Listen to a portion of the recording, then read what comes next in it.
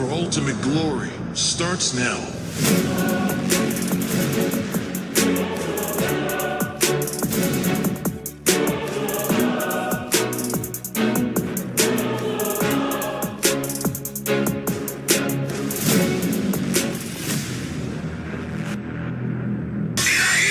모바일 레전드 M6 스위스 워치.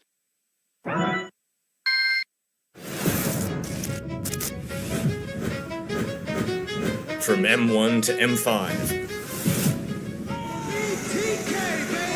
What are the memorable moments you remember? There's the outrageous. Then there's also the provocative, where things get a little heated. There's also the sentimental, stories of friends turned rivals. Bonds that stand through competition and victory. Then there are the heartbreaking moments, when giving it your all isn't enough.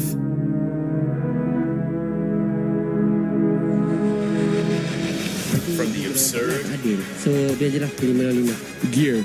Can you explain to us why gear? He said that Gear is such a good player and he's a real playmaker for his team. That's what he said. I think we are very, very excited. To the unscripted. You better take that jacket! I swear to God! Hungry to be champion.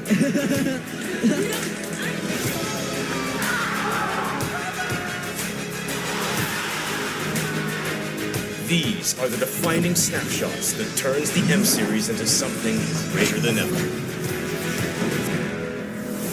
What is your favorite moment from M1 to M5? Hey everybody, I'm here with Skylar, Diablo, and Vilexi, and today we're filming my greater than ever hero creation. What you guys think about it? Good. Good? Good? Suck at drawing. Okay, good. Have you guys ever drawn people? Little bit. No. First time. First time in my whole life. Game start. Game rules 1. Players must draw out who is the most inspirational character to them in their life or in MLBB. They are free to draw whomever they wish. Game rules 2. They must take a hero out of the character with passives, skill 1, 2, and ultimate. Game rules 3. They have 15 minutes to finish their drawing. Let's do it. Do you have an idea? I'm drawing my mom. You draw your mother, I'll draw my father. You can do it. You can do it. 你在画什么？兔子。为什么你画兔子？因为我朋友送了我个娃娃，就是兔子。哦。Drawing myself, bro. You draw easy. Draw your idol, bro. My idol plus Bomba. It's my idol, yeah? Who's that? You. It's me? Yeah. So I need to draw you? How to draw you? Look at me. I need to draw you. Oh. Yes, I need to draw you. Possible to draw you, no? Who are you going to draw? I don't know. Player? Yeah. Who? There's no limit. Why? It's my inspiration, right? Oh, okay. He got the bald hair. Easy to draw. Yes. That's why I picked him.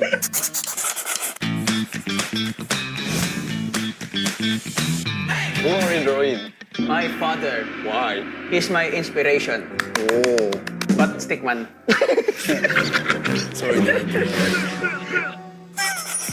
This guy's actually good at drawing. Respect, bro. What? Respect. Hey, look good. Good. The drawing is nice, bro. Thank you. My mom's holding a sleeper. He's gonna slap you. Hell yeah. A few moments later.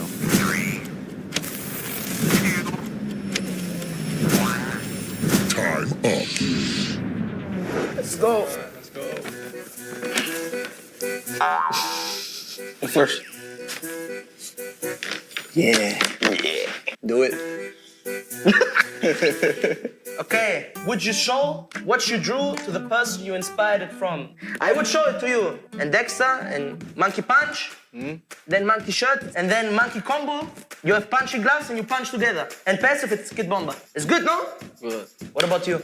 I drawing to my idol but not same. And then I kill one sprint because aura like sprint, yeah. And then his skill 2, jump. And skill 3, punch. He can punch any hero because he expelled. I just draw the Just No Limit because he's my idol. Skill 1, full power. Skill 1 is swimming ball, and the skill is Siskakor.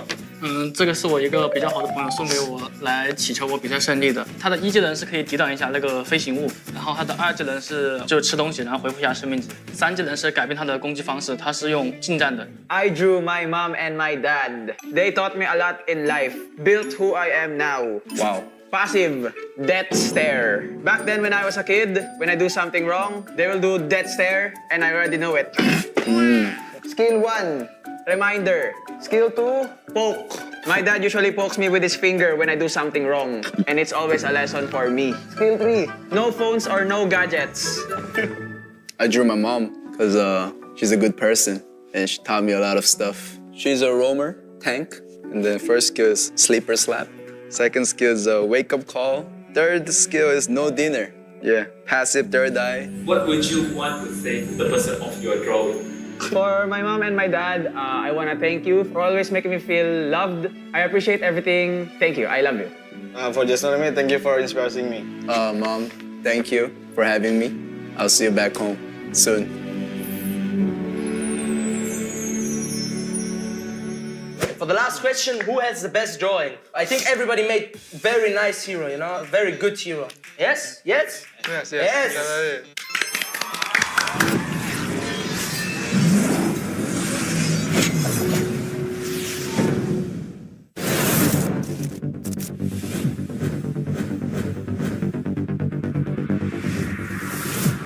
It's been 6 years of M-Series history, and years of data have given us a few interesting findings. None of the M-Series World Champions have won MSC in the same year. This means that in 7 years, no one has ever achieved the Golden Road. Thank you for showing us greatness in your M5 journey. Will history be rewritten this year? Your new champions of the mid-season, our first ever back-to-back champions in MPL Malaysia. Did you know that only EVOS Legends had a smooth M-Series run in M1? Every other world champion has dropped to the lower bracket. Blacklist International moving on through the lower bracket, the longest crawl an upper bracket team could ever make. This is the journey for the M4 Echo. As soon as AP Ben dropped down to the lower brackets, we saw possible turnarounds looking to rise up. Will the trend of the lower bracket run continue? Speaking of legacy, this M6 will be a clash where past world champions won't be participating. What do you think this M6 will bring? Will a world champion rise from these new representatives to be greater than ever?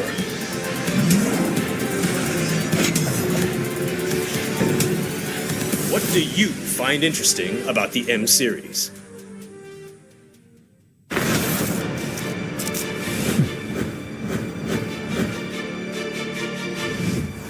No matter the game or the series, every game has an MVP.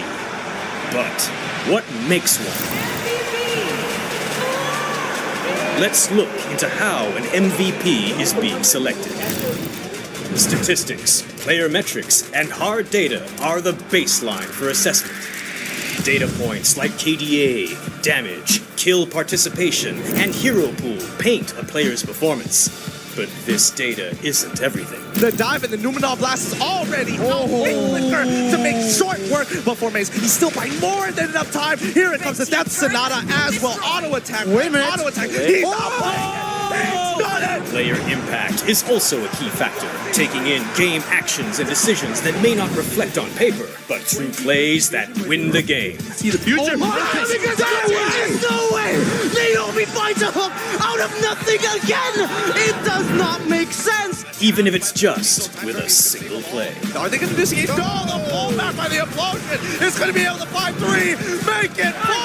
Oh my goodness. goodness! And other times, it is about performing at a godly level. That just might be a full wipeout. That's it. Homeboys now make a beeline through the mid lane. Sunset Lover, he's all by himself here.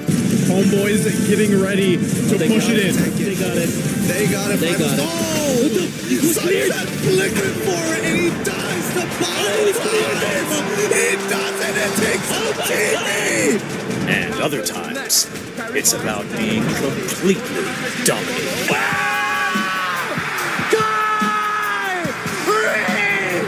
Weaving in and out, stinging like a bee. There's a knockup. Down goes Edward. Huge punish. From on it. But the Filipino sniper takes one from the back. Can he though? Give it to him. 3 members chasing him down. And there's only so much alone that he can do. There's the wipeout. There's the last takedown. How would you decide the MVP?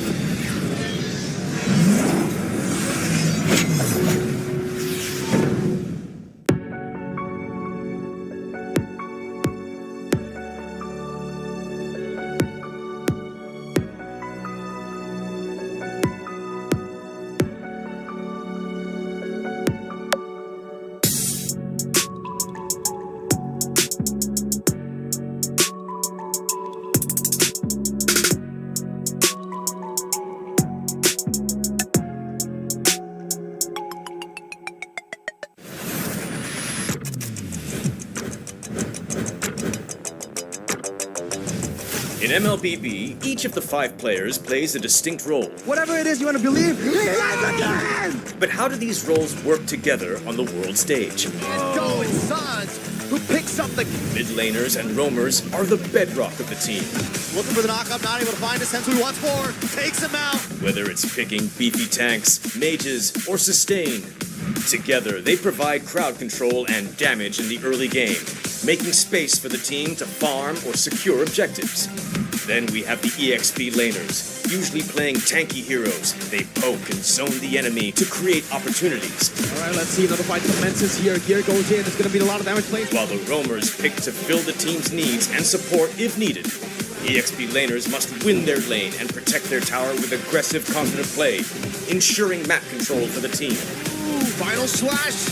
Finally, we come to the junglers, the early to mid-game finishers, and the gold laners, the mid to late-game finishers. Fiery, the god in the jungle, takes a double kill. For junglers, whether it's frontline tank utility or assassin early-game assassin burst, they form the core of the team. They act on the space created by their team to finish off objectives, utilizing power spikes with the early game advantage they get from farming the jungle. It should be a retreat from the Burmese gold, and they get sent down into the ground. Gold laners focus on farming for gold to become late game monsters. 1v3. They are savvy observers, staying out of trouble and positioning well to deal the most damage with their fragile heroes. Do you agree? How would you describe the roles that make MLBB greater than ever?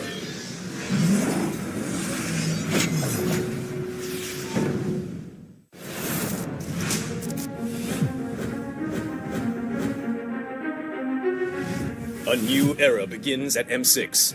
But who are the rising superstars leading the way? In Latam, Maycam Evolve emerges as the new gem of the region.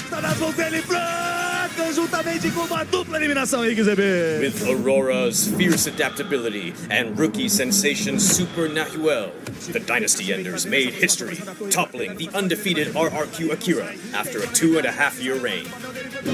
At MTC Turkey Championship, S2G Esports rises as a new challenger.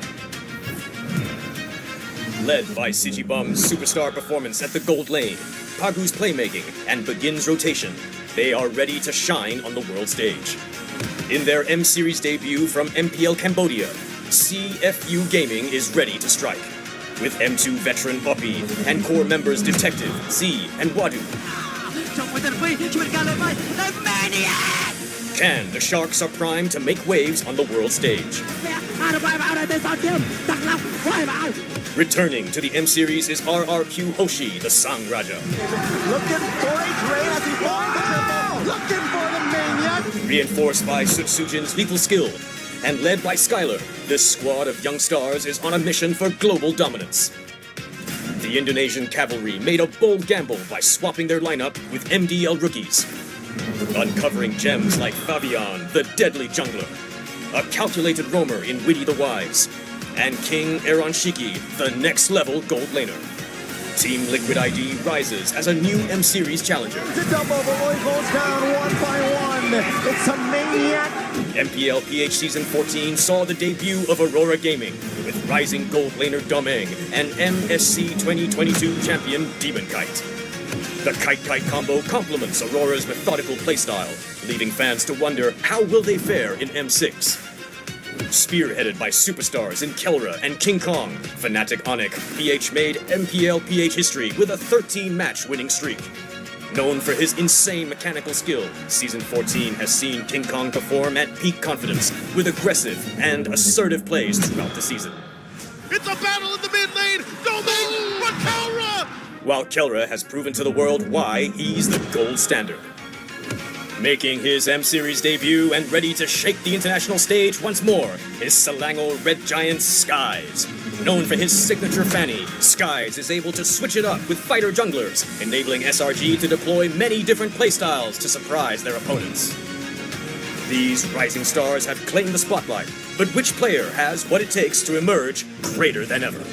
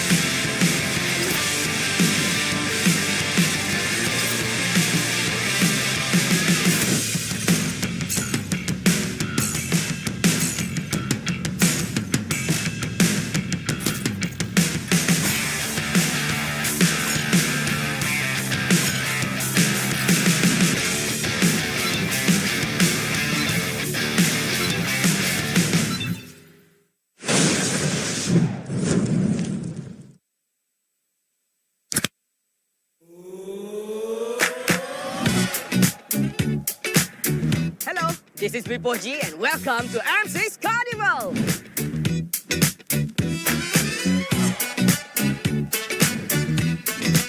What do we offer you here for these 3 days?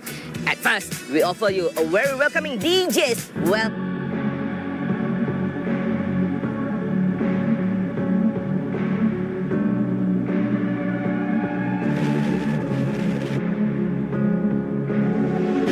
Lost in the shadows, feeling so small. But I've got a fire, won't let myself fall. Every hit taken, every scar earned, lessons in pain from which I've learned. When the world says I'm done, I'm just starting my run. Through the darkest of nights, I will find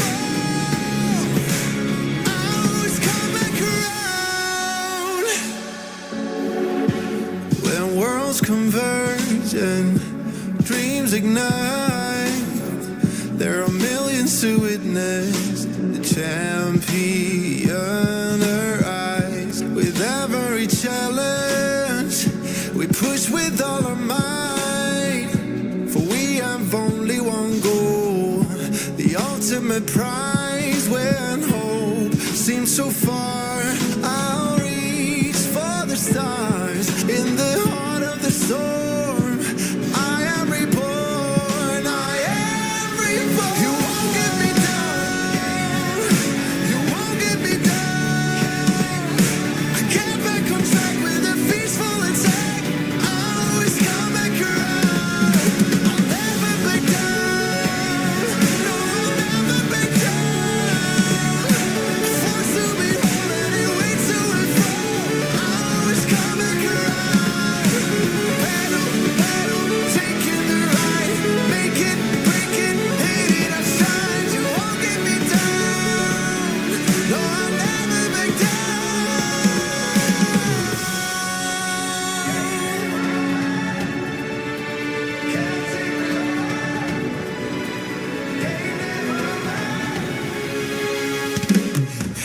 You won't get me down, you won't get me down. I get back on track with a peaceful attack. I'll always come back around. I'll never back down, no, I'll never back down. Forced to be holding it way to and fro. I'll always come back around. You won't get me down, you won't get me down. I get back on track with a peaceful attack. I'll always come back around.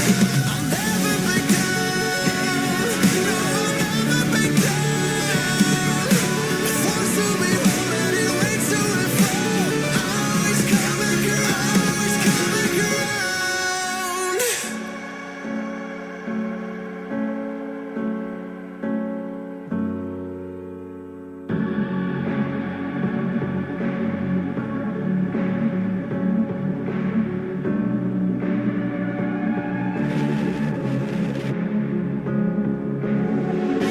Lost in the shadows, feeling so small, but I've got a fire, won't let myself fall.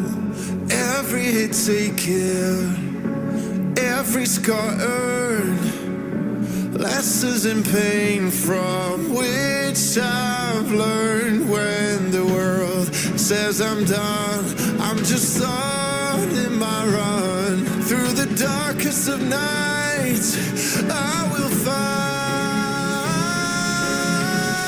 You won't get me down, you won't get me down.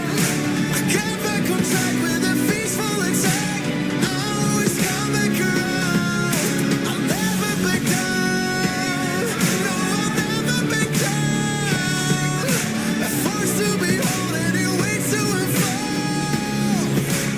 I'll always come back around. When worlds converge and dreams ignite, there are millions to witness the champion arise. With every challenge, we push with all our might, for we have only one goal, the ultimate prize. When hope seems so far, I'll reach for the stars. In the heart of the storm, I am reborn, I am reborn. You won't get me down, you won't get me down. I get back on track with a peaceful attack. I'll always come back around. I'll never back down, no, I'll never back down. Forced to be holding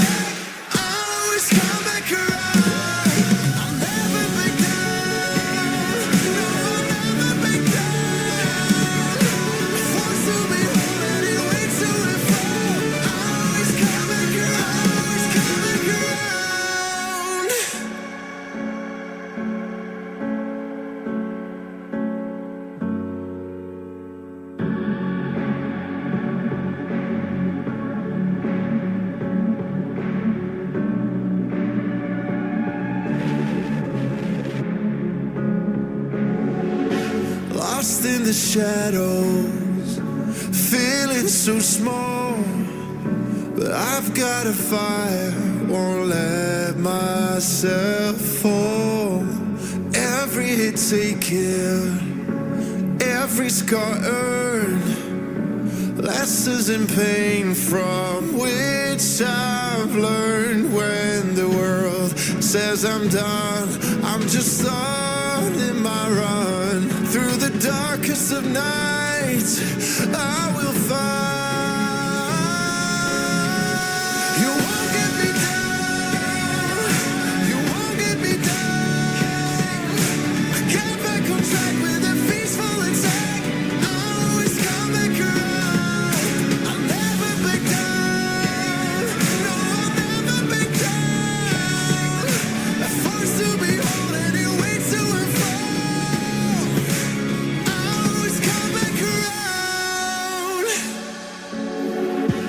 When worlds converge and dreams ignite, there are millions to witness the champion arise. With every challenge, we push with all our might, for we have only one goal, the ultimate prize. When hope seems so far, I'll reach for the stars. In the heart of the storm, I am reborn, I am reborn. You won't get me down, you won't get me down. I get back on track with a peaceful attack. I'll always come back around. I'll never back down, no, I'll never back down. Forced to be whole anyway to and fall. I'll always come back around. Battle, battle, taking the ride, make it, break it, hit it, I shine. You won't get me down, no, I'll never back down.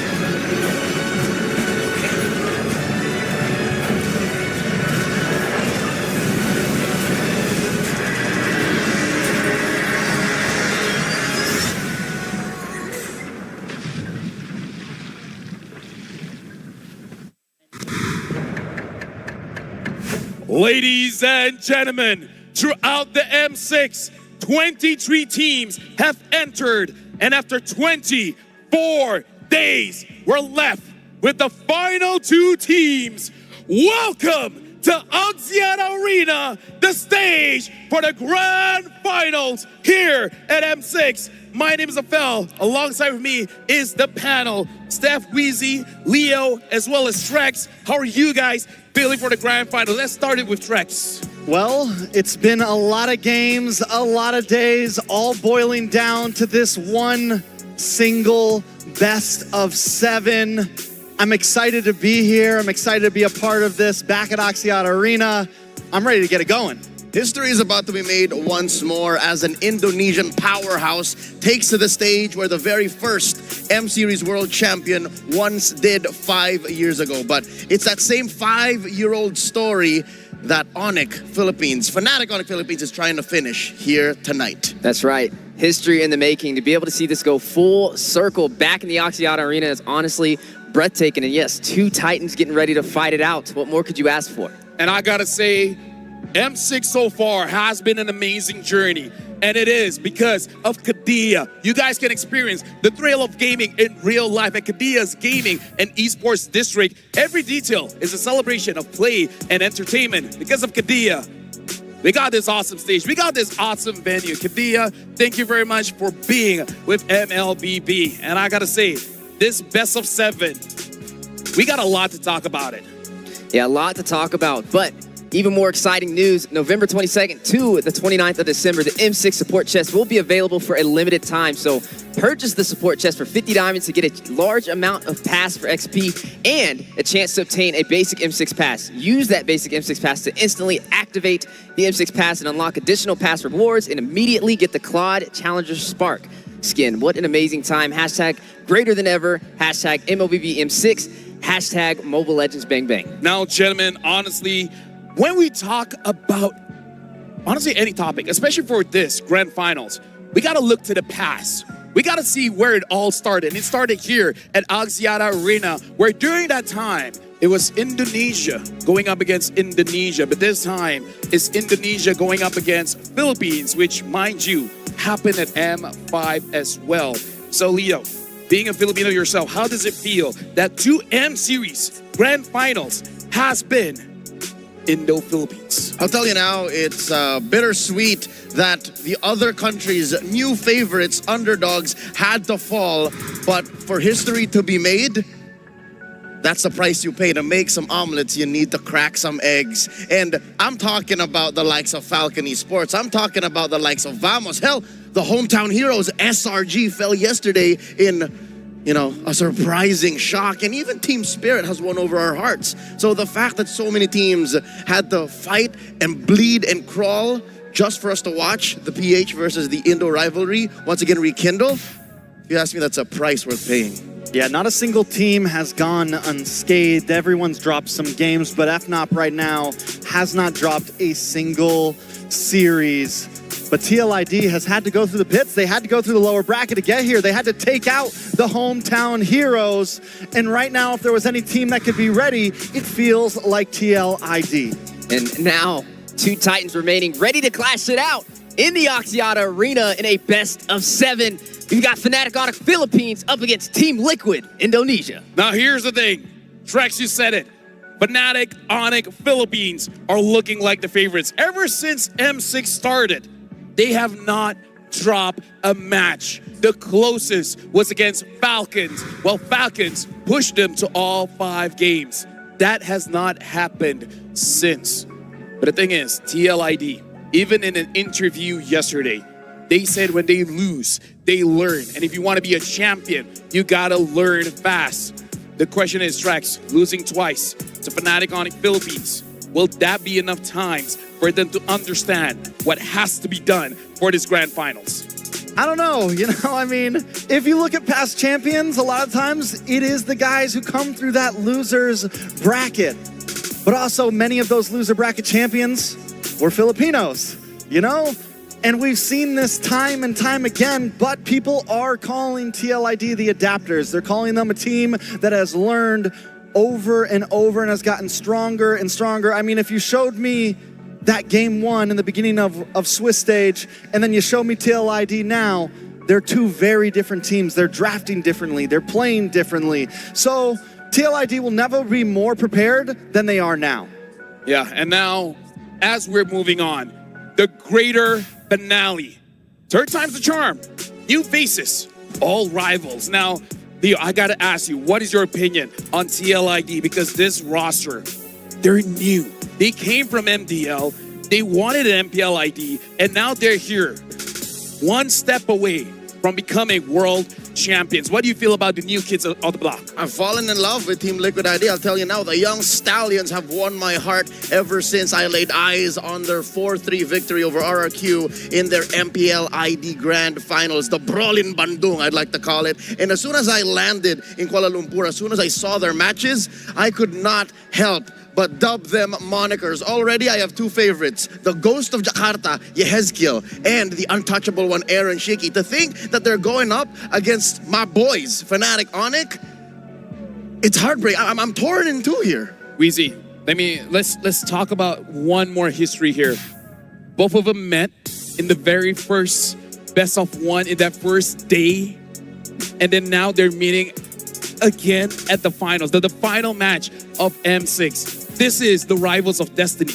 Yeah, and it's going to see how fate plays out, right? When we've seen Fnatic Onyx dominating over them in both of those engagements, right? The Swiss stage, best of one, and then you get to see them fight it out again in that best of 5. Overall, it still was a repetitive story, right? Team Liquid ID not able to rise to the mantle, to the pedestal that Fnatic Onyx Philippines set up so far. And now the question is being asked, did they scale through the times? Going up against SRG in the semifinals, what have they learned up until this point?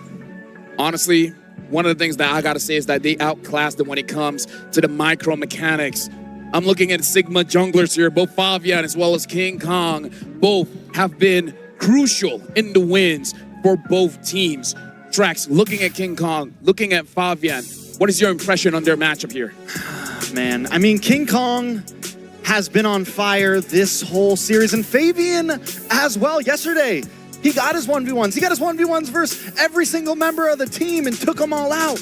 But for some reason, when Fabian goes up against King Kong, he seems to falter a little bit. So he's got to have his head in the game if he wants to be able to take on King Kong, because King Kong's head is always in the game. Fabian seems to have these really high highs, but also some low moments he's got to stabilize in this series. It's the Usurper versus the Beast, the final boss in the jungle. And the one thing that Fabian said he would do, he might be able to do here tonight, but I don't know. I'm having my doubts. I mean, I don't know. Looking at all 5 lineups, it could be a 1v1 across all 5. Because even looking at the gold laners, Kelra against Aaron Shiki, now that really is a matchup. I gotta say, as much as they're enemies here, Leo, both teams are friends. Of course. Right? Like, how does it feel being in that kind of dynamic that you're so close as friends, but now only one team can be the winner? In the history of the M Series Grand Finals, this might actually be the most friendly both teams are in the Grand Finals. They're both of the same age. They've both gone through the same things. They're both very young teams that have rose to power and to prominence in such a short amount of time. And I think that's that bond that they share. And I think that's the very reason why we're going to see them go all the way. They're not going to hold any punches. They're just going to bring it all out on that grand stage right here. And we're going to see the adaptability of TLID, and we're going to see the raw strength of Fnatic Onyx in full display. Yeah, it's definitely going to be a treat to see. It's interesting watching all the player interviews and just the interactions on how they feel against their opponents, right? Normally you think, oh, they'd be a little bit more aggressive. There'd be a little bit more of a fight in there, but it's more of a respect thing, right? They're respecting their competition. They're respecting their gameplay. They know they're a heavy competitor, and they're expecting a good match as well. Another check of history.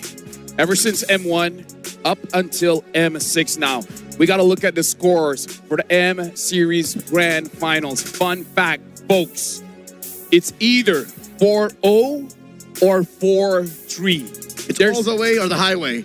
It's extremes. It's all the extremes. And I got to bring back to M1 something to remember. It started with a 3-0 and then quickly became a reverse sweep. That really propelled the M Series to new highs as the very first World Championship having a reverse sweep.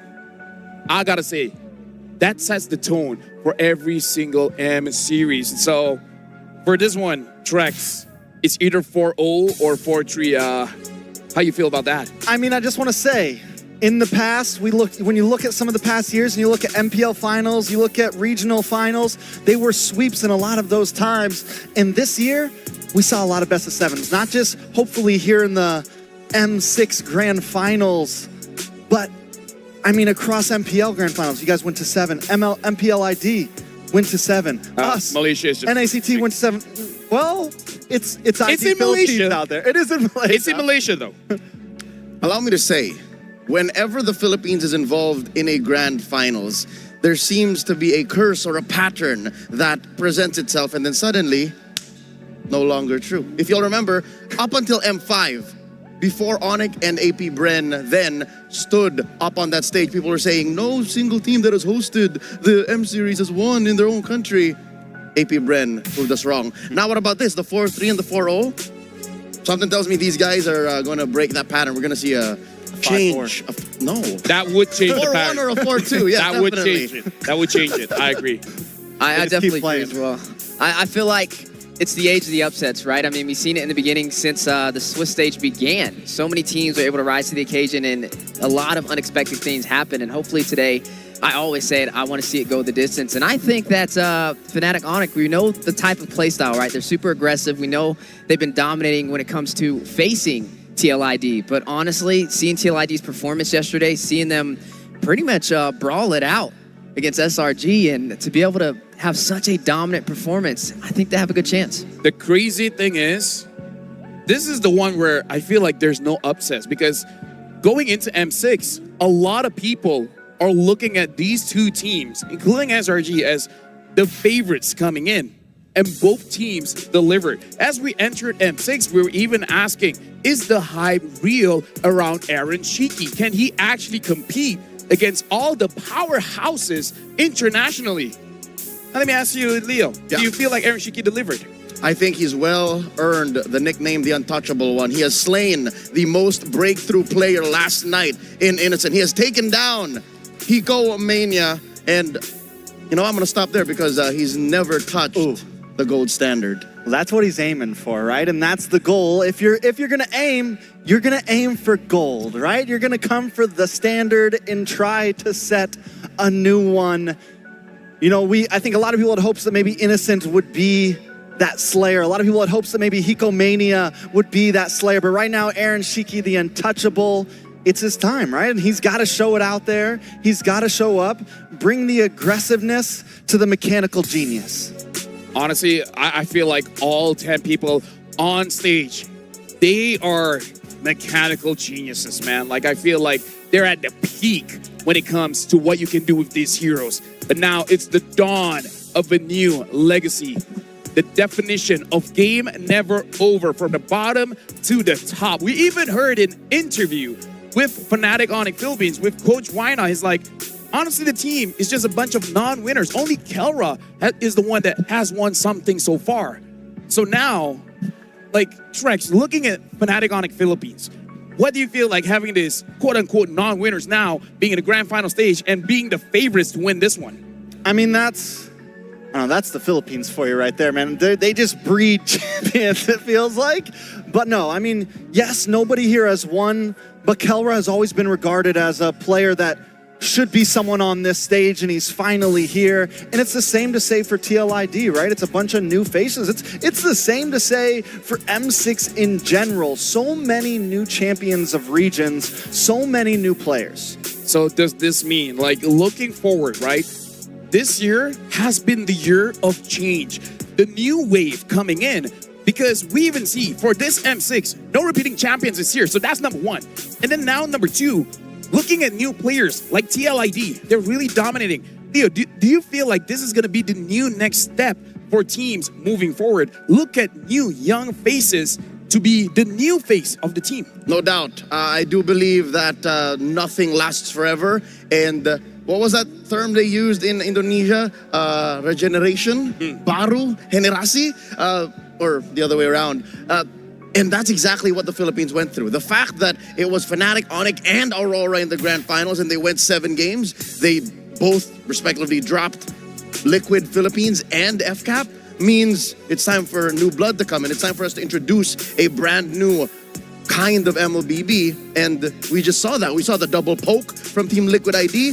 We saw just the mechanically and micro-centric gameplay from Fnatic Onyx. We saw it from even teams from outside of Southeast Asia in Team Spirit. They had their own flavor there. So I think it's time for a new generation of MLBB. What better way to do it where it all started, here in Axiata. Yeah, and the beautiful part about it, right, with all these players stepping in, new faces, that means the hunger is there, right? Not having a title underneath them, but having the history behind them to make them stand strong is what's more important. And honestly, that makes it seem like whoever wins this, right, that's a bold statement for them to be fresh on the scene, to be sitting here as a grand finalist, fighting it out where it all began. Now, gentlemen, we're going to be talking more about the teams a little bit later. Now I want to pick your brains. This is a little bit more general. Do you guys agree with this statement? It feels like the meta changes every day.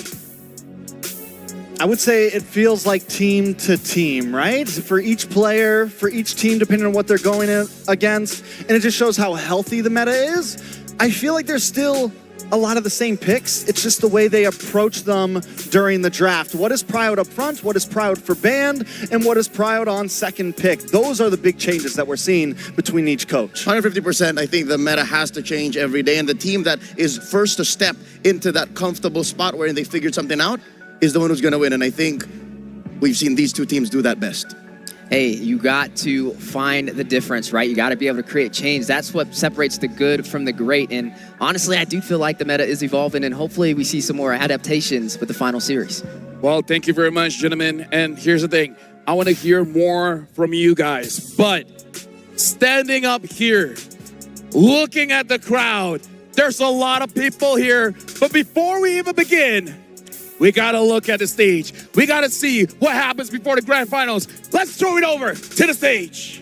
The M6 World Championship reaches its final chapter. Everyone in the blazing Axiata Arena and enthusiastic fans across the globe, unleash your loudest cheer and welcome your hosts. Malaysia's Queen, Rose. Indonesia's esports world, Paramount Star. And an established sports host looking to make his mark in esports hosting, Adam C. Ladies and gentlemen, boys and girls, Axiata Arena, and to the millions watching across the globe, welcome down. This is the moment we've been waiting for. This is it.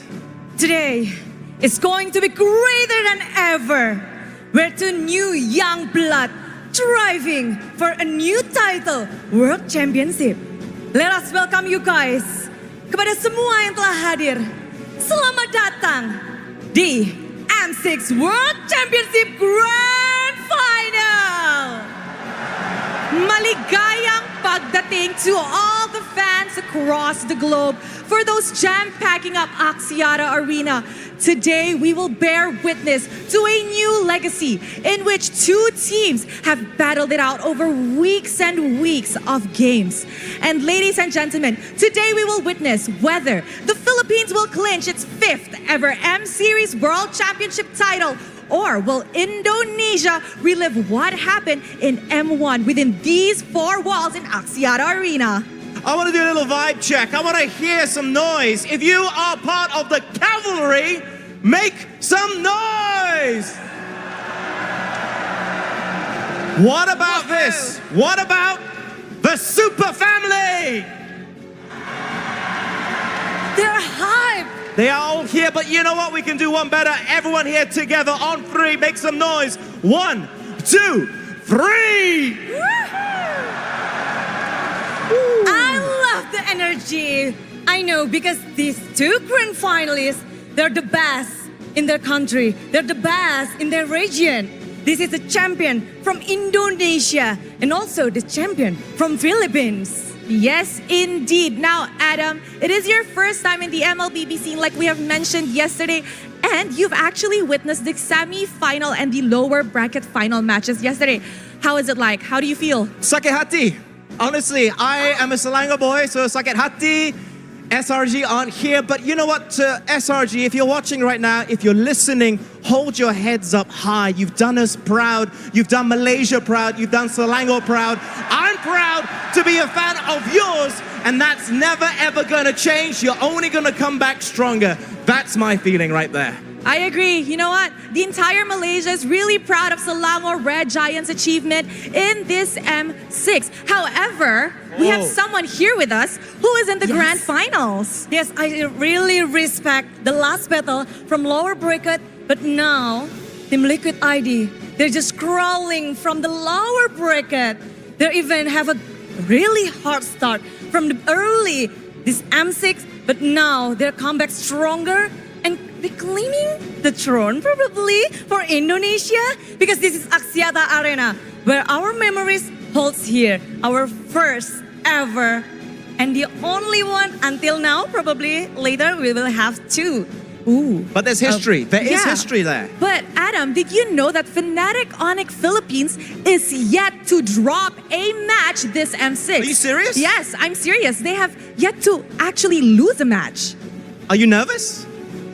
A little bit, but as we know, for Team Liquid ID, they lose 2 times from RQ back in Indonesia, but they can beat them in the grand final. So that might be happen now here because, as we know, these two teams, we will be surprised, but they're really greatness. I'm hoping for a good match. I'm hoping for some fun today, as we all are. And now, to kick off our grand celebration, we would like to invite one of the best tank players in the country, bar none actually, onto the stage. Ladies and gentlemen, a round of applause please for the Deputy Prime Minister of Malaysia, Yang Amat Berhormat, Datuk Sri Dr. Zahid Hamidi.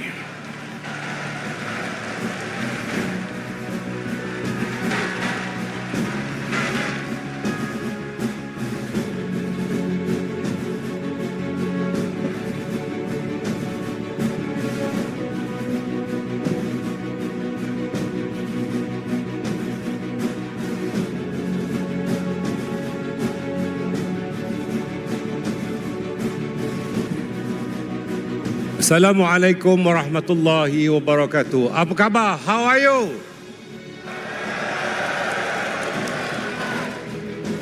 I'm not very happy because SRG is not with us today. But don't worry, next year SRG and other Malaysian team will be here in the final.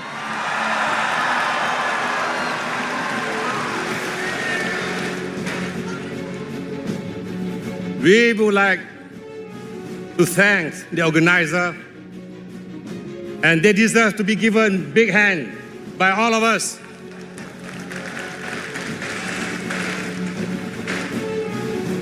As we are aware that Malaysian government has given 20 million ringgit allocation,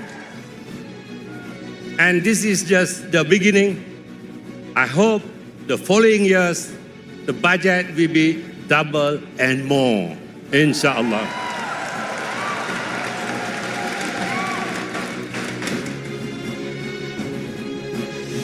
As you know, for M6 this year, Malaysia is the host. But we would like also to offer other organizers to choose Malaysia as the host, inshallah. Malaysia will be the best host for any esports.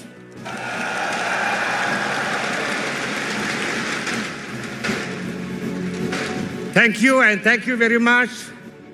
The organizers deserve to be given standing ovation by all the audience here. With standing ovation for the organizers today.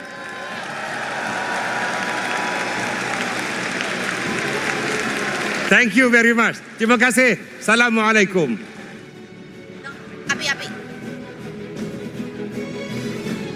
Thank you so much, Yang Amat Berhormat Datuk Sri Dr. Ahmad Zahid Hamidi, Deputy Prime Minister of Malaysia. Ladies and gentlemen, the celebration has just begun. But fret not, we have a lot in the bag for you guys today. Now, as we all know, Mobile Legends Bang Bang has united millions, if not billions, of players all across the world with its epic esports legacy. But today, we take a monumental step forward, redefining the MLBB esports scene as we all know it. Now, I'm pretty sure everybody in Axiata Arena and those of the millions of you guys watching online are wondering what I'm talking about. So without further ado, let us take a look at this video we have prepared for everybody.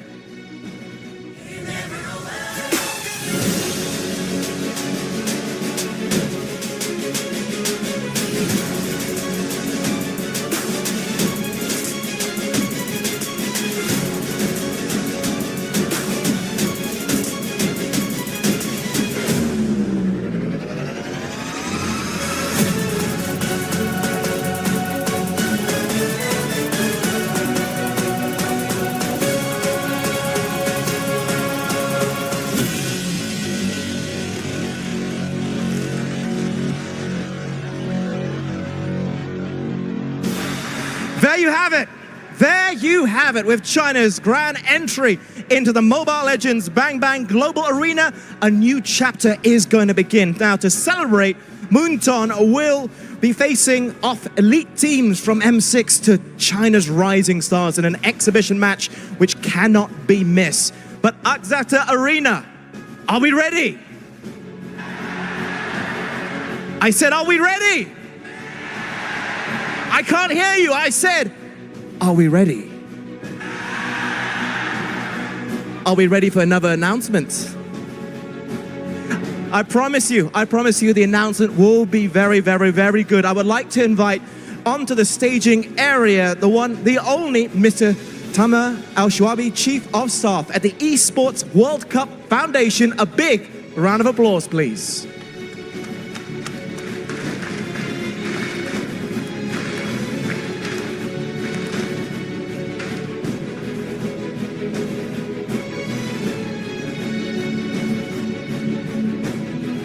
Assalamu alaikum, everyone.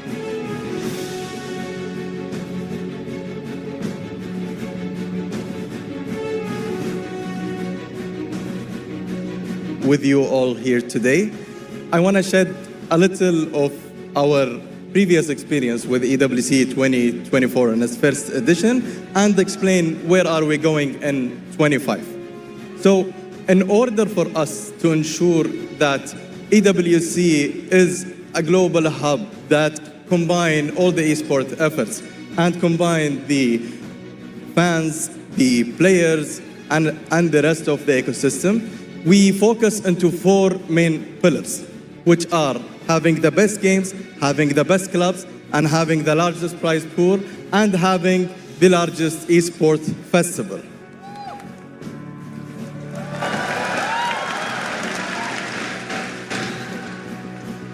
I also want to shed light a little bit more into the Esports Festival, which is our aim to ensure that for all of you as fans, that we would love to have you there, that you enjoy a full journey, a full experience. It's not a matter of only attending that exquisite tournament, but also spending that full day, whether it is a side activation, whether it is a side game, whether it is attending concert, and etc., which make your day or week or month joy, as well as shedding light into our achievements in 24, which was basically, as any organization, we have some KPIs. However, we were stunned by the achievement that we reached. For example, the man-hour watched, which is exceeded 500 million, the number of players, which is exceeding 1,500 player, and the prize pool, which exceeded $60 million, which, of course, well, sometimes that make me question if I chose the right career path, honestly. But I have a slow hand, so I cannot play. Anyways, enough speaking about me. I'll speak about what's important now, which is MLBB. We were very happy and very humbled that you guys let us into your ecosystem by having MLBB part of EWC in its first edition in 2024, which is in both MSC and MWI. And we saw that the collaboration that was a great success, not only for the World Cup, but also MLBB. And with the joint efforts, we would like to today announce again that MLBB, for the second day in the row, it's gonna be part of EWC 2025.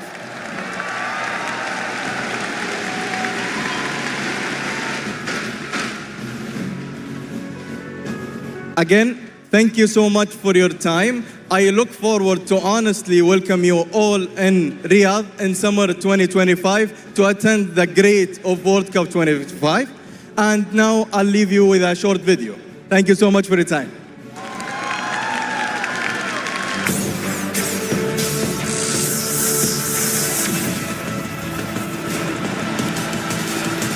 Can she outplay a little bit further? Looking for another kill. She gets a double kill.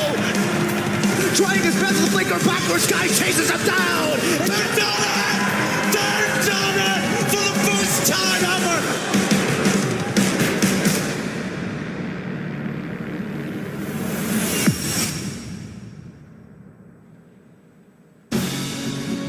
EWC is something that we are looking forward to, but I think this is the time Are you guys ready for something special? I'm here, so I will give something special with two announcement, epic announcement down. Now I prepare something. Another announcement. But this announcement will be something different because this will change my life, your life, and our life. Do you know what it is? Oh, I heard something. Some people. This will change MLBB world. Are you curious? Let me hear you guys. So, prepare yourself and let's check out together. This is the future of MLBB.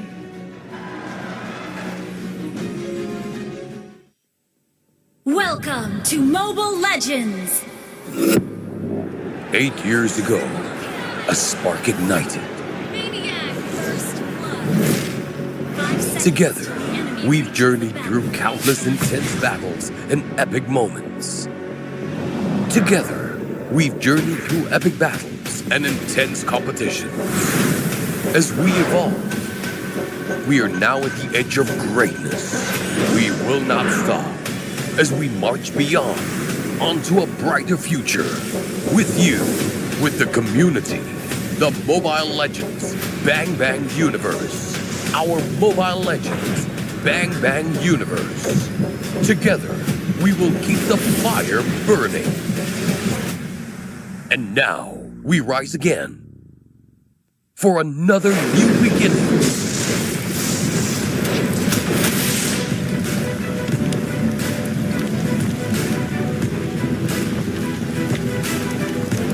The finest steel has to go through the hottest fire.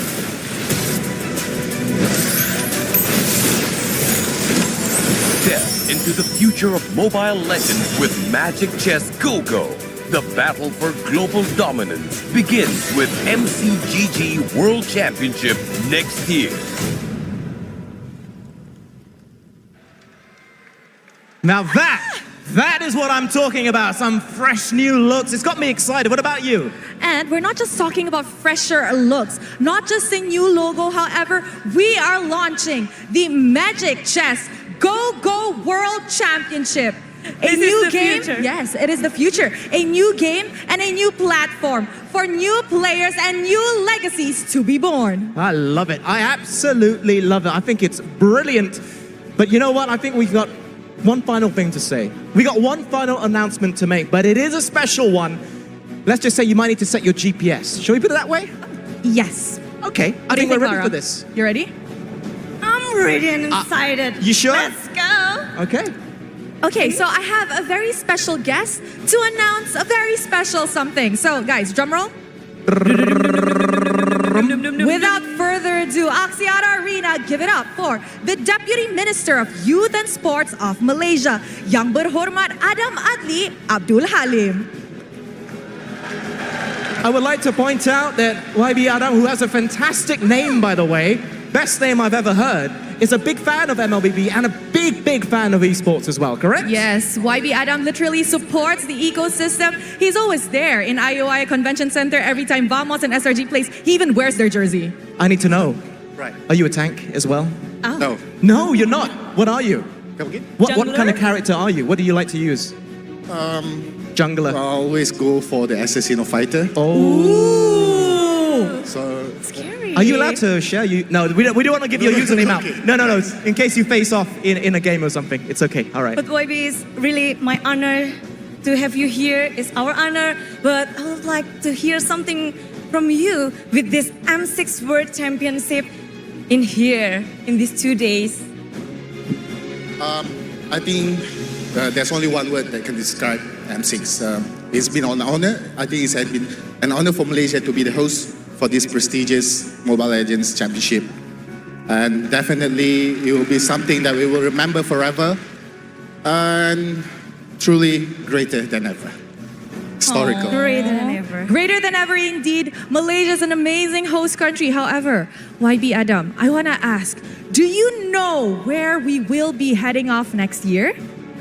I'm interested to know. Oh.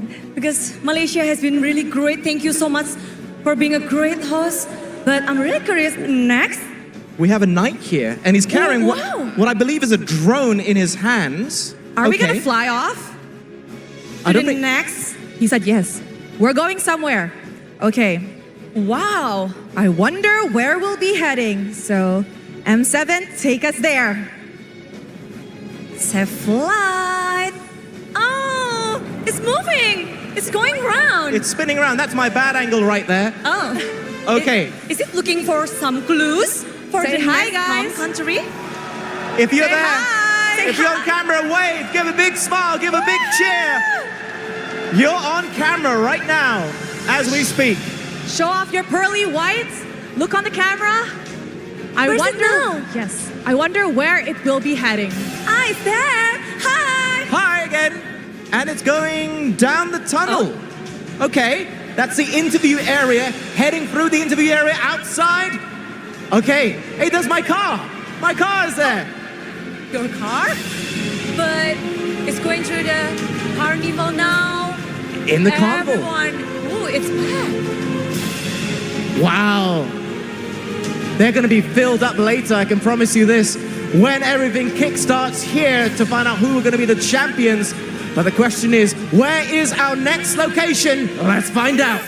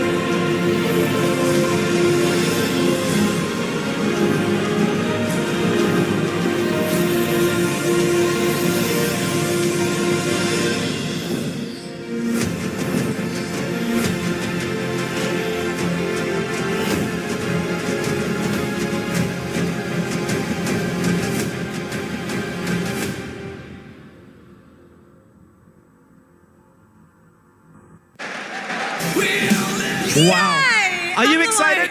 Are you excited? Of course. It's Monas, Indonesia, and it will be going back to Indonesia after a long time. So I'm super excited. We will be semangat. Mantul, mantul. But if we can see from the video, it just said that finals in Indonesia. So will there be other regions involved? Maybe. Oh, it's the only final. Yes, that's correct. It's only final Indonesia. So multi-country M7. We don't know anything other than that. Where the final is going to be is Indonesia. But you know what? That's M7. That's looking ahead. I'm focusing on 2024 here, mid-December. To close up the year, we want to know who's going to be the M6 champion. So, Axiata Arena, one more time. Are you ready for this? I know it's been a long wait. That is not good enough. Axiata Arena, are you ready for this? Yes! Everyone watching around the world, the millions upon millions of fans, I hope you're ready as well, because we're going to find out who are going to be the champions. Yes, you are right. So with that, let us throw it over to Poji at the M6 Carnival. Hello guys, it's Poji here. I'm at the carnival, it's at the M6 Carnival, and when you look at that crowd, everything's so crazy, everything's so happening. And now, up on stage, KLP4G, they just performed, and the song is quite good on. But now, they are about to announce something. I can't wait. Yo, bro.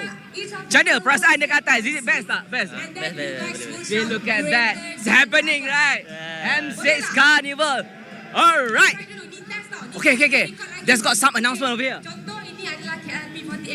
They're still waiting for the announcement, but it's alright. But then again, it is grand final of M6. Yes, more like it, but more. I need more energy. M6. Yes, more likely. Okay, we ready to record? Are you guys ready? Ready?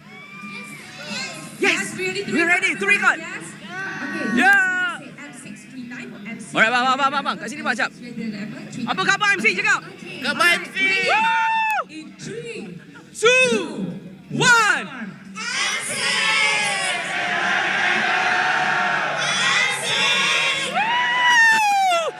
Will you hear this?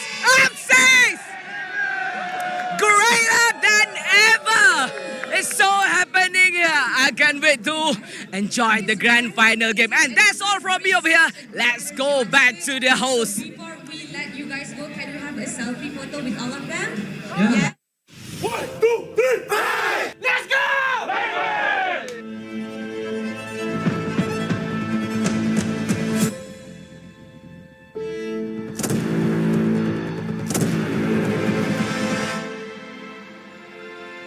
A best of 7 awaits Fnatic Onyx Philippines in the Axiata Arena. Congratulations to Kelra and to Coach Why Not. We will see you guys on the grand finals. The Cavalry are going to the grand finals.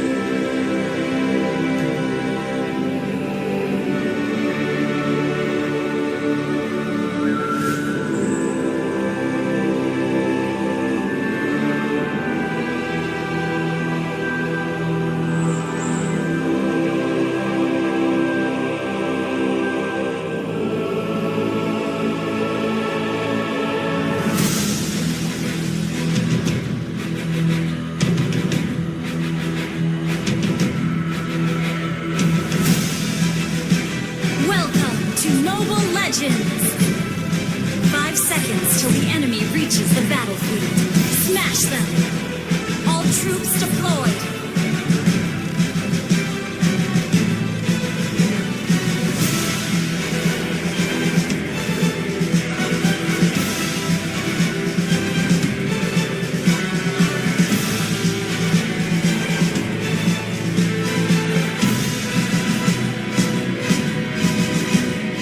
First blood!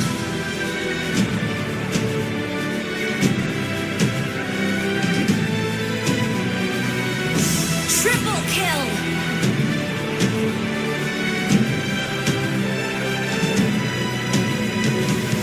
Maniac! Savage!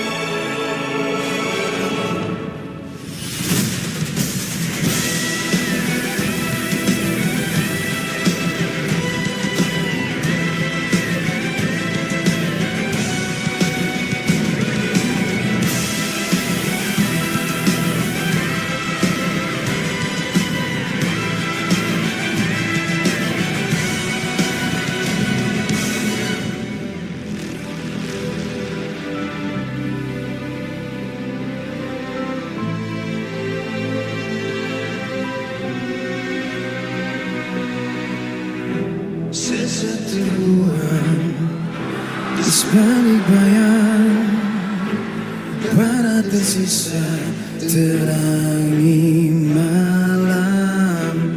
Sakit ku rasa parut luka, bisikan kutu bangkit melawan dunia. Ku baru bermula. In the darkest of nights, I will fight. You won't get me down. You won't get me down. I'll get back on track with that peaceful attack. I'll never back around. I'll never back down. No, I'll never back down. To behold and it waits to unfold. I'll always come back around. Duniakan saksinya berjuta suara namun juara. Bila dicabar ku takkan gentar. Berarti satu misi, the ultimate prize. Bila hayalan seakan hayalan, in the storm of the storm, I am reborn. I am reborn. You won't get me down. I'll get back on track with that peaceful attack. I'll always come back around. I'll never back down. No, I'll never back down. I want to behold and it waits to unfold. Come back around. Maju, laju, tanpa sesal. Baru satu semangat kental. Ku takkan jatuh. Takkan ku jatuh.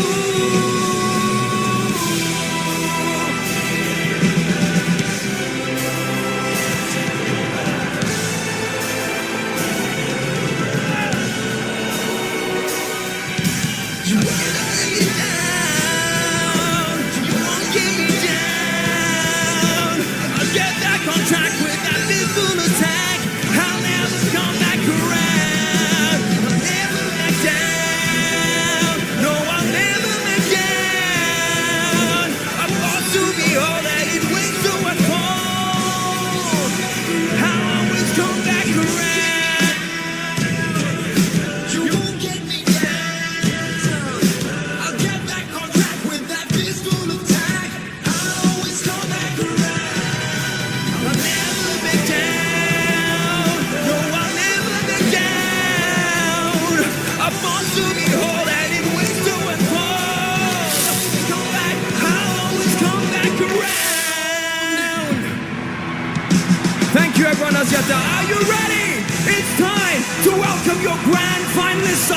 M6 World Championship, Fnatic Onyx of Philippines and Liquid Indonesia.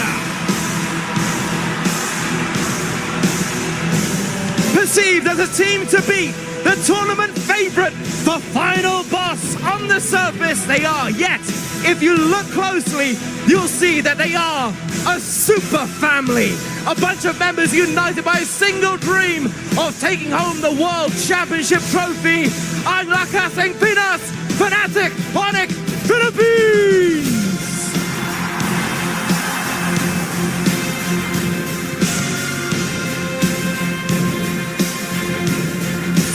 In their first foray as a team, these young stallions are already living the dream. They charge onto the World Championship stage as their region's champion, and now the cavalry marches proudly to repeat history and fulfill their country's legacy. Mereka adalah generasi baru Indonesia, Team Liquid Indonesia!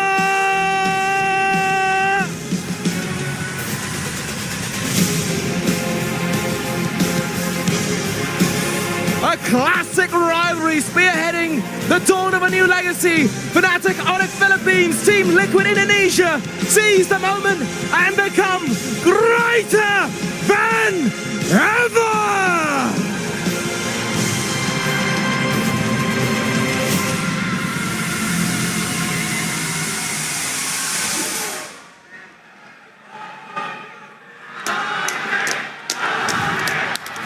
WM6, Axiata Arena. This is an opening. A lot to unpack here, folks. From the announcements, M7, just the finals in Indonesia. Where else? Like, I don't know. Too many to dissect. But look, Leo, you saw teams coming in. It's truly greater than ever. Can I just say that? Now that's a sheesh. Thank you, W Crowd. Makasih. Now we gotta talk about this. The final boss, Fnatic Onyx Philippines, walking in. This is their first time competing on the stage. TLID, they had one game on the Axiata stage. But now, Drex, Fnatic Onyx, this is gonna be their first time. Do you feel like they're gonna have shivers? Do you feel like they're gonna be nervous? I think they're gonna be ready. I mean, I think any little bit of nervousness that comes with playing esports internationally at this level, that might be there, but I think they're gonna be ready. I think the moment that first blood comes in from either team and the crowd gets roaring, both of these teams are gonna be in the zone. You know what? While we're here, fans of Axiata Arena, I just want to make sure that you guys are rooting for both teams. I don't care if you're for Onyx. I don't care if you're for TLID. I just want to hear you roar. Axiata Arena, make some noise! This is the Malaysian hospitality. We care about good games. And all I care about, Wheezy, is for this team to showcase the best of the best. Talk about setting the bar. In the Axiata Arena, full circle where it started, the band, the new logo, the Stallions going up against the Super Family.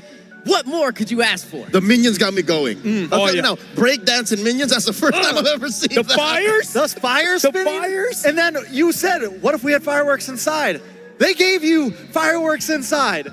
Folks, 10 minutes in, we're about to jump into the draft. So we don't have much time to talk about this. So right now, Leo, I want to ask you, what do you think are the strengths for Fnatic Onyx Philippines coming into this matchup? Fnatic Onyx Philippines are a team that have perfected their meta. I spent a good amount of time with them the night before we played our first games here in Axiata, and they believe that M6, the story of M6, is the meta, yes, evolving every day, and each team bringing their own flavor to that meta game. If you're able to find out your sweet spot where you flourish and where you can win toe-to-toe against your opponents in that space, you win. And that's the secret behind Fnatic Onyx flawless run here in M6. You know what?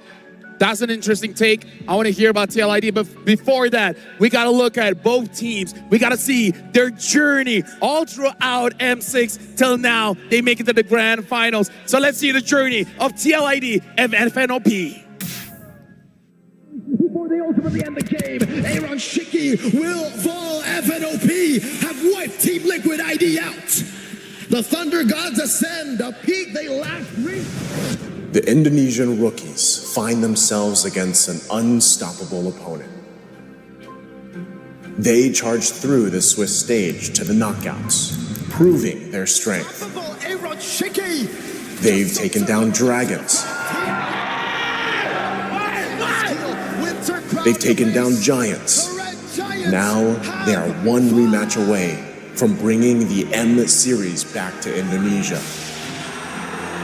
But standing in their way for the third time is the Super Family, running hot off a smooth run in M6. They dominated through the Swiss stage with a 3-0 streak, and they remain undefeated even through the knockout stage. They are on a mission to carry on the strength of the Philippines as their last representatives. It is a revenge match of the Cavalry against the Sonics. Do the rookies have what it takes to finally defeat the unstoppable? Or will Fnatic Onyx PH live up to their name as the super family that became a super team? Sa mga doubters ko dyan, pagpatuloy nyo lang yan. Mag-doubt lang kayo sa akin. Isa kayo sa ginagawa kong inspirasyon para mas lumakas. 3 taon na ako nandito sa MPL. Ang dami ko na rin paghihirap na naranasan. Kaya andito ako ngayon sa M6 para maging isang greater than ever. Walaupun gue di sini masih rookie dan gue tahu gue banyak yang harus dipelajari, tapi gue akan janji gue akan menjadi greater than ever.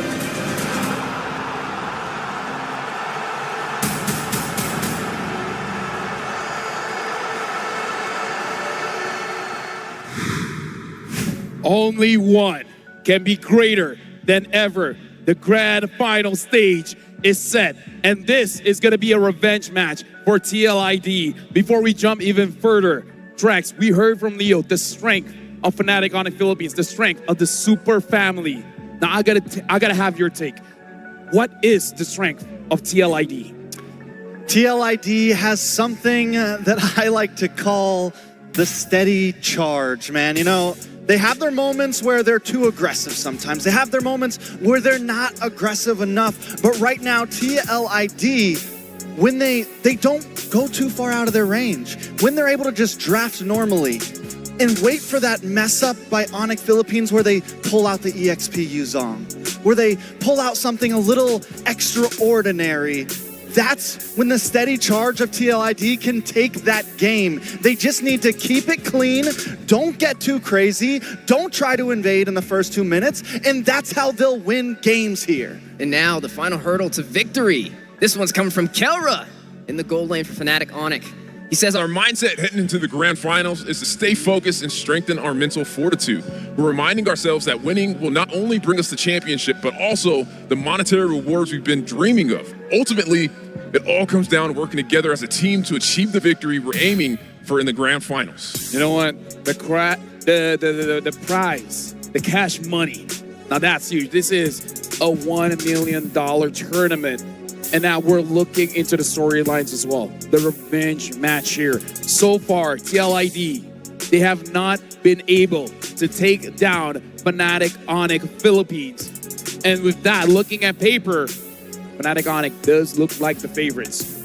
Leo, you've seen TLID grow throughout this M6. Do you feel like it's enough to actually bring a challenge against Fnatic Onyx Philippines? Truth be told, it's very impressive how Fnatic Onyx Philippines is having a smooth run. Even more impressive is how Team Liquid ID are flowing with the meta that's been growing every single day. One of their main strengths is their adaptability. The fact that yesterday they swept Selangor Red Giants, that's impressive. More than impressive, it was shocking. The whole Axiata Arena went silent. But I'll tell you now, if you bring that level of growth against a super family, I'm still a little iffy. I think the third time might not be the charm here. Here's the thing, Leo. while we're still on us, I want to keep on you because I want to hear the story. In that video, we heard Kelra said, I'm in the MPL for 3 years. I've been through hardships, going up against rookies that they just started. You've been in MPL for the longest times. What has Kelra faced so far? I've seen this young man in his debut season. He went into the grand finals, almost took down the eventual champions in Blacklist International. He's moved teams. This young man has flown here to Malaysia 2 years ago, this close to actually becoming a 2-time MSC champion. He has started his own family, now part of the super family. He is at the cusp of being an MPL champion MVP, an MSC champion MVP, and after this, if they win, he could become an M Series MVP. And now we're looking at M. Try to hear from Ben Things. Ben Things, is there any message to King Kong? And he said, all I can say to King Kong is, finally, you found the perfect team that can handle your intensity. You're also one of the most intelligent players who almost always knows the opponent's next move. Good luck in your match, Sigma King. Sigma King Kong. I mean, this guy feels like a prodigy right now. He has definitely just taken us all by storm. I feel like just last year it was all Carl Teasy, Kyle Teasy, Kyrie, but right now King Kong is the name on everybody's lips. This guy is a monster. King Cyril Perez is not the next Kyrie, not even the next Kyle, not even the next Carl. He is King Kong. No, I'm with you on that one. For you guys at home, you guys can scan the QR code to grab your goodies. Now, listening to our analyst here, Wheezy, I gotta ask you, what is your stance on this matchup? Do you feel like it will go all the way? Do you feel like there's a big chance that it could go 4-0? And if so, who's the favorites for this one? Well, I think for the favorites, it's no secret. We've already seen it from the wild cards or to the Swiss stage and then to the knockout phase, right? They fought twice. And it was the same recipe. Fnatic Onic able to take down TLID. So I'd say favorites definitely going to go to their side of the court. But we've seen the rise of TLID yesterday. We've seen their performance, and they're starting to scale, right? They have to stay alive, especially with the backlines. You have the Ghost of Jakarta, and also you have the Untouchable as well. Both of their backliners able to keep themselves alive through the engagements. We know Fnatic Onic is aggressive, right? They like to take the fight early. They just have to be able to sustain themselves. If they can do that, and fight their way through the early game, then I think we can go all the way. And now we're looking at a player head-to-head here, the Sigma Junglers, because I believe both are that. King Kong going up against Fabian. So far, you know the impressive thing here, Leo? Yeah. King Kong played less games than Fabian, and yet he has more stats. Exactly. The Sigma Junglers, the Usurper and the Beast. Obviously, King Kong has better numbers. Fabian working on it. Last night he was on a tear, but here's a secret. The fact that these two are performing out of their minds, given the way the meta has evolved, junglers have actually taken a backseat. It's actually all about the gold laners. So the fact that they're staying on point this way means they're still at the forefront, pushing their teams forward. Okay, what about you, Trice? What do you feel? I mean, and I love that you said that right now junglers are taking a backseat, but when you look at these two junglers, they're ones that have not taken a backseat. These are two junglers, Fabian as well, who will completely take control of a game. It is not just in the hands of the gold laners anymore when we're looking at these two teams. Depending on how King Kong and Fabian perform is going to determine a lot of how these games go. Right now, Weezy, I got to ask you, because people will say TLID coming in here with a bit of a handicap because they played yesterday. So Fnatic Onic Philippines have seen what they have shown. And before I even continue the question, Axiata Arena, we're jumping into the first drafting phase of the Grand Finals of M6. And then the question I present to you, Weezy, do you feel like TLID has shown too much? Do you feel like they've shown the stride that they shouldn't have shown against Fnatic Onic Philippines? I don't think so. I believe the meta, even though it's been adapting, there's a lot of things that both teams, rules that they have to follow, right? I mean, we see that Joy sneak up in there. We know how effective it could be. I think it's going to definitely be a battle of who can win in the draft. who can find the back line pickups, who can get the Hilda, who can find the heroes that create that separation. But I don't feel like they've shown too much. I feel like we're still going to see similar picks today. It's just going to really boil down to who has the better micro engagement. You know, we're looking at these bands now, and already we see a little bit of change in what we usually see. The Alpha band from Fnatic Onic Philippines, and it's been a pick that they're one of the few teams to really actually rely on that Alpha still. They'll use it against the Suyo, they'll use it against other junglers, and King Kong is so comfortable on it, but seeing them ban this out, and then in response, the Joy band, the last two powerhouses on the field right now are the Suyo or the Fred at this point. Still Hayabusa, but plenty of options here. It looks like the Super Family setting up for a Jushin or a Cho. Strong mid, strong rotations. I gotta say, a lot is open here because if we're looking at the bans here, FNOP, they're batting a lot, but they're leaving a lot open. I'm talking about Bruno. I'm talking about the Granger. Dude, there's so much, but I kind of feel like this is good for TLID because no matter what, they'll get two.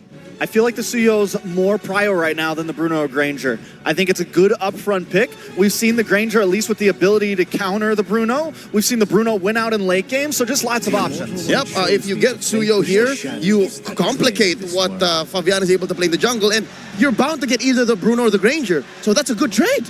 Yeah, so now, TLID, they don't have to pick up their jungler just yet.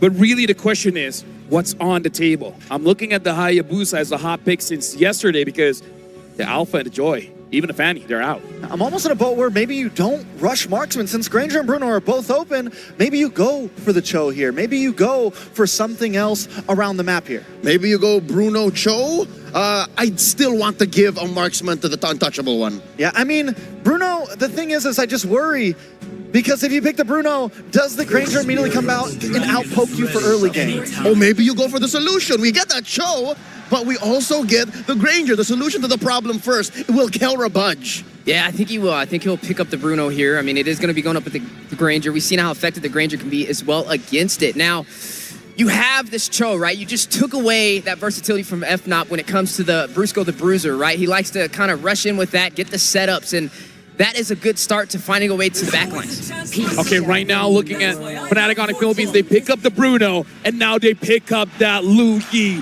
Leo.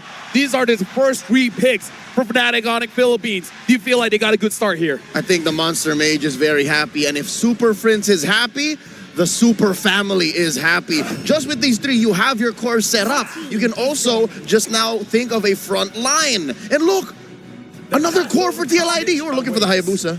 I was looking for the Hayabusa because, come on, what else is there? It's been one of the few answers to the Suyo, essentially. If you don't have the Joy, Hayabusa is your next best thing. Yeah, and with the Hayabusa, right, it's easily able to get to the Lu Yi, a hero that likes to stay from afar but lacks the mobility. Gentlemen, they need to choke out the frontliners now. Get rid of Tigreal, get rid of the Hylos, get rid of the Gatot. Okay, now, here's the thing. I'm actually looking at TLID here. They have the Granger. The Granger is good going up against the Lu Yi because you can actually open up the map. But I'm a little bit worried here about Ezekiel, the Ghost of Jakarta. Because looking at that, so you're looking at how King Kong plays, I feel like a lot of aggression is going to mid. How will he answer that? Well, I think they go for maybe some long distance here, right? We've seen Aaron Shiki pick up the Pokey Granger. Maybe they lock in something insane like the Novaria, something long range, something like the Xavier we saw very early on. I don't know if that's how you want to start off in game 1, but maybe it's exactly how you start off in game 1. A little closer to the chest, like a Farsa. Farsa has been getting good results. Oh, Trex is onto something here, folks. Novaria gets banned out. So again, like, we know these teams. It's been 24 days that M6 has been going through. We know that Onic will attack that mid. Because if you look at their 2 bans already for Ezekiel, they're really challenging the Ghost of Jakarta. What else do you got? Yeah, the mid lane Maestros trying to get some finesse. With the Lu Yi, it's a lot of mobility for the side of FNOP. I do agree with the Farza pickup. I think it could be wise, especially with the wings by wings for some mobility on your side. We've also got to take a look at FNOP, right, for the XP and the roam position. There goes the glue, so maybe the Hylos, maybe the Gatot sneaks up in here. We know it's a great way to create some chaos and to be able to get to the back line, and there goes the Hylos. Does Fnatic Onic pick up a specialty for Kirk? Do they get the Edith, or do they deny away the Gatot? Or what about that's a lot of jumps. Or the Khalid for Brusco? That's a lot of mobility between the diversions and the sandwalks. Let me just say, if we do have a Khalid roam here, I'm not. If I'm TLID, I'm not feeling good. I'm not feeling good at picking Farza anymore. Yeah, exactly. So it's kind of like a preemptive strike if you pick up the Khalid here. It's a preemptive. You're not going to pick a stable mage. It better be one that can move around. So they take in Edith. Still one more pick. Roam or EXP still, essentially. Most likely this is the Kirk special, though. I know Kirk, man. I like the Khalid here.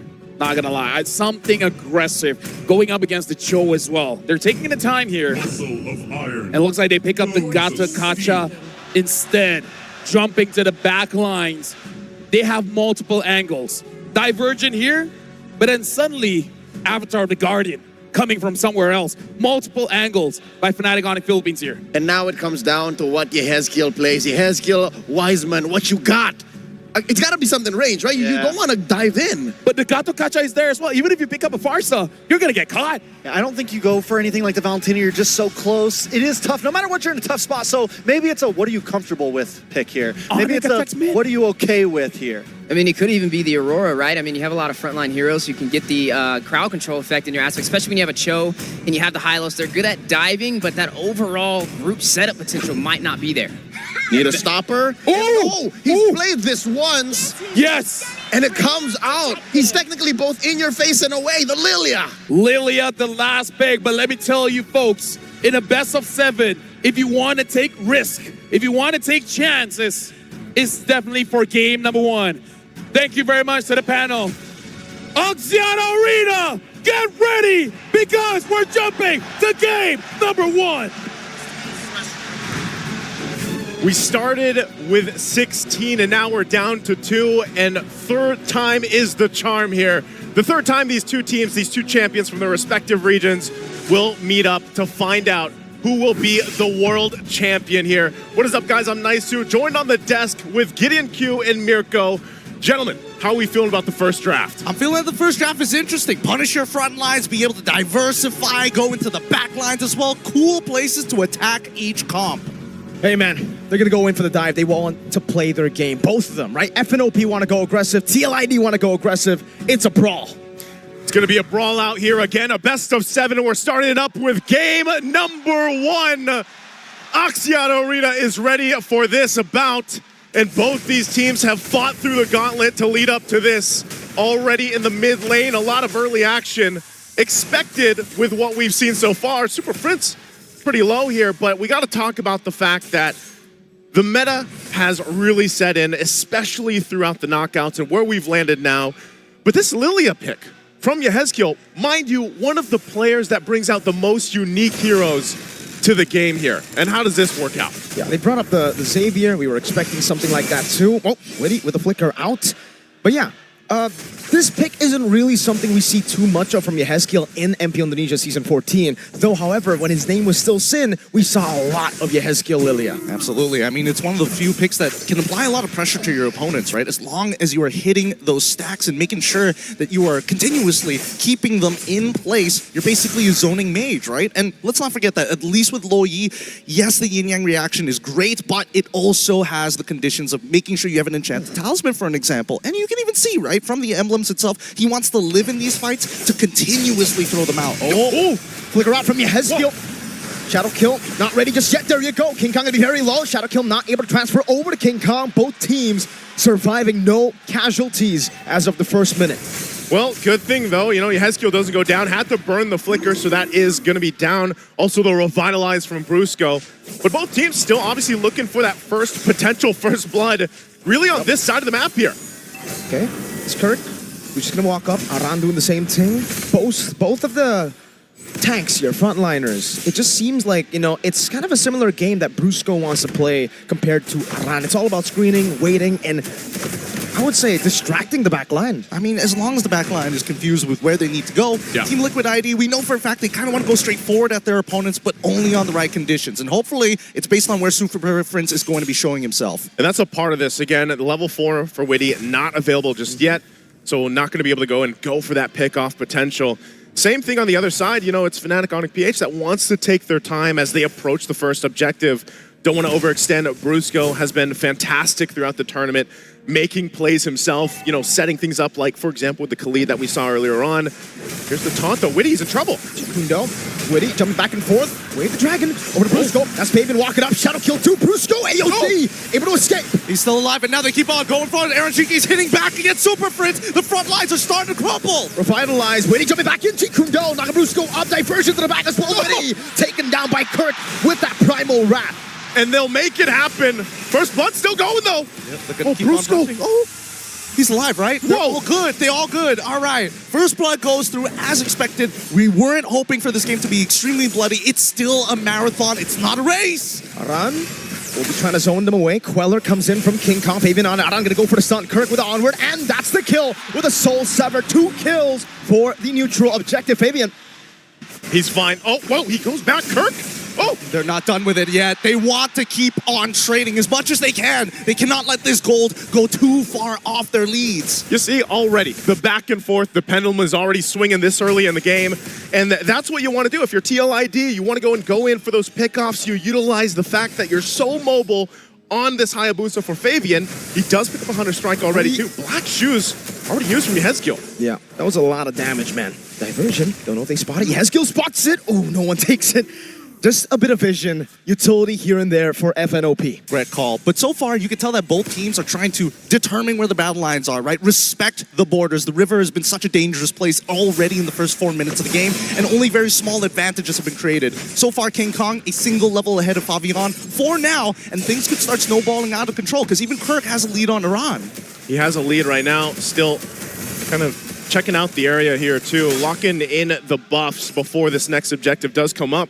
But so far, so good. Even for Fnatic Onic, PH, Kirk could be in trouble. Pops the Primal Wrath, might get run down. No flicker. Fabian with the quad shadow, able to connect onto Kirk. He is all isolated. He will not use the resources here. It will just be a kill. A good pickoff for the cavalry. And Fnatic Onic PH have not found the trade on the opposite side. Close, but still no cigar this time. Woody able to cover on air on Shiki, knowing the motions coming in for Fnatic Onic. That first rotation looks good. Here comes the next fight. Taunt in the Soul Sever from King Kong. Revitalize used up by Aran. Whoa. Send over to Brusco. AOG defensively. And that will be it in that skirmish. Meanwhile, the Usurper, Fabian, up top, picking up a turret. Diversion coming down as well. King Kong charging up the surge. Won't be able to find it. Fabian should be able to escape freely. Gets out freely, gets a turret. Fabian doing work right now. He's everywhere on the Hayabusa. And that's what Fnatic Onic PH has to watch out for. Head on a swivel. But again, they have the Luo Yi. We saw Super Prince play this hero to a T throughout this tournament. And for the M6 in general, it's been such a crucial pick for a lot of teams in their compositions and how they approach the macro level of the game. Now that this turtle is up, though, second one for the taking, TLID has a very minor lead. And they'll try to get control of this too. Again, even if they plant Yehezkiel up front as a mage, it's fine. He can always Black Shoes out and just try to bait out some of the resources from Fnatic, and that's why they're so careful on the approach. Oh, bottom side. Oh, Carol might actually, oh man, Fabian already used a shadow kill earlier, so no kill. Diversion, Aran. Stopping the bush, Aaron Cheeky able to dash away from the Earth Shatter. Now it's Witty coming down. King Kong securing the turtle. He finds it. They managed to walk away. If they disengage now, it's going to be a plus for Fnatic Onic PH here. But the Usurper will not let this stand. He's looking for another turret. That's 2 already secured. At this point, this guy, he's a jungler, but he's also a turret destroyer, right? He's pushed down 2 tier 1s. But look at this side of the jungle. They're going to be focusing here. Witty should be able to get out, takes the Queller, but he's fine. But they do take a buff, and so they are going to try to find something around the map, and that's what Fnatic Onic will always do when they get the information on the moves coming out from TLID. So next focus for them, again, both teams already having 1 turtle, but the next time this comes up, the Lord is for the taking here. And that's where we really have to start to look. Are the items in place for them to fight out?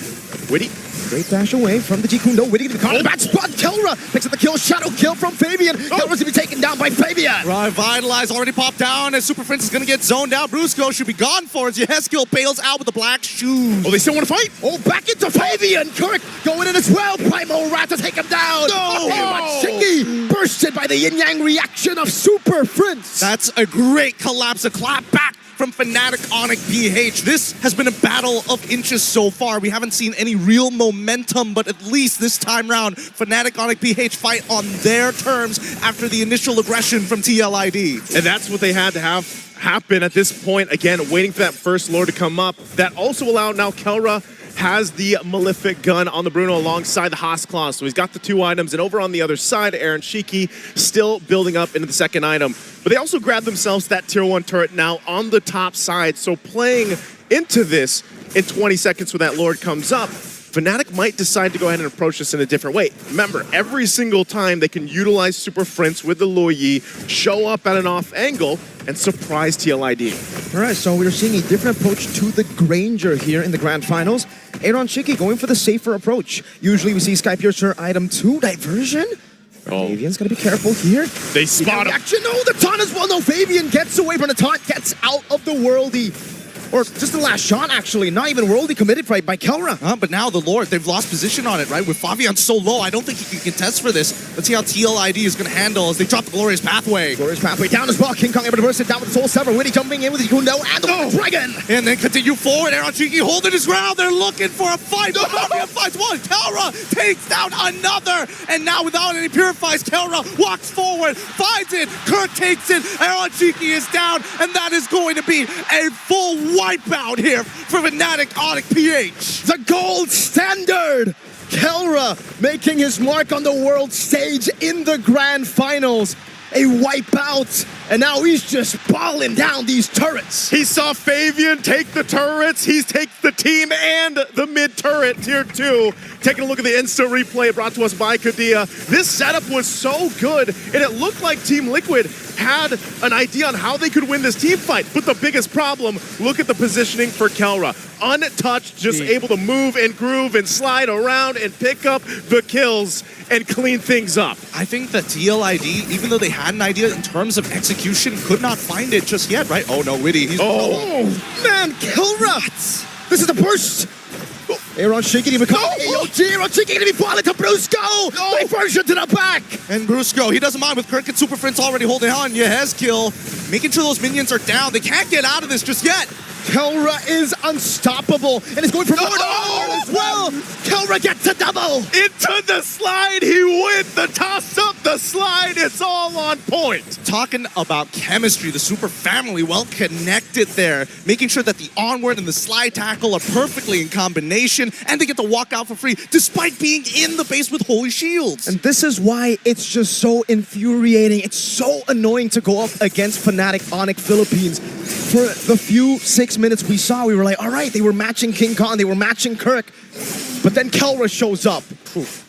It's a tough game. It's a really, really tough game here. Based on the items, you can see the respect coming out from both sides, all right? Aaron Shiki currently at 2 items with Hunter Strike and the BOD. He's not going for Sky Piercer this time around, but even Fabian, right? He's not going for Sky Piercer on it. He wants instant power. He hasn't gotten the War Axe just yet, but decided to finish the Malefic Roar first. There it is, locking that in. And this is the difficult part of it, because if we have to look at and break this down, Team Liquid ID, they just had a landslide gold deficit now. You can see it, right? They're feeling pretty good. The lightning emotes are out, the charge is up. But for Team Liquid ID, they kind of relying on Witty. But the problem is, he prioritized Magic Resist. But the Kelra's the problem right now. A couple shots alone brings Witty down, even Aran on the high-lows. So now this is where they go ahead and continue to put the pressure, take the buffs, take whatever they want. And it's up to Team Liquid ID and Witty and Aran to figure out how do we deal with this. I mean, right now, the next item, Power Spike, that we can see, Winds of Nature, already purchased by Kelra. He doesn't mind to go for those 1v1s, either against Fabian or even from Aaron Shiki. But at this point, I think that TLID will have to just sacrifice another inhibitor. This next fight is going to make it or break it for them. And Yehezkiel just can't get close. The fact of the matter is, Kelra already has the Malefic gun, so he's going to be outranging the glooms coming down from Yehezkiel. And if he needs to dish out a bit more damage to get the kill, he's going to have to sacrifice the black shoes, maybe even the flicker. And I don't know, man. I don't see Lilia as an execute hero. I mean, Lilia is supposed to be designed against Brutsko, maybe even Kirk, sometimes even King Kong if he's already dashed into the middle of the fight, right? He needs Aaron Shiki to kind of slow them down so he can make sure he hits every single one of his abilities. But for now, Fnatic Onyx, they understand that they've got better team fighting overall based on the number of fights that they've had around the river. And Aran will go ahead and give the information that Fnatic Onyx PH will go ahead and start up with the Lord here. They're pretty scattered across the map, so they might just be making the call, you know what, give up the Lord, give it to them, and get ready for a base defense because they got a lot of catching up to do. They're down 8,000 gold. The good thing is they hold on to the base turrets earlier on, but now that this Lord is getting ready to siege in, and what we've seen so far from the team fighting capabilities of this lineup from Fnatic on PH, Team Liquid ID is going to have to pull some type of a miracle already. Diversion, just trying to spot things out. Arana is there alongside Fabian.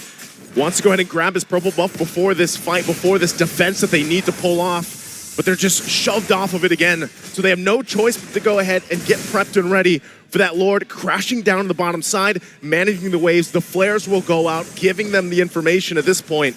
And so now, Fnatic on PH, are they going to press the situation, dive into the base, over the walls as the Lord charges in? Wouldn't be too bad of an idea if they do so, right? As long as Kelra has the space, he can do whatever he wants to, and even sidestepping the Death Sonata shots just to make sure TLID gives him respect. Look at that, Milfic gun. That's what it gets you. You can hit the turret from so far away. It's a mortar. Slowly but surely just catapulting his way into the base turret. 2 base turrets gone just like that. They're blitzing the base of Liquid. Are they going to go for a third here? Oh, yeah. That's a Dragon. Over to Kirk. Kirk can be caught. Aaron Shinky unable to dish out enough damage. And just demolished. Obliterated in front. And that's tough. Arana's gone. Diversion. Oh my God, almost a fail. The deal is quelled. And Brusco goes in for the AOG. 2 members down. Literally vaporized at this point. Now going for the endgame scenario. They just don't have the items to hold on. Kelra's just focused. FNOP claim game 1 in a dominant fashion. Dominant game number 1. 7-1-5 for the gold standard Kelra, but man, the entire lineup shined in their own way through this. And for Team Liquid Indonesia, a lot to go ahead and calculate from here. Again, it's a best of 7. There's plenty of time to readjust, reconfigure the game plan here, and we'll see how those adjustments are made. But first, of course, we're going to have this broken down by our panelists over there to tell us exactly what happened here in game number 1. Let me tell you what happened. Fnatic on Philippines, this is the first time they play at the Axiata Arena stage. The first game is just to remind you of what they're about. If you're thinking coming in that, okay, maybe TLE has chance, they came in here and they're like, let me remind you, we have not dropped a single series. Everybody asked the question, what is Fnatic on doing? Are they resting? Are they preparing?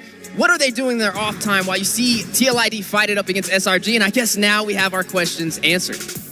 Dude, honestly, like looking at this game, I gotta say 10 minutes flew by so fast. Shout out to Hello Panda, by the way. 10 minutes flew by so fast that I was shocked. I went for a quick toilet break. I came back and then I'm like, what happened? You gentlemen, tell me, what happened? That was what you call a lightning round. That was a lightning round. That was definitely, it was a quick little, that was a pre-round. You know, it was a pre-round. It was a warm-up.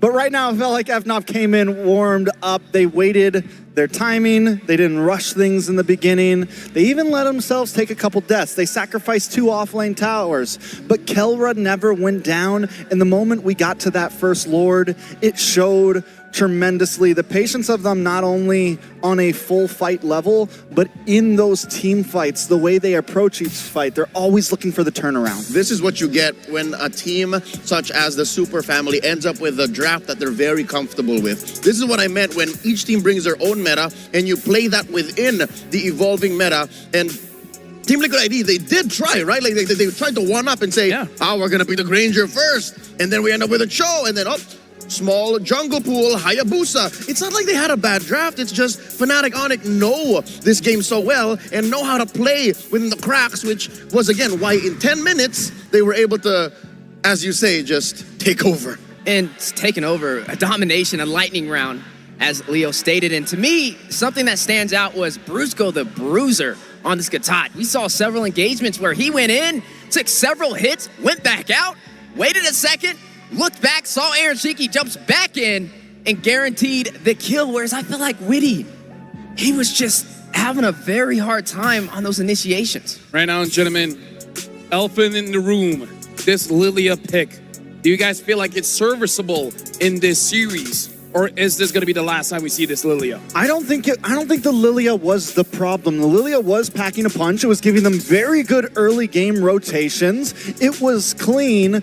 Honestly, some of the big mess-ups came from the Cho, came from Witty, either over-aggressing, the team fight's already over, he's re-engaging when he's a little too low on health. You know, things of that nature was my issue, at least, with this match. And in comes a term that we often hear in analysis, forced errors. I think it was up to the bruiser, Brusco, playing that man-to-man defense throughout 80% of the game that checked Weedy. It's so hard as a Cho if you can't find odd angles, and what makes it worse is the extra battlefield mobility provided for by the Lo Yi. The Lilia was she had to check every corner. The Lo Yi, though, you saw that there was a micro diversion, even inside their own base. TLID wasn't safe. And so it's this mid duo that keeps TLID on their toes even from the start. And I think we all know what the tenacity does now. I mean, you got a good showcasing of that from Brusco the Bruiser. There were just so many engagements, but I felt like he was like 1 HP, but that little bit of defense made the difference. And that just shows you, it's more of I don't really feel like the draft was the issue. It was just micro plays. You see Witty just overextending, getting picked off, and that one slight decision made the difference.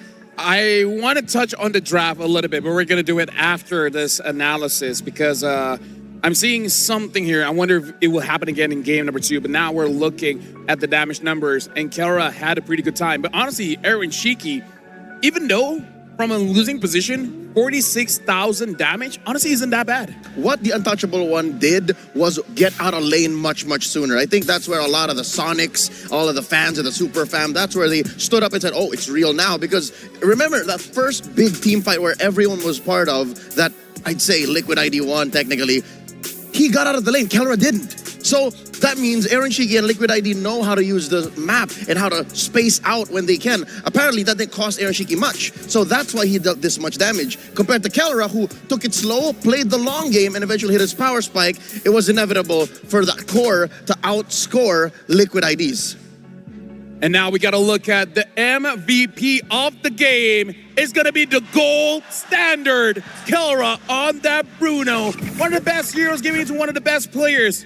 That's a recipe for disaster. Yeah, I mean, Kelra has continuously been a monster, and he needed to take that patience in the early game. He needed to wait right around 7 minutes, 7 to 8 minutes. That's when those power spikes start hitting, and that's when FNOP is like, okay, let's do this. And Kelra did it so well, even in that last big team fight. We'll see it when the highlights come up, I'm sure. He goes off, he takes down Witty while the rest of the team is fighting, and then he comes in through second, third quarter of that fight and just starts cleaning up with perfect distancing, perfect turnaround. And how did he do that? A priority on Haas clause. So many times in this game, especially in the early to mid, Kelra we put down to a third of his health. And that's why you said in the later 2/3 of that fight, he would somehow come back, is because of the Haas claw. And gentlemen, guess what the second item was? The range. The Malefic gun. And that suddenly changed the way Team Liquid ID had to push their frontliners forward. Aran was at half health even before he could see Kelra. Witty was usually dead even before the fight really began. Yeah, honestly, looking at this matchup here for Fnatic Onyx Philippines, we were talking about how great the micro is, and so far they're really showcasing it. I feel like for both teams, they have this understanding that moving around the map, we both know how to do that. But let me out-muscle you. And I gotta say, Fnatic Onyx Philippines, they really showed their muscle here. Speaking of muscles, I'm actually looking at how the draft really progressed in the first game just now. In terms of how the game played out, we see a lot of different roles really making the picture of how this game plays out. But in the draft, it does look like Fnatic Onyx Philippines, they're respecting Fabian, making sure that he doesn't get the alpha. So in my head, is it going to be a strategy for TLID not to ban out the junglers just so that Fabian and King Kong can have a fair matchup? Because TLID, when Fabian is not on a hero that he can initially perform by himself, not saying he's not good on the Hayabusa, but something like a Joy, something like a Suyo, it's a different TLID. It's definitely a different TLID, and I think when we come to this next game, there's a big chance TLID takes first pick. So we are definitely going to see some differences in draft, differences in bans, and the way things are driven through that. Big chance maybe we see them favor Fabian and give him the Suyo up front, or maybe FNOP bans it out. We'll have to see exactly how it goes. And again, I don't think it was a complete draft issue.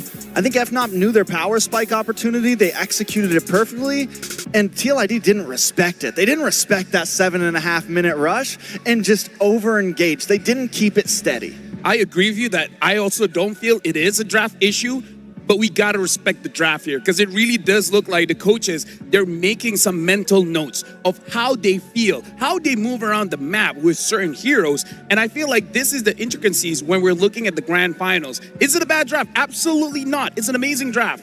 But the coaches know the difference between a Joy, a Suyo, a Hayabusa, a Lancelot, a Ling. And that's why they're keeping the options to the point where it's like, you're good on this hero, but we know what you're gonna do on second minute, the third minute, and we can punish that. Yeah, speaking of punish, we're seeing even the gold laners, like you're still seeing the Bruno starting to walk, you're seeing the Granger starting to walk. They're willing to roll that dice, right? If we get the Granger, hey, we know we can still win on it. If we get the Bruno, we can do that as well. So now it's more of that prio on limiting that jungle potential. You know what? If it does come down to it, we are still looking at about, 47-53 win rate for blue and red. If ever, some way, somehow, Liquid ID does, if Coach St. DeLucas gives the blessing, hey, leave open the Joy, leave open the... I don't think the Fanny's going to see the light of day. So leave open the Joy. And then they trade for the Blue Yo Joy. It's a question, is that going to be a fair game? Is that going to be like a better go for Team Liquid ID? I'd say no. I'd say it's possible that Liquid still just folds. Question here. Before that, we got to look at a quote here. The test of champions from Coach St. DeLucas. Over the past 3 weeks, we've worked to instill a champion's mentality. Although the players are new to the M Series, they've embraced this mindset. Being a pro is easy, but developing a champion's mentality is not. After our second loss to FNOP, it was chaotic and emotional. We had to make adjustments to our playstyle and strategy. Facing them again will be a critical test, and losing for a third time would be devastating. As we prepare for this match, it all comes down to mentality, focus, and enjoying the match. Wheezy, this is an insight that I have not seen. I didn't know losing against Fnatic Onyx Philippines affected them this badly. It was chaotic and emotional. Well, I'll tell you what, to go somewhere you've never been, you got to be willing to do something you've never done, right? And that showcases that he's ready to take it to another level. He realizes that there's a difference from being a pro player and being a champion, right? It's bouncing back, being resilient, and that is what I expect to see from TLID in game number 2. Now, it's going to be a battle, right? It's these little decisions. We all agreed the draft is one thing, right? But it wasn't a one-sider because of the draft. It was just slight decisions that costed TLID that game. You know what, Stefan? What was that little nugget of wisdom? To do something. To go somewhere you've never been, you got to be willing to do something you've never done. And that's what I'm trying to say about this whole jungle matchup. We've seen the Joy Suyo. We've seen the Fredrin Suyo. And we know how that works out. But what if TLID find a different angle of attack? Something that maybe we haven't even presented yet. Granger jungle. Just don't ban. I mean, Syzygen used it. Granger jungle. Pick up Granger and Bruno. It's a different time. Something different. I mean, he is saying what you're saying, but I don't know if we're talking about that much extremes, I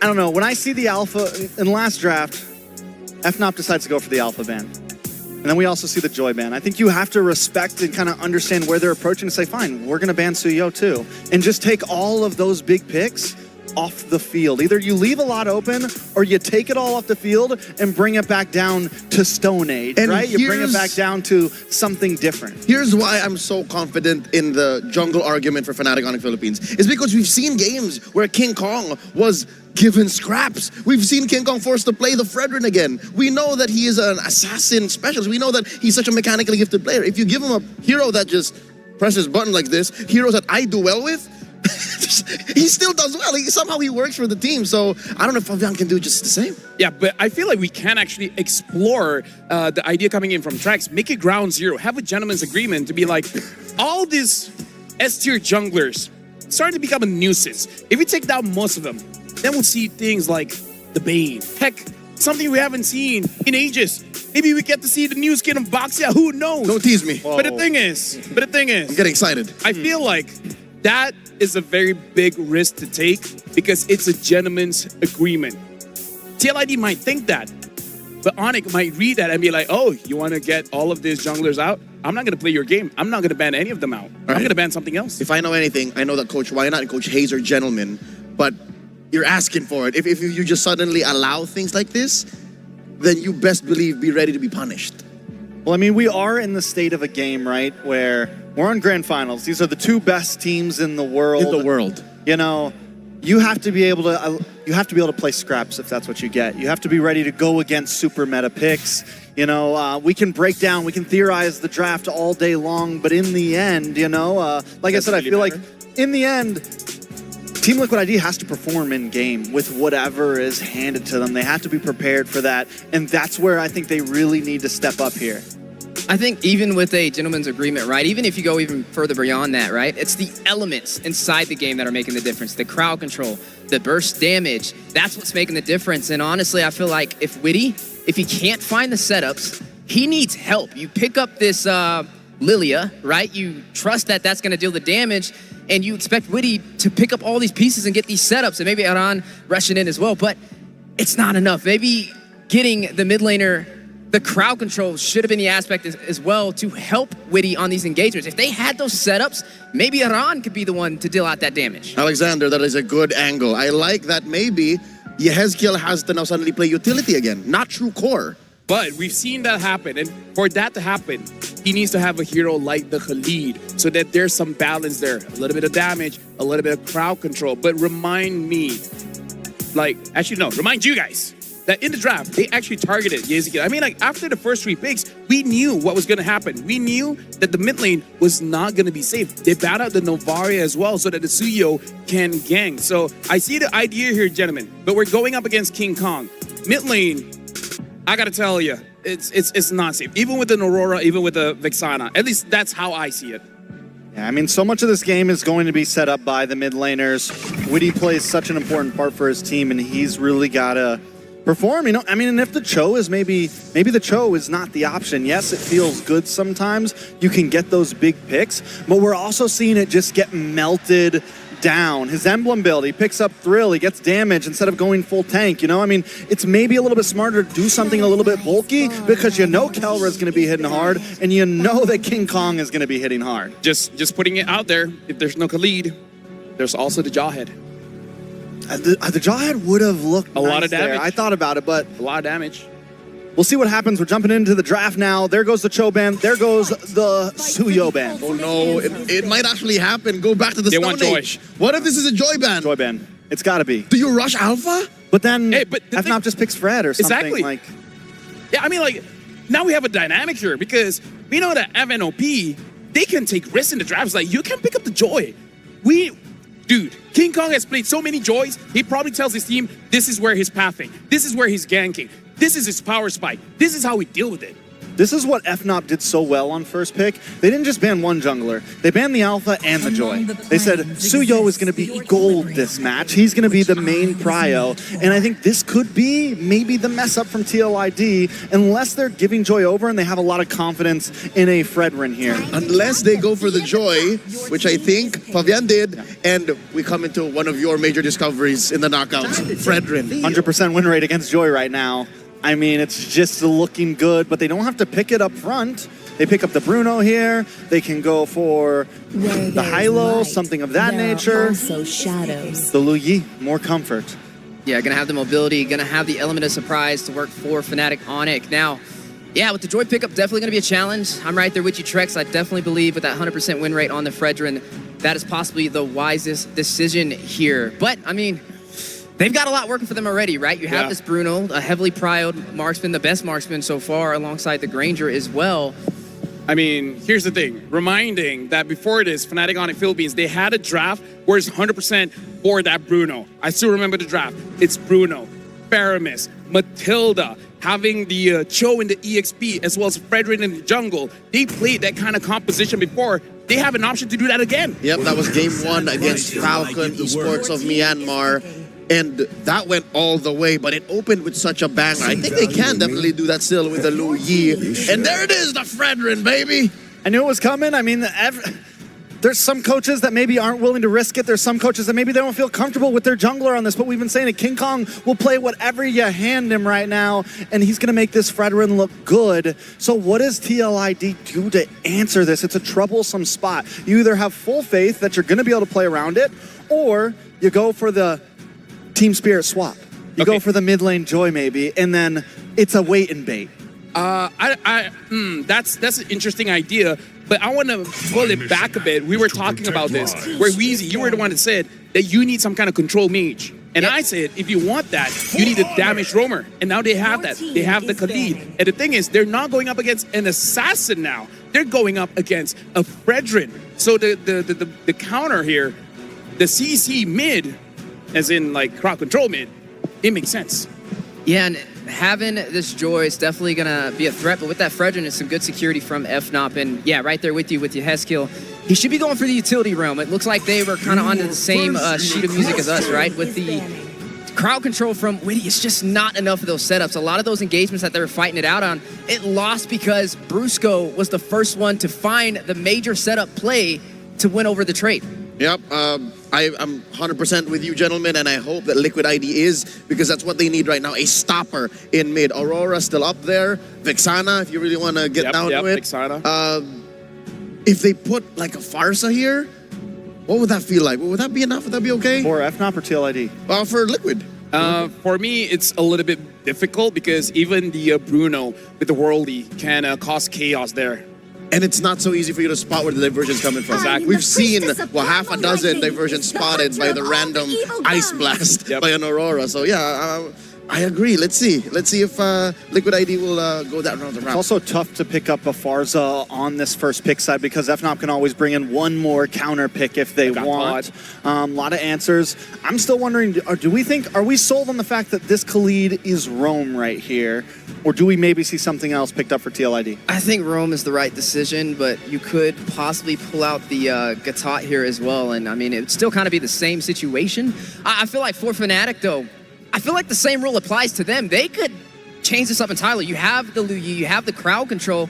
You technically could go in for a Mathilda here because you have Fredrin with the setup to Energy Eruption, and you also have a lot of crowd control from the Luyi. One thing to note, a Mathilda, this is what MPL Indonesia has picked up. For you to fight against a Mathilda, you pick up that Khalid. So this Khalid is also showing to Fnatic on the Philippines that we know that a Mathilda is in your arsenal. We have the deterrent for that pick. TLID got to come up with something here. They go for the Vex, they go for the stiff arm, they go for the ability to help out in these objectives. It's something that they had trouble with last time that we saw. Final pick, EXP lane. What about the CC? It shreds down on this Fredrin. It's good against the Fredrin. The only one. Can't survive diversion ambushes. Instead, they go for the favorite, the Phoveus. That's what, 1 to 3 dashes? Yeah. So far. And right now, Fnatic Philippines, final pick here, and they themselves pick up the CC. This is a pretty good pick, but gentlemen, so far we've been calling the draft. We know the differences of ideas coming into game number 2. TLID going up against Fnatic Philippines. Fnatic Philippines, quite, in terms of the win condition, they have Kera, they have the CC as well. But now, thank you very much, gentlemen. But we have to continue with the show. We have to give it over to the casters for game number 2 of this best of 7. Thank you very much, panel, for breaking down Game 2 draft here. Once again, 14 minutes on the clock in Game 1. Can TLID bring the series even, 1-1 in this best of 7? Gideon, how do you feel about the lineup? I think it's going to be a little bit hard, right? Lane-to-lane matchups obviously leaning towards gold, but hopefully they can get enough of a lead on Aaron Shiki and hold it until about mid-game where he can pop off. Otherwise, for Nop, that is, I mean... Yeah. The Fredrin speaks for itself. The CC2, Fredrin against Joy, CC against that Khalid and the Phoveus matchup. We'll see if it's all going to come to place once again. Team Liquid ID, a different lineup, able to fight the range that we saw earlier and maybe even contain Kelra, the gold standard on the Bruno once again as they go ahead and face off. But even with this, you know, the Fredrin has popped up a little bit more throughout now the end of the M6 tournament here. But it was a newer pick that was picked up a lot against these assassin junglers, or, for example, the Joy that ends up working out really well. So King Kong going back to a familiar and comfort pick, if you will, that the world was used to. Now in the mid lane, still trying to check things out here. Super Prince really low. I feel like the world forgot about the 2 years that we had to deal with Fredrin in the Can we jungle. forget? I don't think anybody can forget that, right? But considering that Team Liquid has the Khalid on their side, they can force out priority, whether through mid, through top side. It depends on the direction that they want to go to. And for now, it's a help Aran get out of this lane. We're just going to let Aaron Shiki do his thing in the gold. Yeah, I wonder what emblems he actually went for here. If Aran actually went for more agility, Wilderness Blessing, perhaps to just rotate around the map and help the team get neutral objectives, or if it's more of that brawly style where he wants to go up against Kirk, he wants to win it out. Witty, though, on the other hand, this is a comfort pick for him. Witty the Wise on the Khalid. We saw this also yesterday, flicker out King Kong. Wow, that's quick for a Fredrin. Yeah, he showed up real fast. Here's the look at the emblem. So to answer that, Aran does have the Festival Blood, a little bit of extra movement speed too, but it is also just Fnatic Onyx PH that likes to roam around, couple tenacities. Again, this is a tankier Super Prince Luoyi that we have seen in the past, but again, now mid lane. Oh, no flicker on Witty. Yeah, reaction coming down as well. Revitalize. Oh, Witty gonna be caught. Pops in. The healing. Kirk gonna be caught in the Curse Blast. FNOP and TLID are just poking each other. I mean, this is just the kind of predetermined, hey, I demand respect around the river. And I understand why TLID wants to fight, right? At the end of the day, they can give up these neutral objectives, but they cannot afford to take that permanent damage. Whoa! They can jump right into the fight! Oh, in front of pursuit, first blood for Aran. King Kong, though, picks it up. That's an Eternal Guard. Disengage now. Ton over 2. That's the kill over Witty. Gonna be caught in the bad spot. No flicker for Witty. Oh, no kill. FNOP don't want to chase. Fabian steals away the purple buff and gets out. Gets out. Going to be able to take that purple buff away, but Fnatic on PH wanted to go in and fight. They will get it. I'm surprised too. Witty was still able to survive that, even without the flicker that he had to burn earlier on.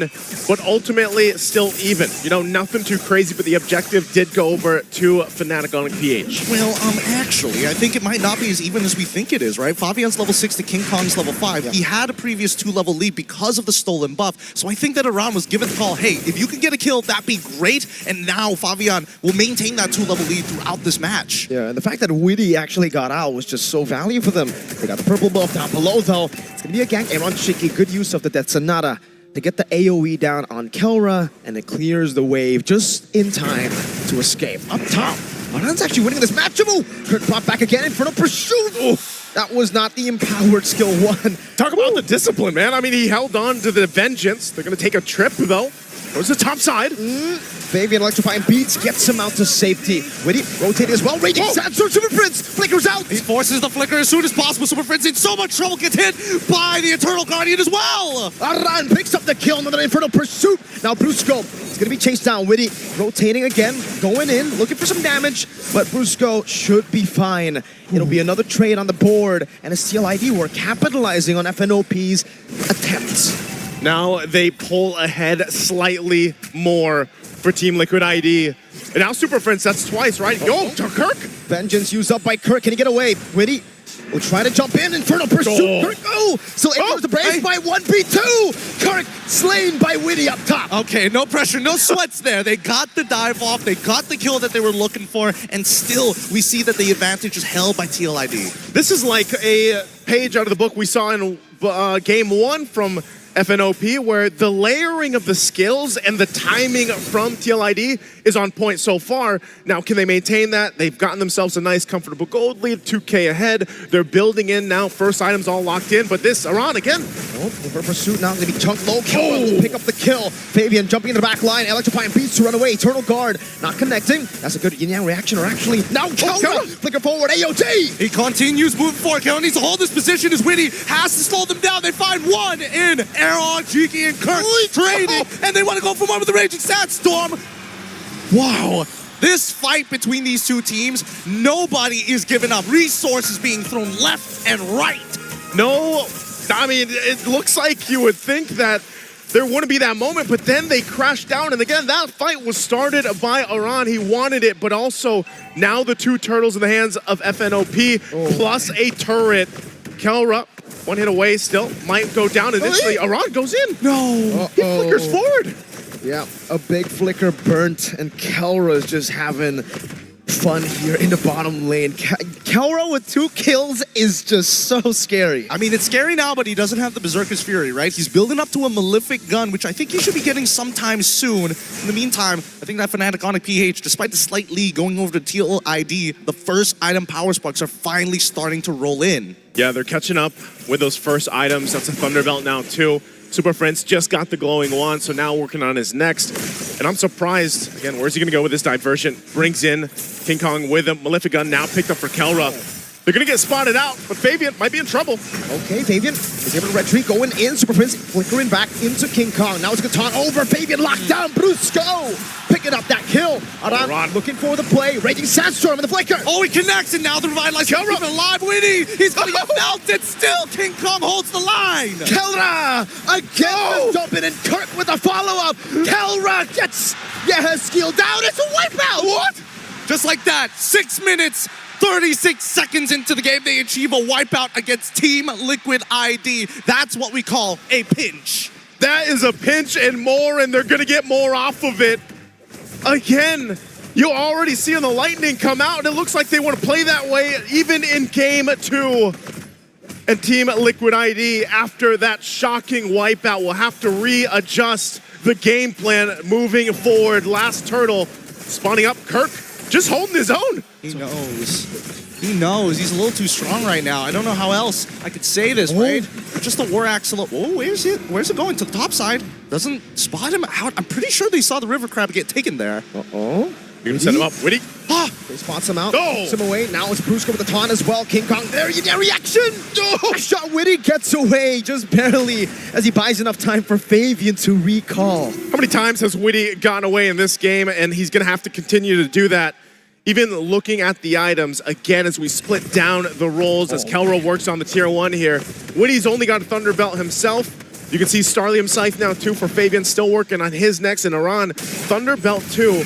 So even the front line might be in danger because of the fact that this power spike for Kelra specifically. Look at this guy! Look at it. That's just the preview already, and he doesn't even have the Berserker's Fury yet. Oh my goodness, I'm looking at the gold rankings on our little monitors, and he's got a 2K lead of his own, right? Oh my goodness. No, he's not gonna die here, right? They just gotta sacrifice the tier 2. No point to fight now.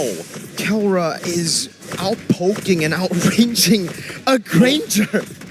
Yeah, that's, you know, at that point, and now that he gets and just works that turret down, King Kong's still looking for a fight. Witty. Kelra with a side. Brusco picks up the kill. Eros, that Sonata does nothing. Kelra, slight tackle forward. He's just showing off at this point. He's just showing off. I mean, what else can you say about it, right? He's getting away with everything. He's sitting there. He's got the super fan behind him. Oh my lord. If I had the super fan behind me too, I'd probably be as confident as Kelra, but right now they're already assaulting the base turret. Aran walking up the Eternal Guard, not connecting. Brusco was able to dodge away from that one. Kelra is just munching on this turret from out of turret range. We're not even hitting 9 minutes here as we move into that 9 minutes. 4 to 10, 7K gold lead. This is a ridiculous amount as Fnatic Onic PH are putting Team Liquid in a slow chokehold and they just can't breathe. No, they can't. Yin Yang reaction. The balls from Kelra. Diversion from Prince. And the diversion is truly a diversion. The mid wave comes in and Kelra picks it up. Reggie Sandstorm flicker. Kelra! He's holding it forward. Aran has to hold the line. He goes down. Brusco cuts them off. A double for Kelra. Again, the diversions will work in favor. Whether they send it forward or not, they make a win.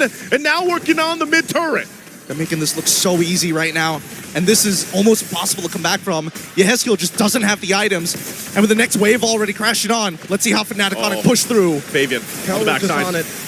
Oh man, Fabian, he tried to go for the flank, but Kelra's the real assassin in game 2. They, honestly, at that point, now they can go ahead and focus on the Lord. It looks like they'll do that, but I wouldn't have expected at this point, 10 minutes in, 2 base turrets gone, non-existent for Team Liquid ID here. I'm with you. I'm with you, Naisu. I did not expect this game to go so far to Team Liquid ID's control. I think a large part of it is because they've taken these fights as if they're skirmishes, but Fnatic Onic slowly pushes these skirmishes together into one full 5v5, and that's what Team Liquid ID is failing to see. Let's think about it here. Team Liquid ID, how do they adjust from this? They're 8,000 gold behind. There's no way they touch any area here around this Lord. So that's more so of what's the game plan for the base defense on this push-in. I feel like this is what we call in the business a checkmate angle for Fnatic Onic PH. They're not 10K, but they've got 2 inhibitor turns, which is already wild.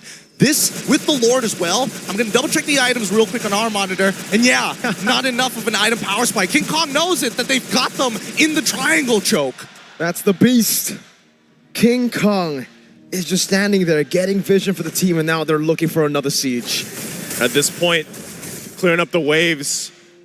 But again, as that Lord does make its way, they are going to work it down, but they just want this bottom turret down if they can fully expose the base. Lord making its way down the mid. And again, without those shields of being part of this defense, that's a big advantage for Fnatic Onic PH because they did the work earlier on. So they all just have to wait for this Lord to push in and then decide, do they end the game? Do they take a turret? How do they approach it? Let's see. Aran getting taunted back up. Oh my, Kelra's just dealing so much damage. Side tackle. Kelra got the monster kill. Faven gonna be caught in the curtain call. Quiddy looking for an angle. Both base turrets taken now. Witty with a quick sand guard. Now they're going for the back line. Brusco's buying some time, but Kelra doesn't care anymore. He's going straight for the crystal to put it to a 2-0 for Fnatic Onic PH. You thought game 1 was fast. Well, Fnatic Onic PH said we'll make it faster. 11:50, and now sitting at 2-0 in the grand final, best of 7. What is going on here? They're looking like the more polished team right now. Kelra has never made it to World Championship before. And the first one he's made it to, he might just get finals MVP here. He just might. The whole team completely locked in already, shown us in game 1 and game 2. Panel, what do you guys think? Are FNOP locked in? What's going on here? What we think here is that in M Series history, it's either a 4-0 or a 4-3. And now it's looking like it's going to the direction of a 4-0 because I gotta say the first 2 games, those were quick, but might I remind you, it happened here at Axiata Arena. That impossible happened where we had a reverse sweep. But either ways, this is looking a little bit too much. Oh, setting the tone, Fnatic Onic again, and this time even faster than game number 1. That's a hard pill to swallow for any team in this situation. And now, Team Liquid ID back to the drawing board again for game number 3. What do they need to do to make the difference? There's a saying that lightning doesn't strike twice in the same place. Yeah. In Axiata Arena, a lightning round back-to-back just happened, son. Lightning could strike twice if we see some sort of miracle happen in a sense of reverse sweep. If we see TLID maybe turn things around here. But it is looking rough. FNOP seem like they were born for this night right now. Not just in the draft, man, but from gameplay to the whole package, from the coaching staff to the players. They are handling it all beautifully. First of all, let me just say, okay, like, I'm honestly more interested in the highlights because looking at the plays here, Fnatic Onic Philippines, all 5 members, they're playing it very, very clean. However, we do have to be critical here because this is the grand finals for the World Championship and TLID are making some mechanical mistakes like Aran even trying to engage second skill first and then flickering forward. Weedy not hitting the skill shots. Like TLID, they have to get in the zone because right now it does seem like something's going on. Something's going on that they're missing their skills here. I'll tell you what's going on. I can't speak for what Liquid is doing so far because these are, some blunders that they've committed before. But for Fnatic Onic Philippines, this is a lineup that they tried before against Liquid ID. It was, game number 2 in the upper bracket finals, wherein Fnatic Onic played a very similar lineup. You just switch up a few pieces, but it's still King Kong on the Fredrin and Kirk on a sustainable XP laner, much like the CC. They lost that game in the hands of Liquid ID, but as you pointed out, Trex, they learned a few things. Like they switched things around so that it wouldn't repeat itself. Yeah, they get a little bit more damage this time. They get the CC in the gold lane instead of having a Uranus, instead of having something a little more stagnant. Also, Kelwer gets on the Bruno, you have this late game potential. And overall, FNOP just played this game very well. Even early on, they were willing, I mean, they took a death on one of those invades, but they were consistently putting pressure. They didn't want to let Fabian scale. They didn't want to let Aaron Shiki scale. They closed this game out in 11 minutes and 50 seconds, and they played it exactly how they needed to play it. Let me just say, I kind of feel like every single time TLID poses some kind of problem, it looks like Onyx, they have the answer. Because I gotta say, Fabian this time, he got the joy. But the answer was there, right? We got the Fredrin. And let me tell you, 009 on King Kong's Fredrin. And we heard what Mirko said. That's a pretty fast Fredrin. Hey, that's the beast taking care of him. And did we not talk about this pre-match that compared to Fabian, as much as I love the Usurper, King Kong, as much as he is a micro-mechanically gifted player, he doesn't mind hunkering down and saying, all right, I'm going to play a role here. If you need me to just counter the Joy, I will. And this is another game for the Fredrin to prevail over the Joy again. That's 100% still. 100% win rate on that. And you know what? I'm starting to realize a pattern, right? It's to get the roamer uncomfortable, get Witty uncomfortable, right? And you've seen him go from a setup roamer to now a damage roamer, but it's still the same recipe for the side of Fnatic Onyx, right? They know if they go aggressive super early, if Brusco can find the setup, even picking off Witty is the answer for them. There was a point in the game where we saw the Haas Claws into the Malefic Gun, and the only defense on the board was Thunderbelt from both of Iran and Witty, which is not enough. And then the Berserker's Fury even came in before they built another defensive item. Wheezy, at this point, what, the first 8-9 minutes of the game, Thunderbelt isn't even a real defense item. I agree. You need to get the stacks on it. And if you're getting stacks against a team that is, what, 5K, 6K ahead of you, under 10 minutes already penetrated your base, that's a losing fight. So this is how you touch the untouchable Aaron Shiki. You make the front line crumble. Because game number 1, game number 2, panelists, this is what you guys have been talking about. Weedy, Iran, these are amazing players. They're worthy of world championship, but Fnatic Onyx Philippines keep on countering them. And now we gotta look at the MVP of the game. It's 2 times now, twice with the Bruno, the gold standard, Kelra. They're gonna run out of angles to shoot him from the same corridor, man. He's gonna keep getting the nod here. I mean, if he keeps getting that Bruno. I mean, yes, the Bruno's a problem, and it's true. At this point, do you completely switch up your draft ideas and just maybe hunker down in the gold lanes? But honestly, just like King Kong, Kelwer's going to play with scraps, man. I still you feel can like put whatever in his hands. Beatrix. Plenty of teams. I mean, I get it. The Bruno's a problem, but plenty of teams have beaten the Bruno. So there has to be something. I feel like the gold lane is solved. I feel like gold lane, it's everything else that's impacting here. We're talking about roamers, we're talking about the junglers, but at this point, it almost does feel like the draft makes an impact. But the players that pilot it, oh my goodness. Fredrin is a counter to the Joy, but you still have to use it well. And King Kong used it well. Yeah, he used it amazingly. There was a fight in here where Joy, we might see it here in a minute. Joy gets invaded in the orange buff, and Joy just can't move, man. Joy gets either hit by the duality, gets taunted by Fredrin. Fabian is essentially useless in every fight whenever they're all grouped up, and it is just tough times for the side of TLID. At this point, TLID needs to get a hero that is uncounterable, but no such hero exists. It's going to be a challenge, right? I mean, I agree. I don't think it's just solely the draft in this. Even if you switch up the gold laners, even if you take out the Bruno, it's the element in the game that remains the same, right? The battle to getting the first setup, that's always winning these engagements to get your gold laner online. TLID have to stop trying to brute force their way through this. They need to put some respect into Fnatic Onyx Philippines. We're seeing even in the end there, that last moment, Witty goes for this big play. Even if you catch Kelra there, even if you land on him with the Raging Sandstorm, nobody is there with you. You're not going to be able to kill him. He still will have a flicker after that catch. And either way, you're about 6,000-7,000 behind in gold. You are not going to be able to brute force win a fight against Fnatic Onyx Philippines right now. They need to steady it down, slow it down, respect the other team, because Witty's going for some plays right now that he cannot go for in a grand finals matchup. And that's without even acknowledging the mid-duo Fnatic Onyx Philippines. They played the same hero, Louis Gatot on Brusco and Super Prince. if you start attacking the other lanes, that means these two are just free. They're happy with what they're picking up. It's funny because if Woody had more items, maybe it'd have been a little bit of a different story. This is literally a situation where it's like, hey, you're not built like that.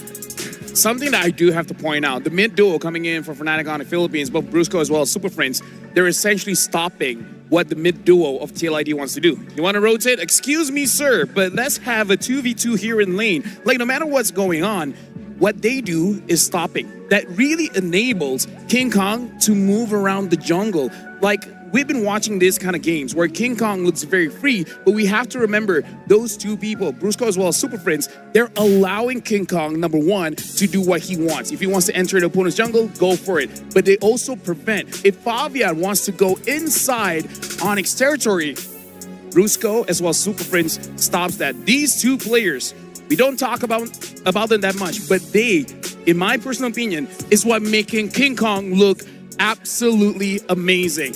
Now, right now, this is a 2-0. We got to have some different opinions here because panelists, we've been talking a lot. But now, I want the opinion of Coach Yep, where he's at courtside with our host. So let's see what Coach Yep has to say for this matchup. Thank you, the panel. Here's Michelle with Rema for our courtside report. Now I'm having the Vice President of Onyx Esports franchise, Yep, with me, but I still prefer to call you as coach. Is that okay? Yeah, sorry? Coach, I prefer still to call you as coach. Is that okay for you? Okay, so how are you doing here? I'm fine. Fine, yeah. So would you like to introduce to us more about your work as a Vice President? Because I believe it's much different like the work as a coach, right? Well, basically, just for this M series, I'm here to help and support Onyx Philippines. We're just coming here to support. So what kind of support Rema must be curious about, right? Yeah, like we're very curious, like what kind of support you give to Fnatic Onyx Philippines. So, Coach, why not mention that you've offered a helping hand to FNOP during the knockouts? So, what kind of support, the ones that you're willing to share with us, that you give to FNOP? Helping them mentally prepared and just for additional strategies, yeah. It's all right, so backup, right? yeah, so even if like with the title of VP, the little bit of coachship is still in there, but like help motivate the team. That's why I still call you as the coach. Okay. Yeah. So now on the stage, it's the third time rematch of the Fnatic Onyx versus Team Liquid. Absolutely the most like the rematch of any M series here, right? So as a coach, your boys just got 2 games ahead right now. Are you happy about the way they did that? Yes, of course. I'm happy with the result for now, but the series is not yet done, so we don't have to be complacent and just enjoy the game. All right, so right now we're getting chill guy right now. Not too excited. You're up 2-0, but you don't want the boys to get complacent. So, since everyone knows your achievements as a coach, maybe you could give for one itch. Just give it their moment. So we know that each team has a key to victory. So for Team Liquid and for Fnatic Onyx Philippines, could you give us your one key to victory for each team? Just be themselves and enjoy the game, yeah. Just be the chill guys. Okay, all right. Be themselves and enjoy the game. I feel like Coach Yep is holding back a bit. We understand why, but that makes a lot of sense too. Yeah. Yeah, Coach is very confident about his boys. So, by the last, any message, any shout out to your boys on the stage and to our Sonics here. Thank you so much, Sonics and Filipinos. All Filipinos that supporting Onyx Philippines. We love you all. Thank you. Thank you, Yep. Thank you, Rema. Okay, now it's a good time to start the game 3. So let's throw it back to the panel. I feel like Coach Yep's advice is great for Fnatic Onyx Philippines. Be yourself, have fun. Can TLID do that? Can they just be themselves, be fighting all the time? Again, Coach Yep, amazing coach, that's his advice. Trex, what do you feel? Do you feel like TLID can take that advice? Coach T. Yeah, have fun, but you know what's fun? Winning. Yeah, winning is fun, and they got to step something up here, just point blank. It's TLID. They had a good draft in game 1. There were some misplays in game 2. Even they're not completely losing in draft. That last one, I don't think the joy into the Fred one was good, but there's still just mistakes over the map. Yeah, I feel like an element that you have to take is that use your best strategy. And I feel like TLID, that's fighting, but they got to refine it, but they have very little time. However, I do got to say, since they're using the ROG Phone 9 Pro, they can do it. Was it?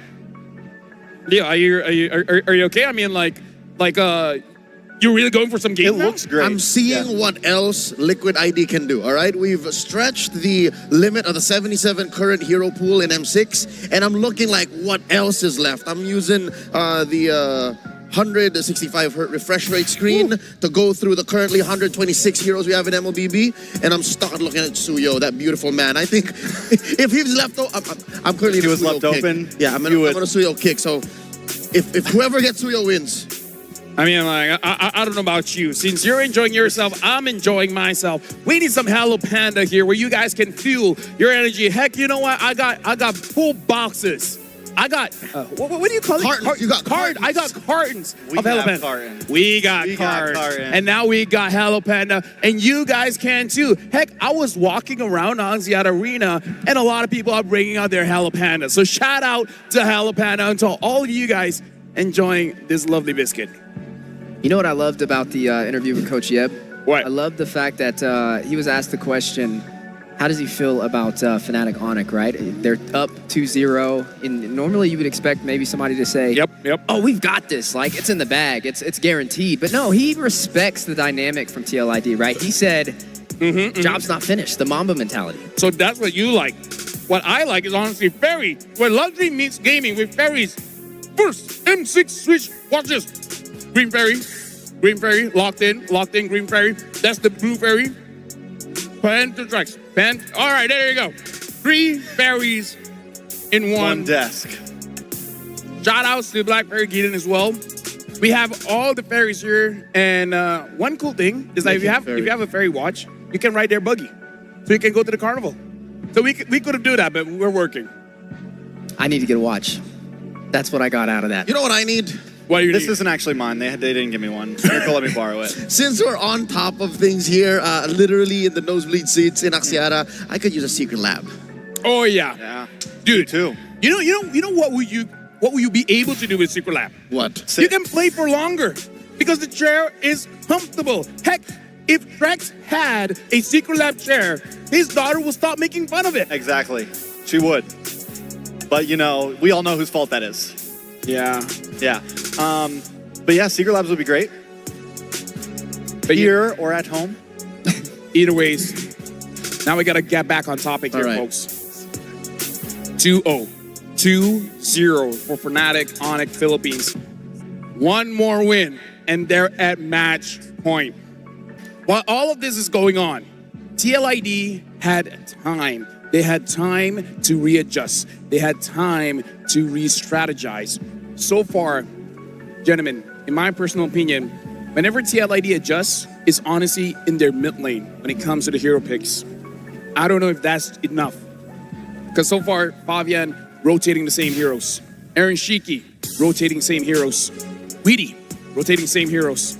We got to see what else can we rotate around. But now we are talking to Beloyski, the M-Chat here. Beloyski, you've met Kelra in MPL Philippines a couple of times. Is there anything you'd like to tell him? Kelra is a good friend of mine. He's always been a humble person. I see him as a kid who's always eager to win. That's why he's now the best goal laner in the world. He truly earns the title. Good luck, Kelra. And it's that same hunger that has kept Kelra relevant and on top of world rankings all throughout, even if he's never won an MPL, even when he took a while to get to the world stage. And now we're looking at the average KDA. Look at the difference here. First of all, the top 3 is all Fnatic Onic Philippines. Number 4 is Innocent, and number 5 is Aaron Shiki with 13.3. Double digits for that average KDA. Because of the results of the past couple of games and their meeting in the upper bracket finals, Yehezkiel was prior on top of the scale. and now the Ghost of Jakarta cannot step back up, and this is what we have. Still, you know, just barely there, top 5, the untouchable one, Aaron Shiki, but yeah, compared to the three from Fnatic, the numbers don't lie. Yeah, and those numbers could honestly continue to go up as we go through this series. If TLID doesn't hit the switch at some point, it's looking like, you know, things might wrap up soon.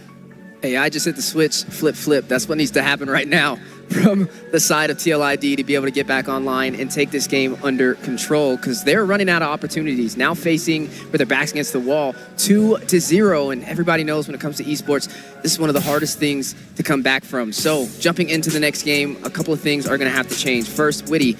He tried to go in for the setup, he tried to go for the Cho, it didn't work out. Then he goes in for the Khalid for the damage to try and find the backline, and he lets the Heskil pick up with the crowd control, and both methods still resulted in the same answer. On stage, we just saw Coach Facehugger, now analyst / assistant coach for Team Liquid ID, and the situation they're in right now, a 0-2 slump. I bet this throws him back to his old days in Aura, where they would struggle in MPLID for the longest time. And now as a coach, is like, yeah, I've been there, gentlemen. I know what it's like.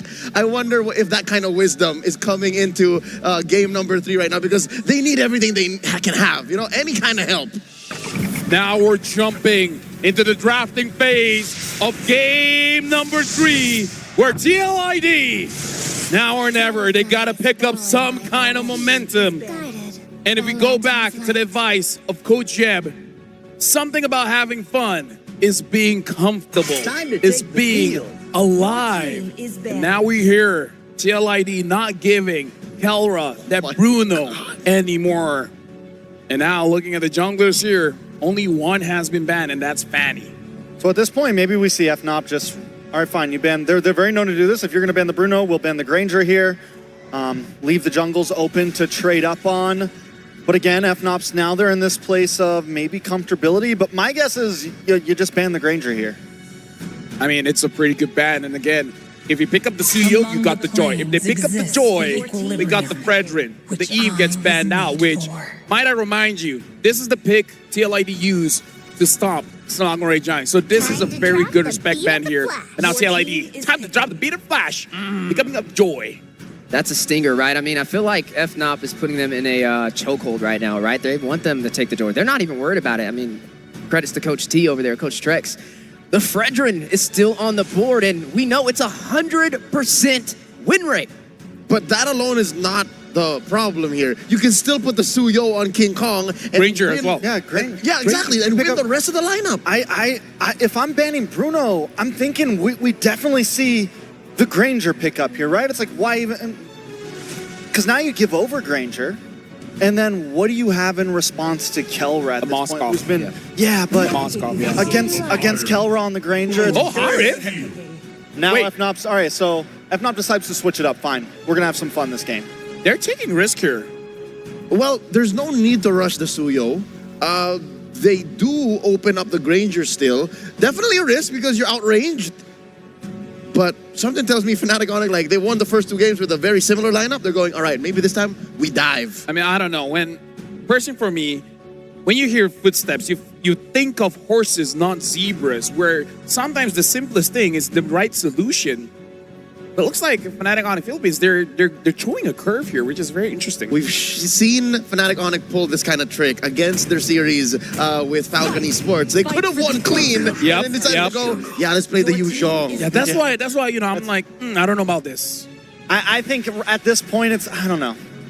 It feels a little weird seeing the hair up front. I'm not saying it's bad, I'm not saying it's weird at all, but yeah, I think Fredrin here would be solid. It's definitely what I think I would see them pick. But again, they're in that point I was talking about, where sometimes if FNOP starts drafting a little strange, this is a chance for TLID to capitalize. So let me just say this.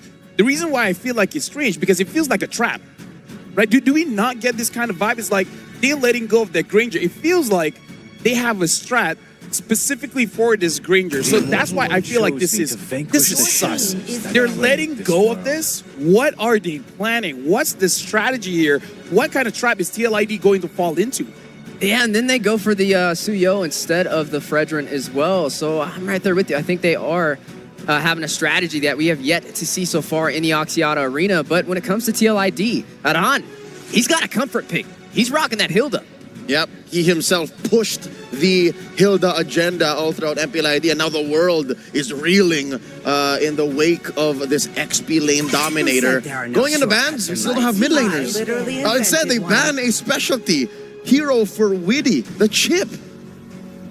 At this point, I'm liking TLID's draft. Their draft is clean. They were given a lot of prio, a lot of great picks. Everything that they have feels good against what FNOP has brought so far. Right now, when I'm thinking of tribes, maybe I'm overthinking in general here, but if there's a Suyo, would you ban a Fredrin? No. No. But is there a chance Fredrin EXP comes up? Nah. Maybe, but that's still, I mean, that only really kicks in what, that's going to kick in around, like, First Lord, but either way, that's when FNOP's been fighting. That's when they've been really winning out, is around that 7-minute mark. There's so many other heroes left for Kirk to just suddenly go, yeah, I'll Fredrin XP.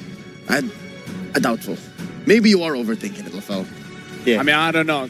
Because again, I feel like something's cooking here, and I'm not sure what it is. Speaking of cooking, you are going to see the high-lows taken off the board as well. We still have yet to see the mid lane matchups. The Farza still up for grabs. Looks very good, I would say, even for both sides. Maybe you have to worry about the Katat.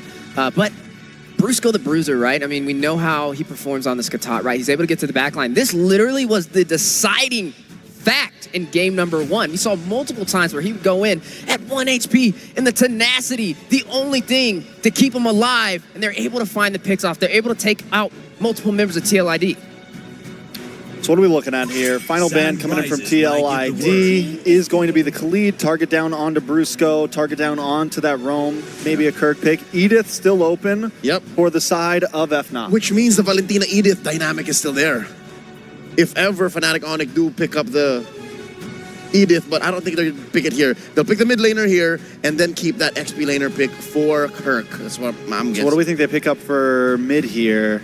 Maybe they take, I mean, Valentina doesn't look amazing here. They could go for the Farz, I guess, but Joy's going to run down on that. You got the Death Sonata. You have a lot of answers for Farza. But again, it is Super Friends, probably one of the best positioners in the game right now. It's tough. Even the Aurora is still available for grabs. FNOP could definitely take that, especially having that Hilda is going to rush in. I mean, having the crowd control would be very effective. But wait a minute! Sicilian locked in for FNOP. Mad range from Fnatic Onyx Philippines. What does TLID do? Currently, they only have one person who can get into the backline here, and that's Fabian's Joy. Do they have room in the draft to kind of pivot there? I mean, we've seen this exact pivot before. We've seen Joy go, mid? Be the answer, and then they pick up Alpha or something like that. I don't think the Ghost plays like that, son. Hey, man, I'm just saying. You're right. He's a artillery backline. I don't know if that's in his kit. It's true. You can fight range with range, though. You could go in for the Navaria. I mean, up against this composition, you can play from afar. The only thing you have to worry about. Navaria's cooking. That's a double poke. Your team.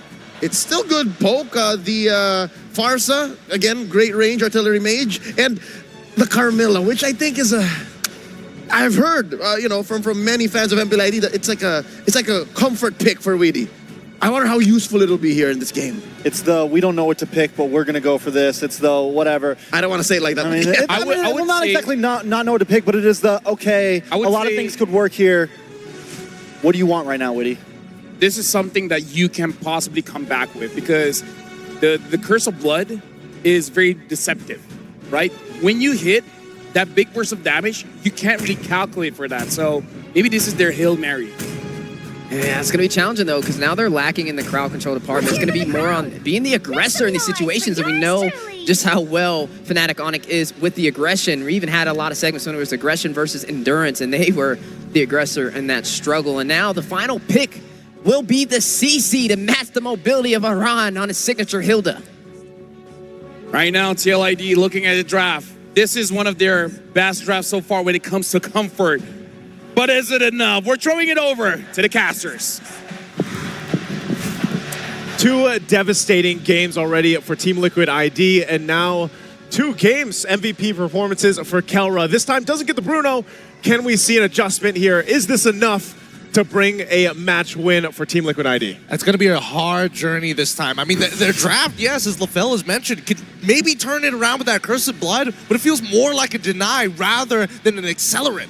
I like the adjustment, right? I really like the adjustment for TLID. I feel like this is a very comfort draft for them, and it's now or never.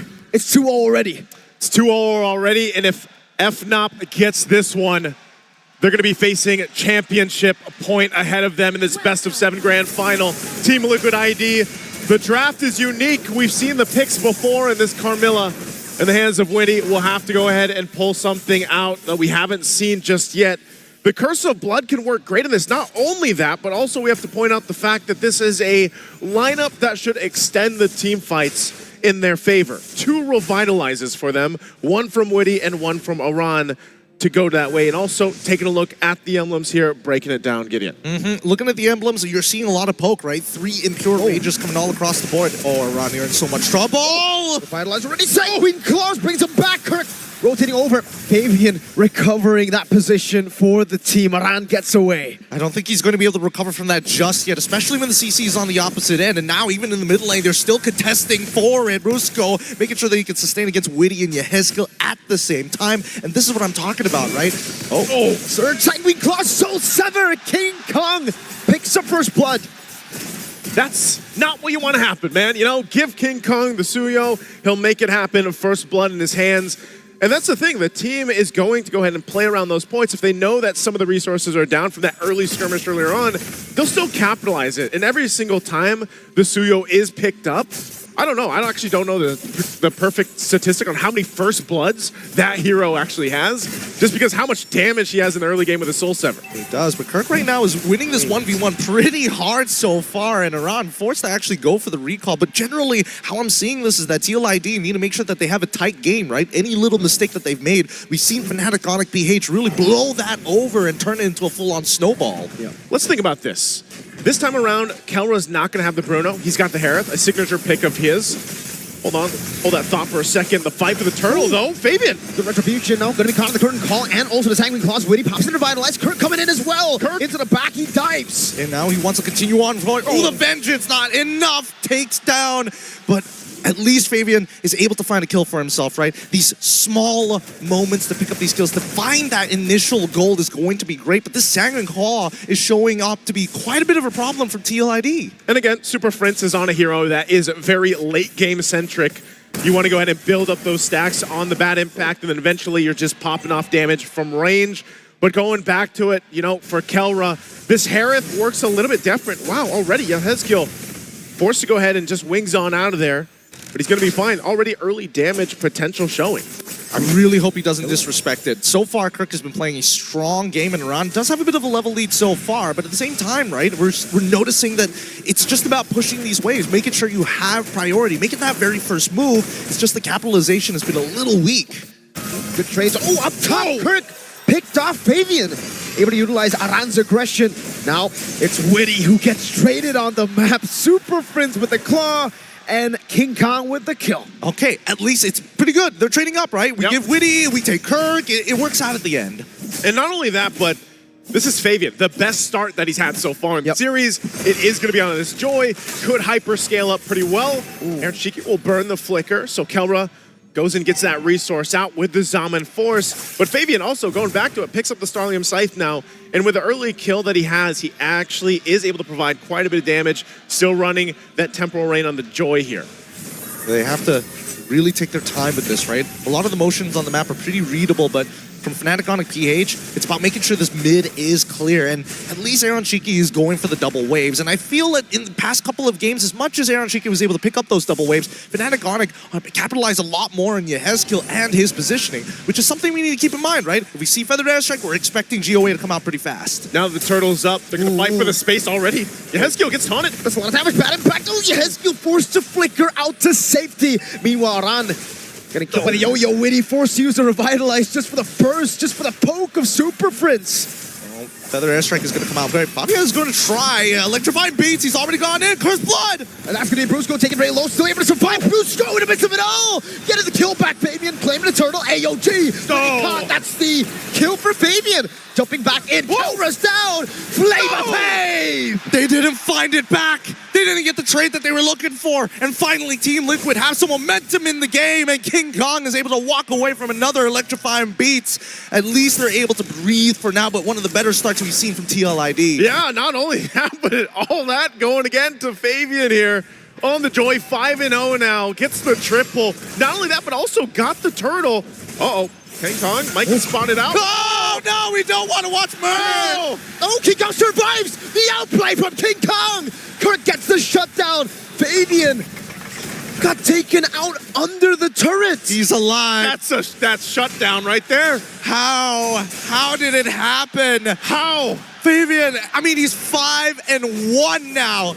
Broken record at this point of time, but here comes the rest of the team. It's now they're going for a bit of a lane swap. Kelra dealing with a round underneath the turret with the Zaman voice. He's not even worried about it. Doesn't care about it. Oh, look at him. Jumping back and forth. Aran going to the bush again. Sanguine Claws catches him. Oh, the airstrike into the back. Aran will be slain by the bat impact. The timing on the Unbreakable to get the taunt outside of the circular from the feathered airstrike was perfect timing. Outside of the circular. I love that. I'm going to steal that. I like that a lot, as a matter of fact. But at the same time, it's 5-5, and they've evened out that lead. Man, that was such a huge shutdown. The gold now looking real good, but there's permanent damage on the map. Top side missing up and one inhibitor. Sorry, not one inhibitor, a tier 1, but even the bottom side has been traded too. At the same time, King Kong's still a level down on Fabian. He's a level down, and they're finding these small wins across the map. And Team Liquid ID is going to have to get in a position to go ahead and capitalize on some of the leads they have. Like you just mentioned, the lead in levels, even for Aaron Shiki, he is a level 10 right now. He's only got the Hunter Strike, still building in. Meanwhile, Kelra, Starlium Scythe, still working on the second item, but now the last turtle for the game is started up by TLID. Let's see if they can get the 3 for 3 here. They're all going to focus onto Aran. Sanguine Claw, Aran very low for the airstrike to zone him away. Fabian wins out the red tree battle. King Kong taken out by Fabian as the curtain call comes down, but FNOP will just disengage. Yep, they're just pulling back. We don't need any more than this. Let's not overextend, and let's just breathe for a moment. With King Kong already down, Fabian has guaranteed his level lead against his opponents, but Aaron Shiki is the main win condition. He needs to poke out his opponents, and once Fnatic on it get desperate, that's when Witty needs to find that counter engage. Brusco taking a lot of shots here. Super Prince in that bush. Aaron Shiki now with the Rhapsody as well. Aaron able to escape. Kelra with the chase, and now gets caught by Aran. Power Wilderness, and for the airstrike, Kelra! Still able to dodge away for so long. 2 for 1 so far, but it's still revitalized. Comes out through Electrified Beats. Does not take him out. Finally, Fabian is able to put him down as Aran is next to fall with the help of King Kong. Are you going to do it? Yes, he will. Underneath the turret, they dive. A double for Kirk. The timing from the Super Fam comes through again in a fight that you thought was all for TLID, but it wasn't. And now, again, the pendulum swinging in Game 3. They focus on the base the mid turret, tier 1. Under the turret going in for the airstrike, and Kirk shall be shut down by Aaron Shiki. That's 280 gold into the pockets of TLID. At least they find something back. 9-9. They're keeping it a very tight series here, but with 3 turtles on their side and 1 turret, we're looking for some permanent damage from specifically Fnatic on a PH, because now you realize that it's all about waiting for that Cursed Blood to come out and then maybe looking to, you know, overstep a little bit to get TLID to come out of their comfort zone. The most difficult thing here for Fnatic on a PH is obviously dealing with where Fabian is. Most of the time, because of how far ahead he is in terms of damage potential on the Joy, they got to keep an eye on the back line, and Kirk's been doing a fantastic job. I mean, he is tanky enough to go ahead and jump in around whether he has the Vengeance or not. And that's kind of a mirrored approach where your back line is both exposed on both lineups if you're not careful here. So they check things out in the mid lane. The Lord is up, and Kirk's going to be the one to go ahead and get in position.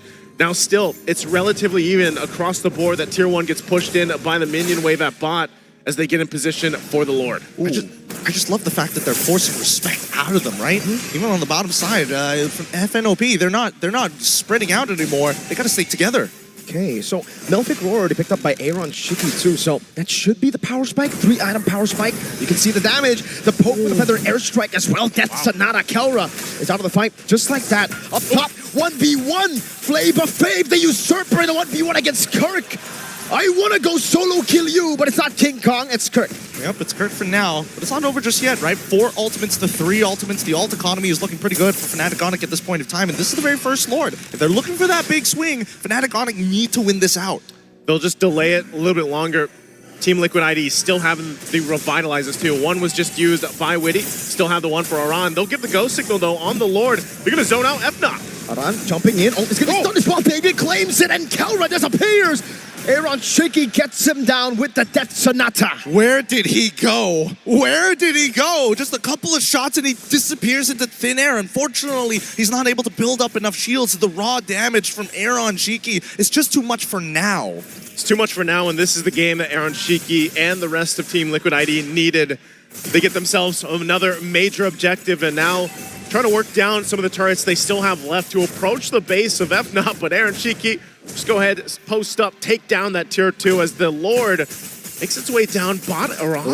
No. Kirk? Even with the revitalizer, Aran might have just made it. Kirk into the midst of the rest of the cavalry who just pounce on him. Kirk, he's got to calm down here. I mean, yes, it's calculated from Aran's side, but Kirk should know better. He got very confident off of that, and this is off of a Lord push. Lord push right now.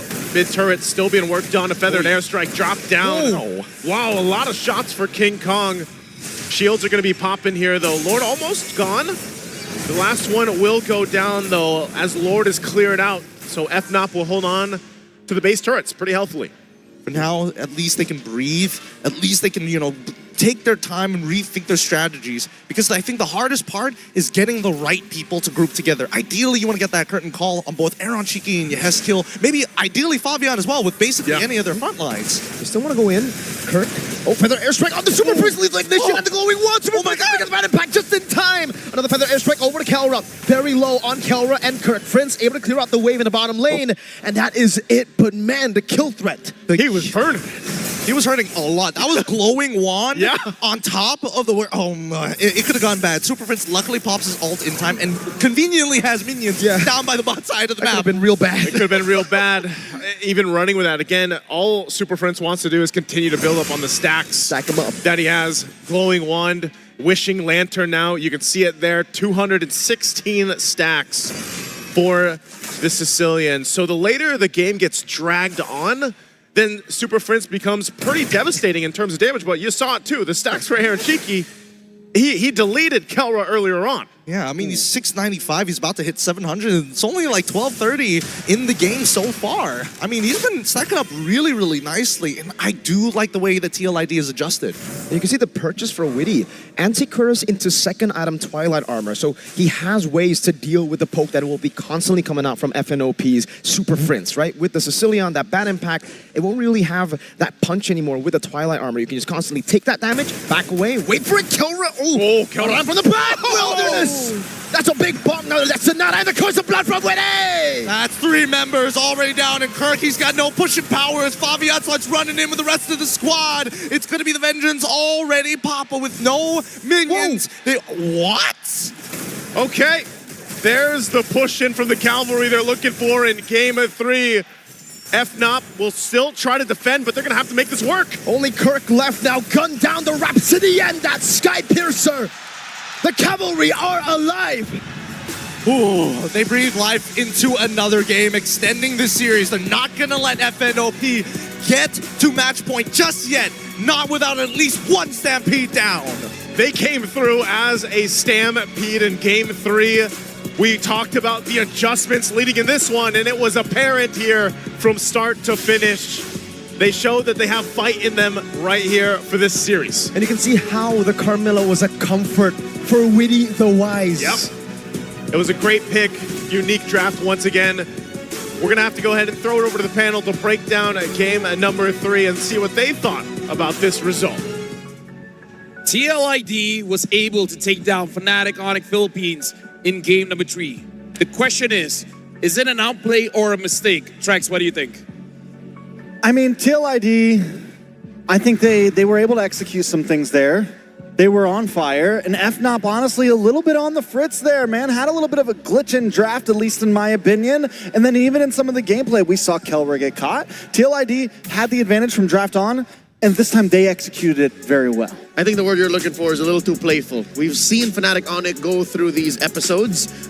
One to point out is against Falcon Esports. They picked out a double dive lineup, put a Yu Zhong in the EXP. In that same series, they put a Uranus into Kirk's hands, and that was against Liquid ID. I correct myself. Either way, we've seen it happen a few times from them. Yeah, so it seems like for the sake of shaking it up, Fnatic Onyx, we're only speculating, but decided to first phase draft a Harith, and then open up the Granger, give it over to Aaron Shiki, and then close up with a little more conservative Sicilian and CC, which again allowed for Liquid ID to come in and read that game from game 2, and then take over. Weezy, how do you read this? It's the Onyx special. That's what it kind of appears to be, right? When they are ahead, they tend to kind of do these things. They draft a little bit more interesting. Something I can't predict. I would say the X Factor effect. And the X Factor is high risk, high reward. And this way, in this game was not their reward. So I think in the next one, the draft was what made the difference in this. It wasn't a micro game. This was 100% draft. So this time, it's the draft. We can say that for sure. So, like, Trex, do you think that maybe for the sake of winning the World Championship, should Onyx make it simple? Yes, I mean, I think this was when we first started the night and we talked about win cons for TLID. It was take advantage of these playful moments, take advantage of these glitches in the system, and then build momentum off of it. So Fnatic Onyx, they have two choices. They keep on messing around, and they let TLID catch up, and then it's risk factor. Then it gets risky. Then they find out that, oh man, TLID has momentum now, and now they're really playing and growing. Now they're adapting. So Fnatic Onyx, they need to quickly get things back together. Yeah, this was interesting too, because you pick up the Joy, and I would have sworn the Fredrin 100% win rate would have been the thing picked up here from King Kong. But instead, decides to go for the Suyo, and then you have the Sicilian, the late game special. But I mean, this is a 13-minute game. We saw the stacks, they just weren't scaling. You know what? There were moments where the Suyo wasn't even bad. Like, I think Suyo into Joy, running it like this, especially if you're confident, as King Kong isn't wrong. I think where it really fell off was how Kirk was just holding down the fort, even when he didn't have to, for the sake of that Sicilian, to try and buy time and space on the map so that the rest of them can approach that power spike. Even at Harith, there was a moment where in the bottom lane, Harith was just dancing around Aran and pushing that bottom lane tier 1, but what after that? Where do we go from there? I don't think Super Prince wanted to be in these situations this early on, because we saw his stacks early, right? And they're not very high for like a 12-minute game time. Yeah, there's also this, you know, with Kirk, what we just saw from the items, he's very late to pick up any magic defense. Yes, he gets the tough boots, but into the War Axe, into Brute Force Breastplate. And you're in this tough position because you have Aaron Shiki, who's dishing out insane damage. You have Fabian and a Farza, who's dishing out insane damage. And every time we saw Kirk go in, trying to do Kirky things, he gets taken out very quickly. Even when that one moment he thought he had her on. Yeah, and speaking of Aran, I mean, he's running that Hilda special, right? You've seen him dominate in TLID, with TLID in season 14 of MPL, and you see the domination here again over Kirk, who was just caught out of position so many times. I mean, look at the difference in damage between Aaron Shiki and Kelra. Kelra did just as much as Brusco. And that's not very much. If anything, Brusco dealt more. You look at that number. Talking about Kelra here, he is a short to mid-range mage. He likes to play in the paint. And when you're in the paint, Widdy picked the right hero. If you're going to run straight into Team Liquid ID, Widdy just puts up the Curse of Blood, and you suddenly have to find another angle. Aran is just right around the corner to punish you. I think Fnatic Onyx really have to tighten up the screws and fix this game 4 draft. Like, that's just the main answer here. That's how they drop this game. Yeah, when we're at this peak of, you know, when we're at the grand finals, and I think many grand finals before this, so many things comes out to 1 or 2 picks in a draft. So many things comes down to these coaches and what they give their teams. And TLID kind of risked it there, right? They go for the Joy first pick. They risk giving over the Granger, but in the end, we have our MVP. Yep, the usurper Fabian here using the Joy when he has the space to do it. oh my God, he will take the chance and he will do it. Honestly, looking at the lineup here, there's a lot of opportunities for TLID to make sure that Fabian really shows up with the joy. And I feel like that's the secret recipe here, where they have Aran as well as Weedy, where Weedy was taking a lot of shots. But once Weedy has that Twilight armor, he's able to tank up, he's able to wait for the right opportunity to use that Cursed Blood. There's a lot of distractions, and then Fabian just goes through the cracks. Yeah, and there wasn't really too much punish on the Joy pickup, right? I mean, it looked like for the side of Fnatic Onyx, they were trying a little bit of an experimental draft, trying to find another way around it without having to go with a traditional counter-engaged Fredrin or a Belleric to go up against it, and it just doesn't work out. I feel like at this point in M6, you have to go for the harder counter. Yeah, so taking a look at some of these highlights, Fabian, you know, clean game in the beginning. Even playing a little bit risky in this first fight, maybe he decides to come back in, but he knows his team's there, picks up the extra kill, and we get to a point where Fabian just starts to scale out of control. He's second item, he goes from Starling Scythe straight into Holy Crystal, and that's when we know, I think, there was a point where he died, and I'm looking at Leo and he's 7-2, and I'm like, at this point, even if he dies 3 more times, he's still going to be able to 1v1 just about anyone on the map. Yep, just second in the gold rankings towards Aaron Shiki. He's farming heroes. Homie had 9 kills, and he could have had 10. He could have had that. He almost got the solo kill onto King Kong, but that's when that whole little instant replay situation happened. But just the same, you know that Fabian will not let you forget that that almost happened. He still performed way better after. Yeah, dropping the beat of the flash on Fnatic Onyx with that flashy pickup of the Joy, the deciding factor to help TLID push on forward and still remain in this series, not facing a 3-0 deficit, but a 2-1. Yeah, so right now it's definitely not going to be a clean sweep. So far, again, we've seen either 4 O's, 4 trees. This time, we got to see. If we're following the trend, it does seem like we're going to go all 7 games. But do you guys feel we'll even go that far? So are you saying there's just no other way? Like, there's no other way. 1, 2, 3, 4, 5 is either 4-0 or Personally, 4-3. I don't think it will go 7 games. That's exactly, because it's so clear what happened here with Fnatic Onyx. They were in a dominant position, 1 and 2. They switch it up a little too much, if you ask me, in game number 3. I think if they don't fix it up here in game number 4, then maybe we do follow the pattern, we go all the way. Only if. Only if next game there's another glitch in the system, there's another quick fritz in the draft, then definitely this whole trend could continue.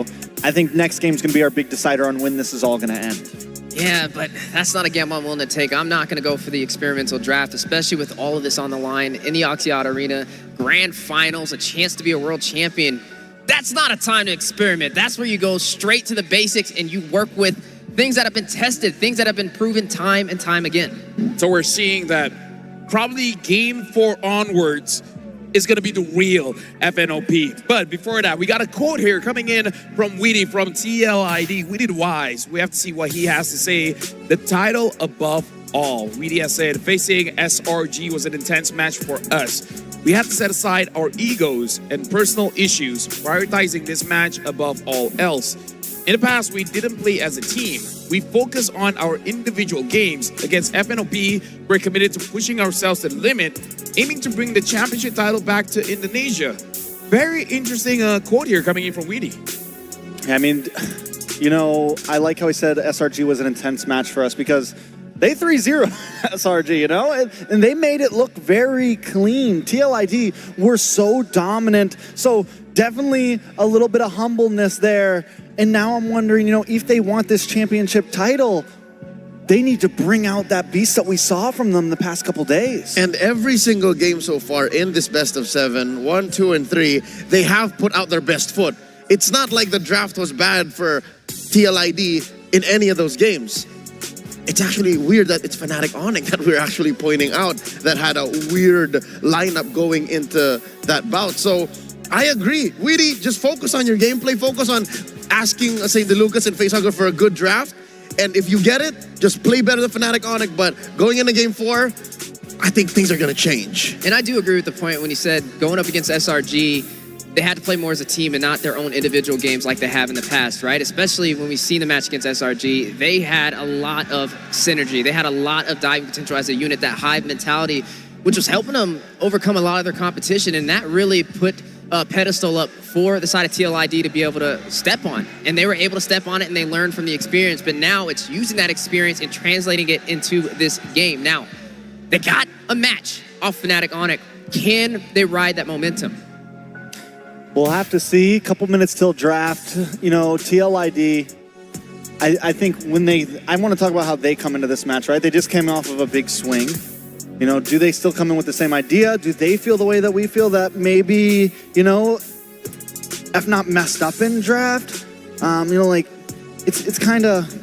That's out of your control. As a competitor, as an athlete, if you know in yourself that you won because your opponent did a certain few things wrong before the match even started, how do you deal with that? It's irreplicable. You can't go like, all right, I hope they do that again. I hope they pick the Harith early again. I'll tell you what, I wouldn't even look at that game. I would look at the game before, where the mistakes actually happened, when it was an even playing field, where it was a more even draft, because I don't expect... You said lightning struck twice. It's not going to strike twice again, right? There's a reason you said that, and I feel like stepping into the next draft, it should be a little bit harder of a challenge for TLID. So I think looking back at the previous games where they did lose in the micro engagement is what's going to make the difference overall for this series. And now we're looking at player head-to-head here, and I kind of feel like this is what we're going to see a lot in this game. Between Brusco as well as Weedy, it does feel like Weedy will be the one to take the brunt of the damage here compared to Brusco, because in terms of the mid-trio aggression, it does seem like Onyx is a little bit more compared to TLID. All right, if there's anything to take away from this, it's not what's on screen. It's something that isn't. The fact that Aran took so much damage in game number 3 to help spread it out between him and Weedy might be a key to victory for Team Liquid ID. If this, what is this, 13,000 that Weedy is taking more from Brusco is spread out between him and Aran, maybe they can take more fights wherein it's not a 4v5, a 3v5. Yeah. You know what I'm saying? Like, if Liquid ID can keep the numbers game fair, then maybe even more they can find ways to like shut down Kelra, shut down King Kong. Yeah, look for those. I think a lot of it comes down to them tightening up, looking for those, you know, more clustered team fights to where they're not as spread out, because we saw it in game 1 and even a little bit in game 2, you know, FNOP really capitalized when they're able to disperse them. You know, Kelwer will find Witty in the back line, kind of broken off from the team. Then Kelwer comes in late. So if TLID is able to group up, they're able to disperse some of that damage. Which is weird, because Fnatic Onyx are specialists at this scrambled style of team fighting. That's where Brusco can get away, heal up for like 2 seconds, come back, punch someone in the face, and then be part of the fight all over again. How do they hit this balance? How do they make that happen over and over again? Besides, again, besides a weird draft, again, secrets up to them. It's up to Coach St. DeLucas and FaceHugger to remind them how to get that. Yeah, you got to out-bruise the bruiser. I think that's one of the keys to victory for the side of TLID. I mean, we see him on the Gatot. We see him with these initiations. The majority of these games, if I'm not mistaken, were they all Gatot games from Brusco so far? Yes. They were. 3 games in a row. 3 games in a row. See, and that's a key to victory right there. Just finding a way to shut him down. Maybe forcing him on something else so he can't create such an opportunity. And now we're jumping into the draft of game number 4 here. TLID, I agree with you, gentlemen. If Fnatic Onyx Philippines draft like normal, it's going to be pretty hard for TLID. They were able to clutch it out when Aran as well as Weedy takes the damage by 50-50 here, but this time, unfortunately, the Hilda has been banned off. Fnatic Onyx Philippines will be on first pick. Which I was made. Okay, so TLID, what do they make this last ban as? I don't think you go into jungle. You take out the Bruno. So now you're kind of playing that same game. Last time they were on blue side, they had the first pick opportunity. They obviously don't want a Granger up front. They're willing to maybe give it over to FNOP. Does FNOP take it? No, they go for the Joy this time. TLID, you're in the same position. You don't make the Harith mistake, I think, here. I think you take Granger whatever, Granger Hylos, Granger Cho, Granger Suyo. I think, once again, personally, I think you go for Fred on pick 3. But it's a switcheroo now. It's FNOP first. Yeah. And then, yeah, TLID should take that. TLID, you take the Granger? Yep. I'm taking the Gatot. You got to stop Brusco from his comfort pick, right? Granger? Beat him to it, especially, I mean, they're giving respect over to some comfort picks of their own. They're taking out that Hilda from Aran, but they're going to go in for that Suyo instead, pair it up with this Lu Yi, so element of surprise in their favor. I mean, we did say the Blue Yo, the Suyo, it wasn't too bad against the Joy. It was not a hard stoppage, though, which means maybe going for something like that Belleric could be the case here. I mean, the Lu Yi, I get it. You're taking it away. It was definitely a possibility as a number 2 or 3 pick for FNOP on the swing back. But again, you're now risking losing a gold laner here if FNOP decides to lock in this Granger immediately. I think that's the choice for them on number 3 here. Here's the thing. The Granger is good, but Kelra can make a Moskov work, a Beatrix Couldn't make the Harith work last time. That's just a whole nother story. So I'm guessing they prioritize something else here and they close in on that mid lane matchup. Super Prince still has his own diversion if you think about it. Fair. Very fair. I mean, definitely agree. And and you get Brusco still onto something comfortable here. Instead of the Gatot, you get something a little more aggressive, a little more backline divey. Yeah, and this should open up the Granger for the side of TLID to have the presence in the gold lane, especially with that Bruno being taken off the board. Now, the Valentina has been grabbed up from FNOP. It's the first Valentina we've seen this entire series, and with that Valentina, you're going to have that diversion play, which means both teams will be able to teleport across the map and catch each other off guard. Oh, and the chip for the shortcuts. Now it's a party. Oh, yeah. So right now, TLID, they're definitely playing a little bit more macro here. They got both the Louis as well as the chip, so a lot of movements around the map. Now all they really need is suitable heroes to actually go through the teleports. They are folding the map in half twice. They can send out the chip, and not even with the diversion intact, like he can just scout out, come back via the Y walk, and suddenly there's so much that Liquid ID can do on the map. They just need the right pieces. Still do not have the solid peel we're looking for, and still no gold laners in both teams' hands.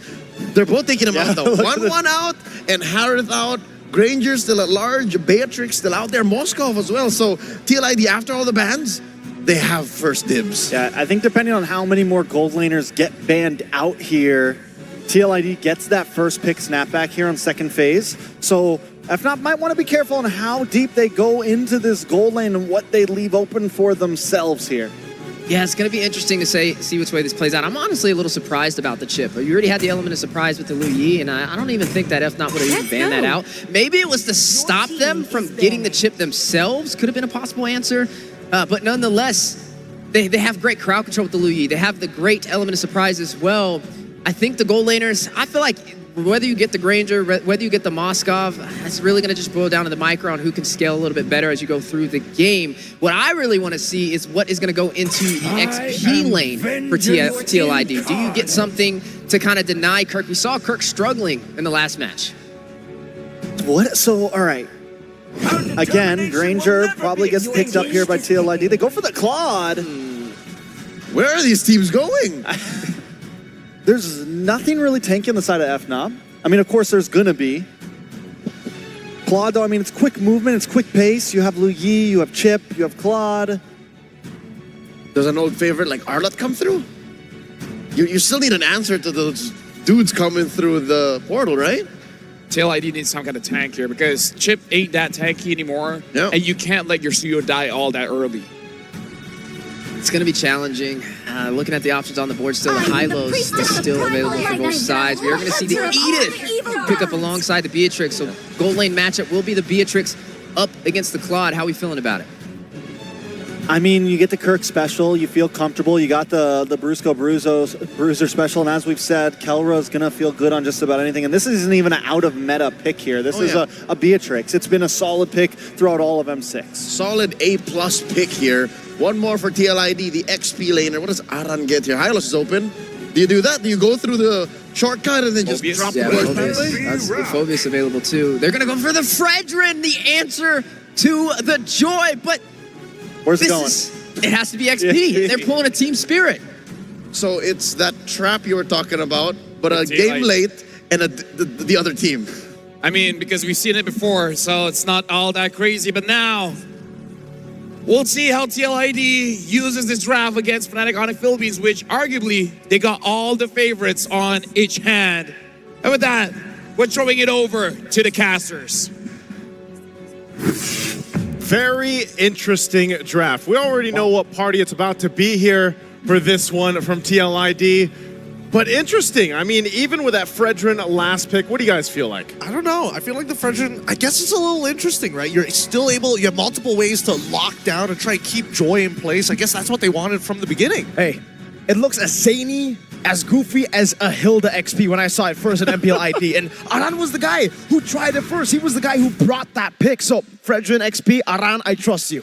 We'll see if that trust is in the right place, because one thing's for sure, TLID is one of the few teams that brings out so many unique combinations of heroes and picks, and they do it for game number 4 here. To even out the series, we'll see if it's enough. But also on the flip side, the other side here, for Fnatic Onyx Philippines, they're more so, leaning on some comfort for this. And Brusco, like I said, on the Khalid, has had great performances, and you take away the Louis Yi from Super Prince as he gets whittled down already. Oh, Brusco could be in trouble. He's going to go ahead and Cyclone out of there.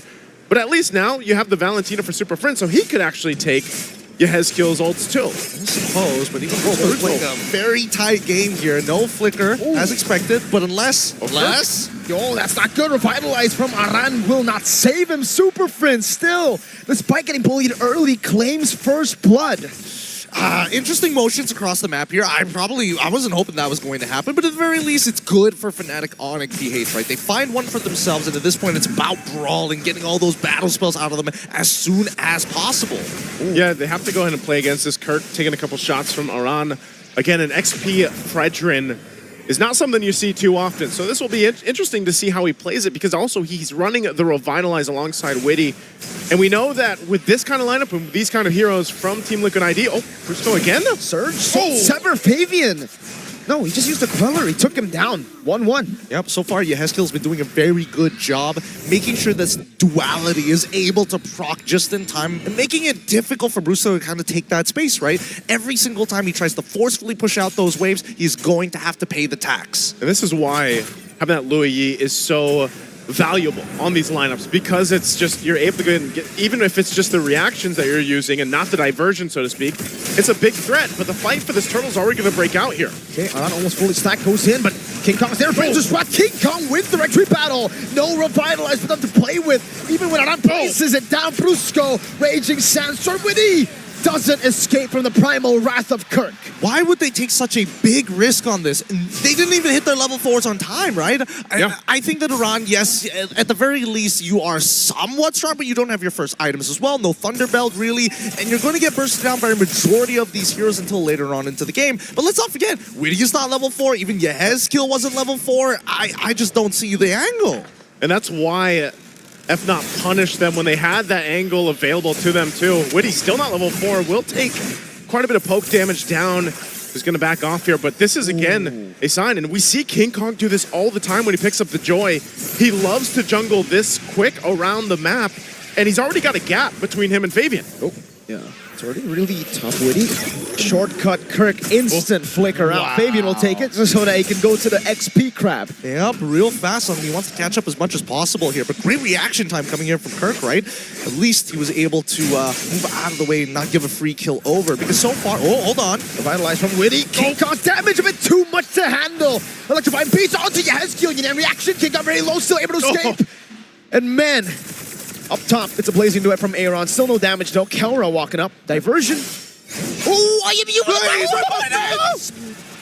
outplayed. Talk about an IMU of a lifetime to find the solo onto Yehezkiel. Nowhere safe. IMU is what they said. And Yehezkiel gone. Now a lot of the pressure there on the top side, and you would think, with the lineup Team Liquid ID has, they're the ones playing around, keeping the head on the swivel from Fnatic Onyx PH with the macro utility that this lineup brings.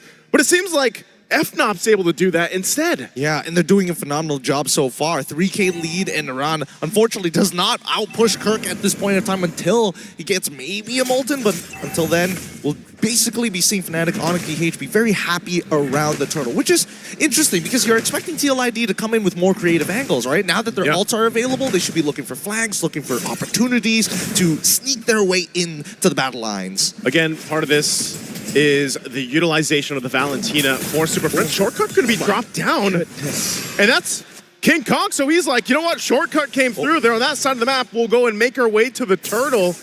and start this up to lock it down. Second one, not sure if there's going to be any contest, so it looks like TLID just goes in positions. And Fnatic on PH, they read perfectly into it, right? They see that TLID escape. They see the diversion where it was initially going to go. They know for a fact that they've got no resources, so therefore, we don't need everybody around the turtle. It's just really tough right now for Liquid ID to do anything. Primal right down below. No way. Aran, Liquid from Kurt. Revitalize from Aran now chasing down, but King Kong comes to his safety and gets the kill.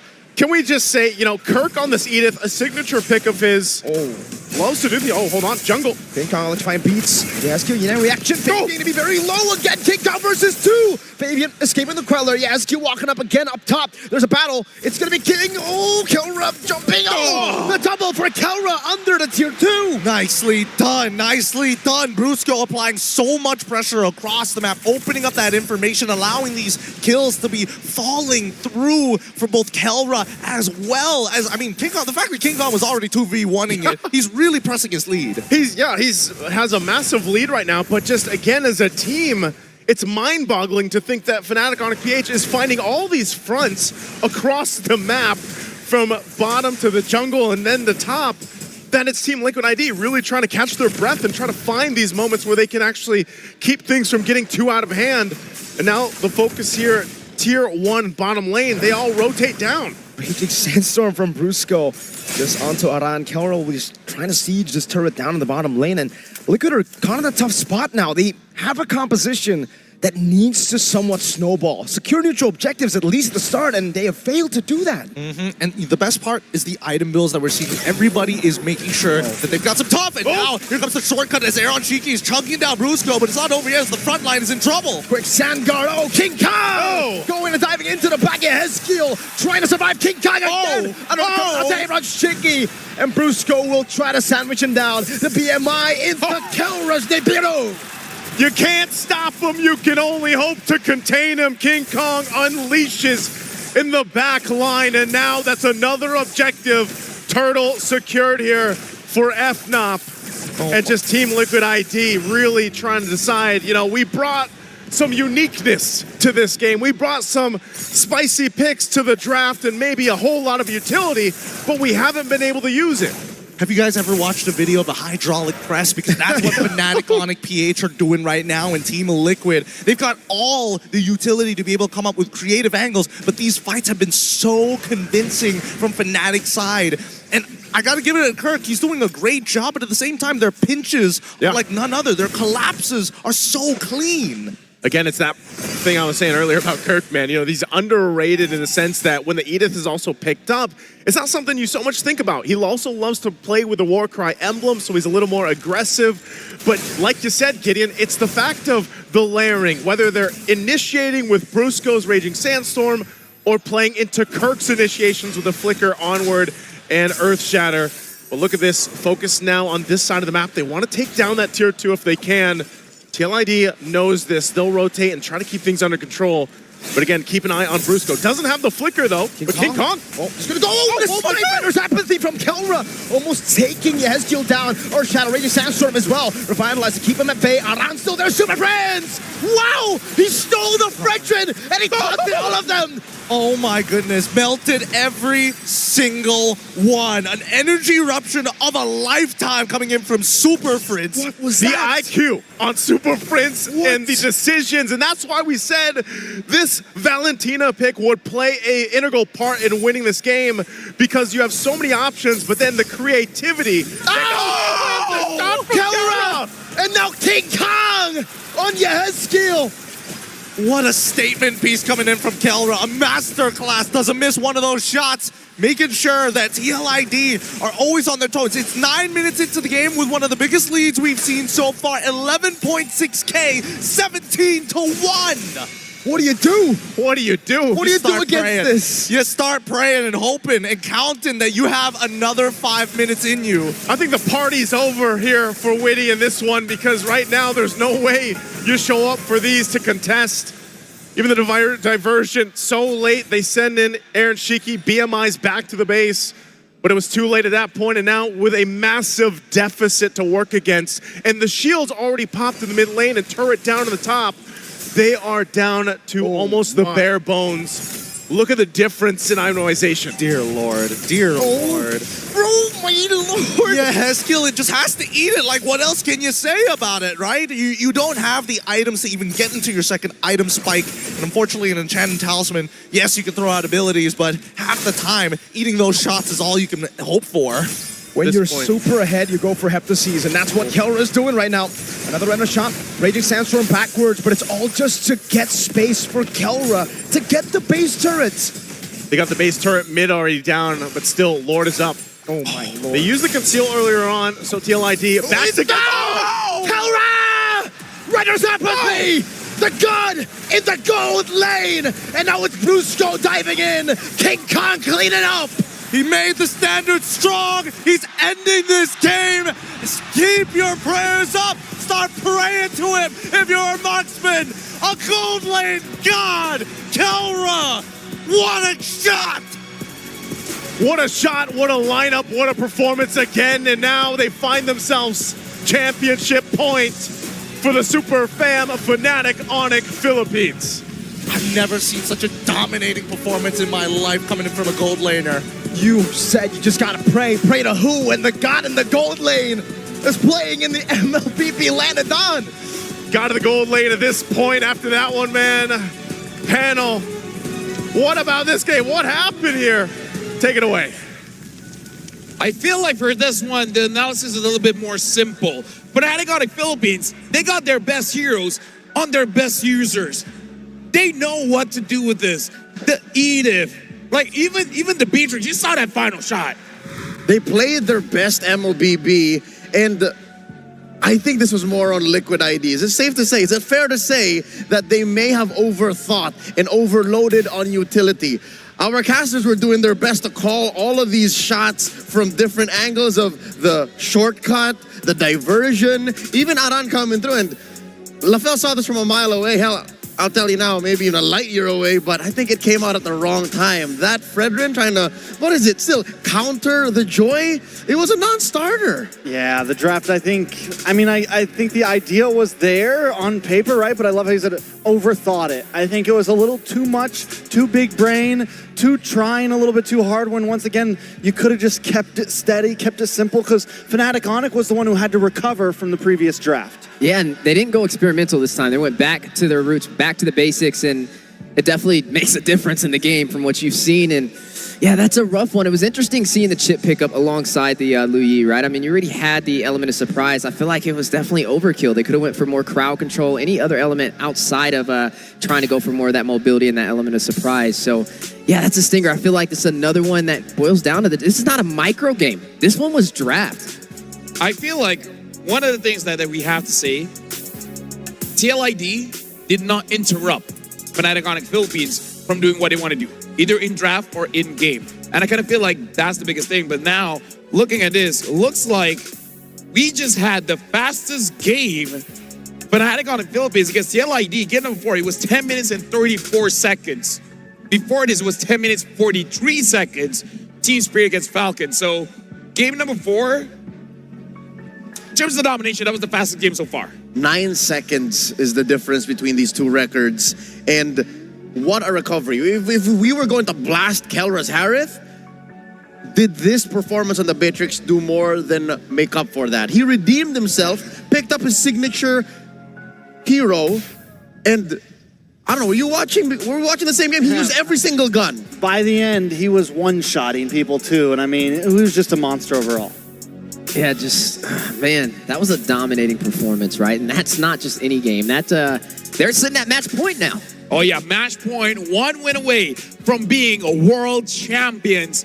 And again, we got to look back into the game. We got to look at the draft here. We're going to look at the itemization for the both, and then we're going to see, did they really overthink this? Because again, looking into the draft, one of the question marks is that the Granger was not present. But I got to ask, was the Claude an okay idea here? Because it's okay. We've seen the Lu Yi Claude interaction where you're able to basically hold every single lane, but is it too much? The world's longest BMI is what you're referring to. Trex and I were actually bouncing back on this idea that they did pick the Granger, and they picked the Claude instead because it runs away better from the Joy, protects itself a little better from the Khalid, but was that all it was? Yeah, I mean, where's the damage coming in, right? You win for this tanky Fredrin EXP, you go for the Claude, who's super shred in late game, and FNOB's draft isn't even that tanky. It's fast moving, it's aggressive overall, and I think at that point, I mean, FNOB knows. They know, okay, we're just going to push the gas here. We're not going to give you a moment to get any items in.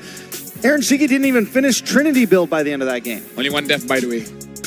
Onyx only had one death, only one casualty. On Brusco. 21-1. In the early game. In the early game. Like, that's insane. But I kind of feel like that's the biggest problem for TLID. Like, we're going to look at the damage numbers after this, but I don't know, looking at the draft, I'm not seeing a lot of damage here. Yeah, not a lot of damage, and it's interesting. When I see a Lu Yi pick up, when I see a Chip pick up, there's two ways you can play this, right? You can be proactive, you can go in and try and get these initial setups, you can be the first one to get there, or you can be reactive and wait for the other team. And right now, Fnatic Onyx, their foot's the one on the gas. You're seeing the diversion plays from Super Friends come out way faster than Yehezkiel. So TLID were lost in their own portal, you could say so. They were going through the same portal and looping back like Ouroboros over and over and over again. And I think the word we're looking for is the damage profile. There is shred on Claude. Yes, if you make it to like the 16, 17 minute mark, there is burst on the Lu Yi if you're able to get those duality stacks on. But that aside, Fabian needs some good setup to be able to finish dudes off with the Sever. So there's nothing that they're doing in FNOP. It makes sense why they only got one kill. From your points, I'm hearing one thing. A, B, C needs to happen, and then the damage comes in. That's where the D comes from. But is that really what you want? Do you want a draft where you have to set everything up just to have that one big moment? Not against a team like Fnatic Onyx. They are a team known to play lightning rounds. Hell, they set another record here. Yeah. Lightning struck 3 times, bro. It was just a little spaced out, but still FNOP back in gear. You know, Team Liquid ID, they tried to hit the gas. They tried to hit those shortcuts. They tried to find moments where they could catch FNOP off guard, but every time it just kind of fell short. Looking at the damage numbers makes me feel a bit uncomfortable. Yeah, you're seeing a lot of damage over there. Kelra spearheading the way on this Beatrix, a signature pickup for him as well. And I mean, this is what happens when you have somebody, Witty on the other side, running this chip, not really able to get the setups they were looking for. You know, you're putting a lot of the crowd control into the hands of Yehezkiel, and he can't really initiate, especially when there's nobody there to frontline the damage. Party never started. Kelra was too busy keeping them in his scopes. He was lining them up. I mean, look at this. Aaron Shiki didn't deal 20,000. Yehezkiel 22. Fabian 23. These are not the damage like, here's the thing. You even said it, Leo. Onyx Lamb is not even that tanky. You don't need to do that much damage, and it's still not enough.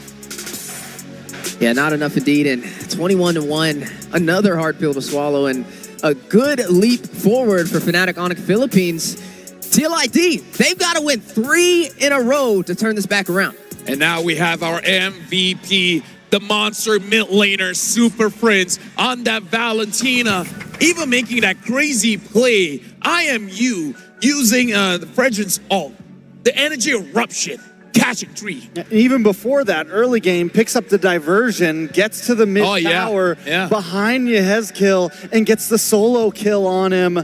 I mean, overall, you said it, Leo, we're like, okay, yeah, he gets the lead, but now he has the diversion as well. We literally see it in full force within the first few minutes of the game. Mans is straight up taskmaster. He sees what his opponents can do and says, I can do it better, and does it. I'll be honest with y'all, that Fredrin taunt play was good, but I think it was just extra layers of flair. Because I'll tell you now, with the draft that Team Liquid came in with, as overly creative as it was, they also kind of put themselves in weird positions for Friends to do that.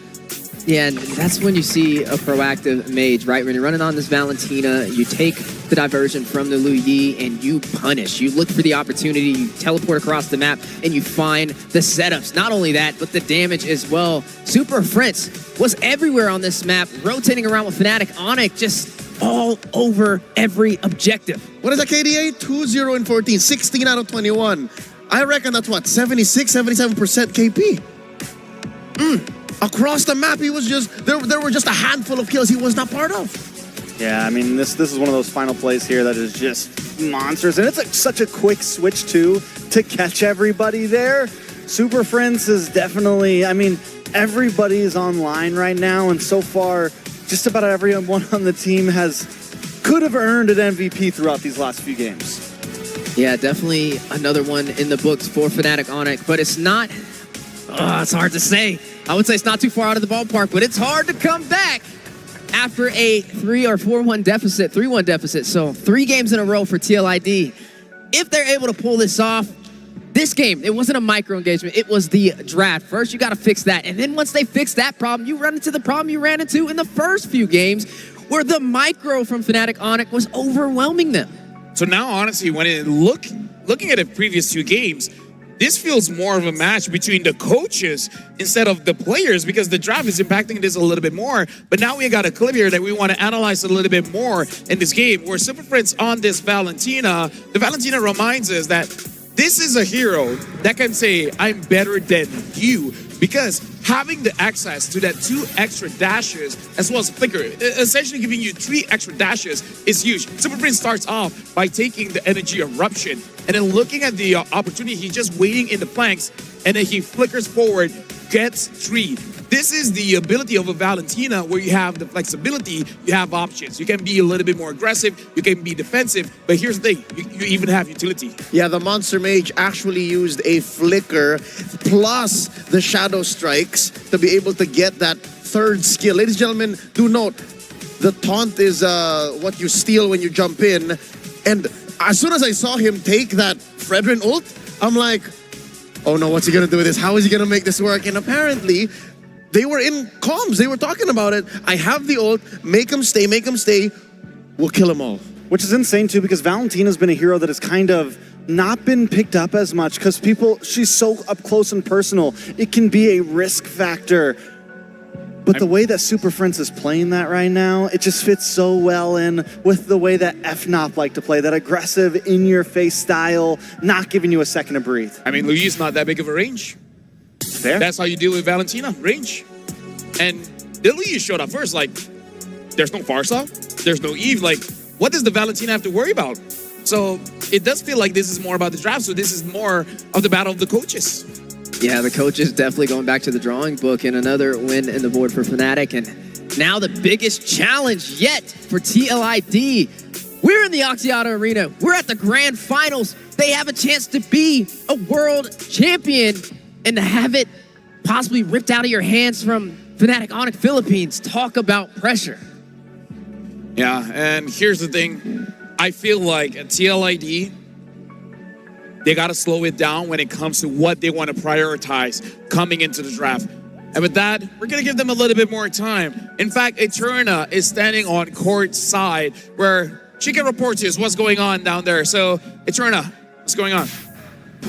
Hey everyone, it's Eterna, and right now courtside, and it looks like a celebrity is in the audience. Wow. It's none other than Faidil Jaidi. Welcome to Malaysia. Thank you, thank you. Oh wow, so many fans. Hey. You guys know him? Of course. Alhamdulillah, dia kenal. Alhamdulillah. But it looks like we are at championship point right now. So we are 1 game away of crowning our new world champs. If it goes that way. Are you here to support Indonesia, TLID? Yes, of course. I came here to M6. Want to support Indonesia, Indo Pride. Indo Pride. Do we regret that, guys? Indo Pride? Indo Pride, Indo Pride! See, I don't know if there's a lot of Indonesians in the building or it's just a serumpun thing. Is it serumpun or is it Indonesia? Indonesia. Wow.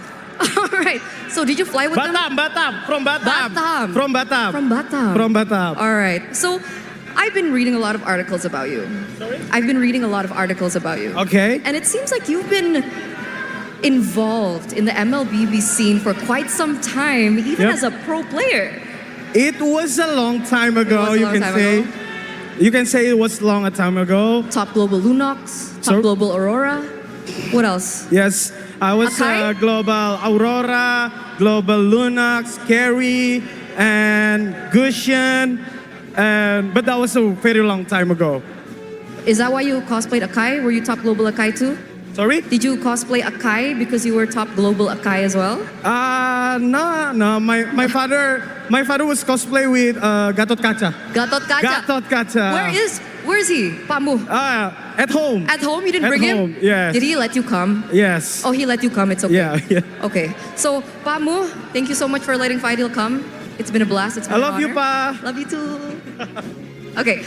Next question. So, what do you think? I mean, you've had experience as a pro player. You know the game well. Yep. What do you think TLID can do to come back from this? About that, I cannot say for sure, but I was hoping and I believe that TLID was performing the best, the players, the coach. So we are Indonesia hoping TLID can bring us some comeback moment. Comeback moment. How? What do you think? Maybe, I don't know. We're just hoping because they coming here, it's already make us proud. And then we're still, everything, no matter what happened, we're still proud of TLID. I like that. I think everyone agrees. Wait, is that another celebrity that we see? Yes, very famous. Very famous. Very famous? Is she your friend? Very famous in Indonesia, number one. Number one? Number one. What's her name? Sorry, may I know your name? Echa. Oh, Echa. Her name is Echa. Echa, I heard Echa, you have... where you come from? From Bekasi. From Bekasi. Are you here to support Indonesia? Of course, I'm here to support TLID. Man, the fans are really in the building. It's great to see all the support here. And last question for you, before we head into maybe a message to your fans is, what is your score prediction for our grand finals? 4-3. 4-3? For TLID. Close best of 7 going all the way? Yep. All right. It looks like everyone agrees as well. Echa agrees? 4-3? 4-3. Okay. Maybe Fadil Jadi, you have a message to your fans out there or maybe the MLBB community? Can I say in bahasa? Of course. Buat semuanya yang lagi nonton, pokoknya apapun yang terjadi kita doain buat Indonesia, buat TLID. Selalu support, apapun yang terjadi kita tetap bangga. #IndoPride. All right, thank you so much, Fadil. Thank you so much, Boy. Echa. Thank you so much to all the fans in the building because we are going to throw it back to the panel. Boys, take it away for championship points. Thank you very much, Eterna. And if we're going to make that 4-3 happen, now TLID, they can't drop a single game. They have to be clean. They have to be perfect. And that's going to be very difficult considering they're going up against Fnatic Onyx Philippines. Yeah, there's no more mistakes from here, right? Their backs are against the wall. I like to always say pressure makes diamonds or burst pipes, and hopefully today they can find a way to turn this back around because I like to see things go the distance. I'm all the way out from North America. I've seen even our grand finals in NACT went the distance, and I'm trying to manifest that into reality here in the Axiata Arena. So you're saying Liquid will bounce back here now. It's the only choice. It's the only thing that they can do is tighten up that draft, don't overthink it, get good damage profiles, win lane to lane, and play the best MLBB they played their whole career. Or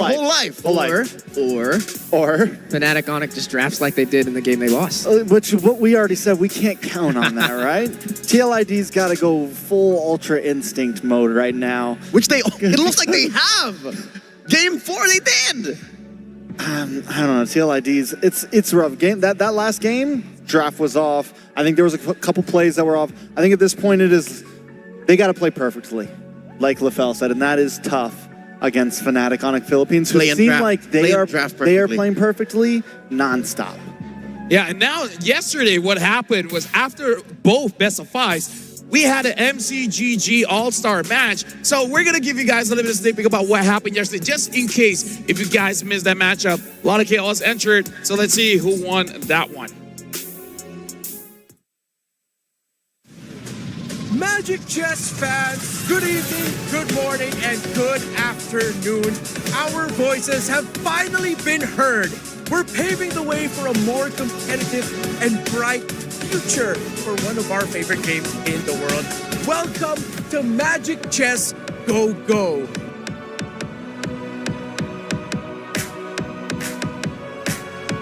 Welcome, ladies and gentlemen, to Magic Chess Go-Go All-Stars 2024. Powerful tanks. On the other side, we've got Team Gaming versus Just No Limit. 3-star Popol and Hoopa, but not quite enough to finish things off, and that means that he as well will be eliminated. The captain of Team Magic taken out at 7th place. 2 members of Team Magic are already down. Team Go-Go, they are securing that top 4 position for now, but things change here, right? Still standing, and it is none other than our finale here for Chiku Guys, our winner of the Magic Chess Go-Go All-Star Showmatch. The new era of Magic Chess Battle is about to begin. Maybe one day you'll join us in a stage like this as a pro player in MCGG. Thank you for watching and staying with us. My name is Reptar. Good night, everyone. See you next time.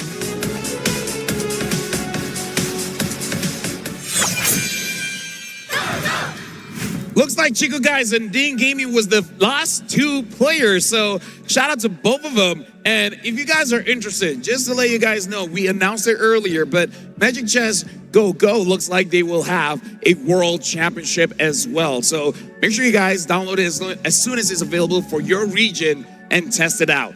But now we got to focus on this upcoming match because, again, Fnatic Onyx Philippines are at match point. And TLID, unfortunately, in the previous game, they drafted a little bit too cautiously, but in terms of how they play, maybe a little bit too aggressively. But the problem is, you want to play aggressive, but you don't have enough damage. So it looks like the identity of the draft was not really replicated in the identity of the gameplay.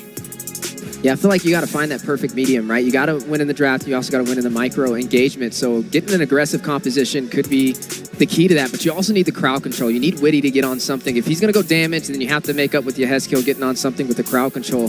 There's no in between. You can't go all to one side or the other. They have to both play their role, and they have to play it down to a T. So, let's say the little voice in my head, the member of the cavalry that's in my head is saying, if they some way somehow end up with a perfect draft that, you know, they used somewhere down the line, like against SRG last night, can they do it? Can they take down Fnatic Onyx here and maybe possibly go for the reverse sweep at this point? I mean, if they can get perfect draft after perfect draft after perfect draft, then yes, I do think it's possible. I don't think it's solely...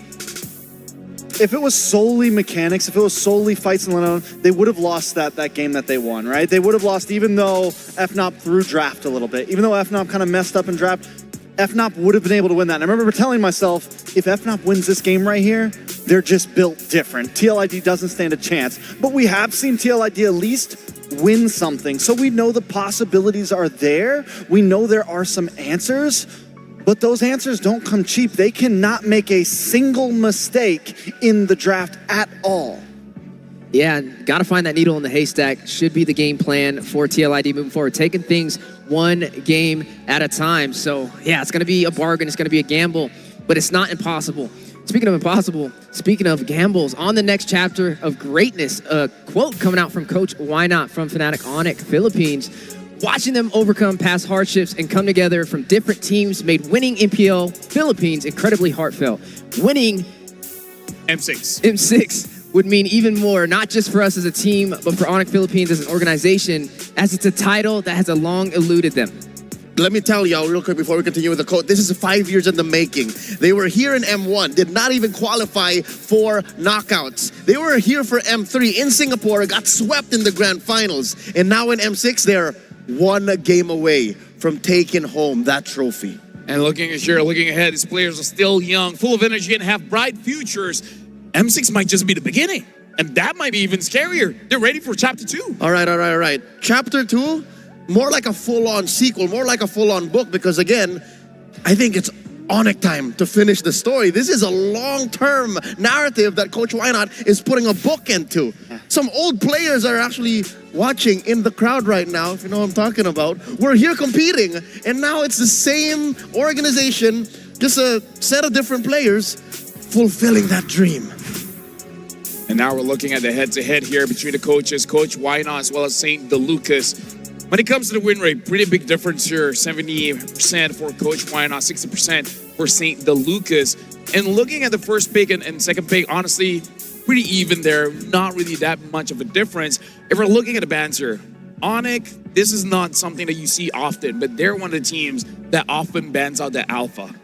Yeah, I mean, Onyx is willing. We saw it very early on, that especially when they're on first pick side, which we can see their win rates a little bit higher on first pick side. They're very willing to ban out the alpha. They're very willing to ban out 2 junglers or 2 of this or 2 of that, because they know what they want to approach and they know what the answers are to those picks that they want to go first.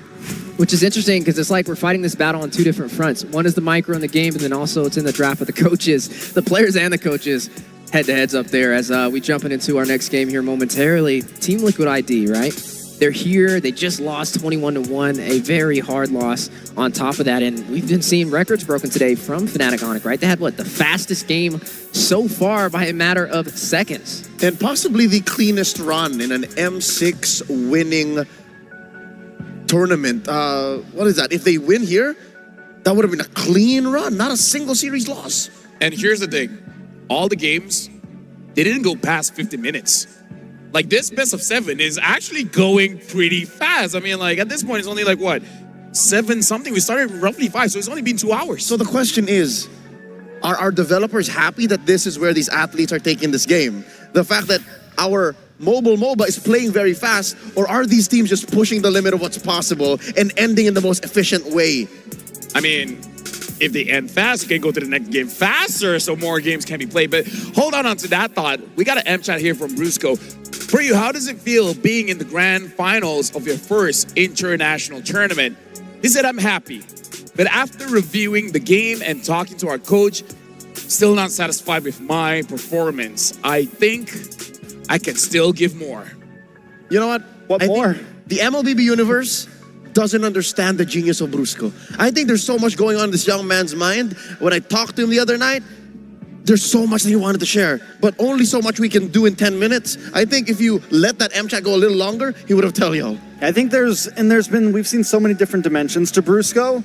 We've seen the surprise attack bruiser that wants to get in the back line, that doesn't just sit around and let you hit him. And then even in some of these previous games with the Gatot, he can be more of that, I'm just here to absorb damage, I'm just here to distract you. He has several different play styles that we've seen from him throughout the entirety of M6. He's definitely a roamer you can rely on and has been doing great so far in this series. Now, looking at this, technically with TLID at the deficit, if Fnatic Onyx closes this out, they win from the upper bracket, which the last time we saw that upper bracket win was what, M1?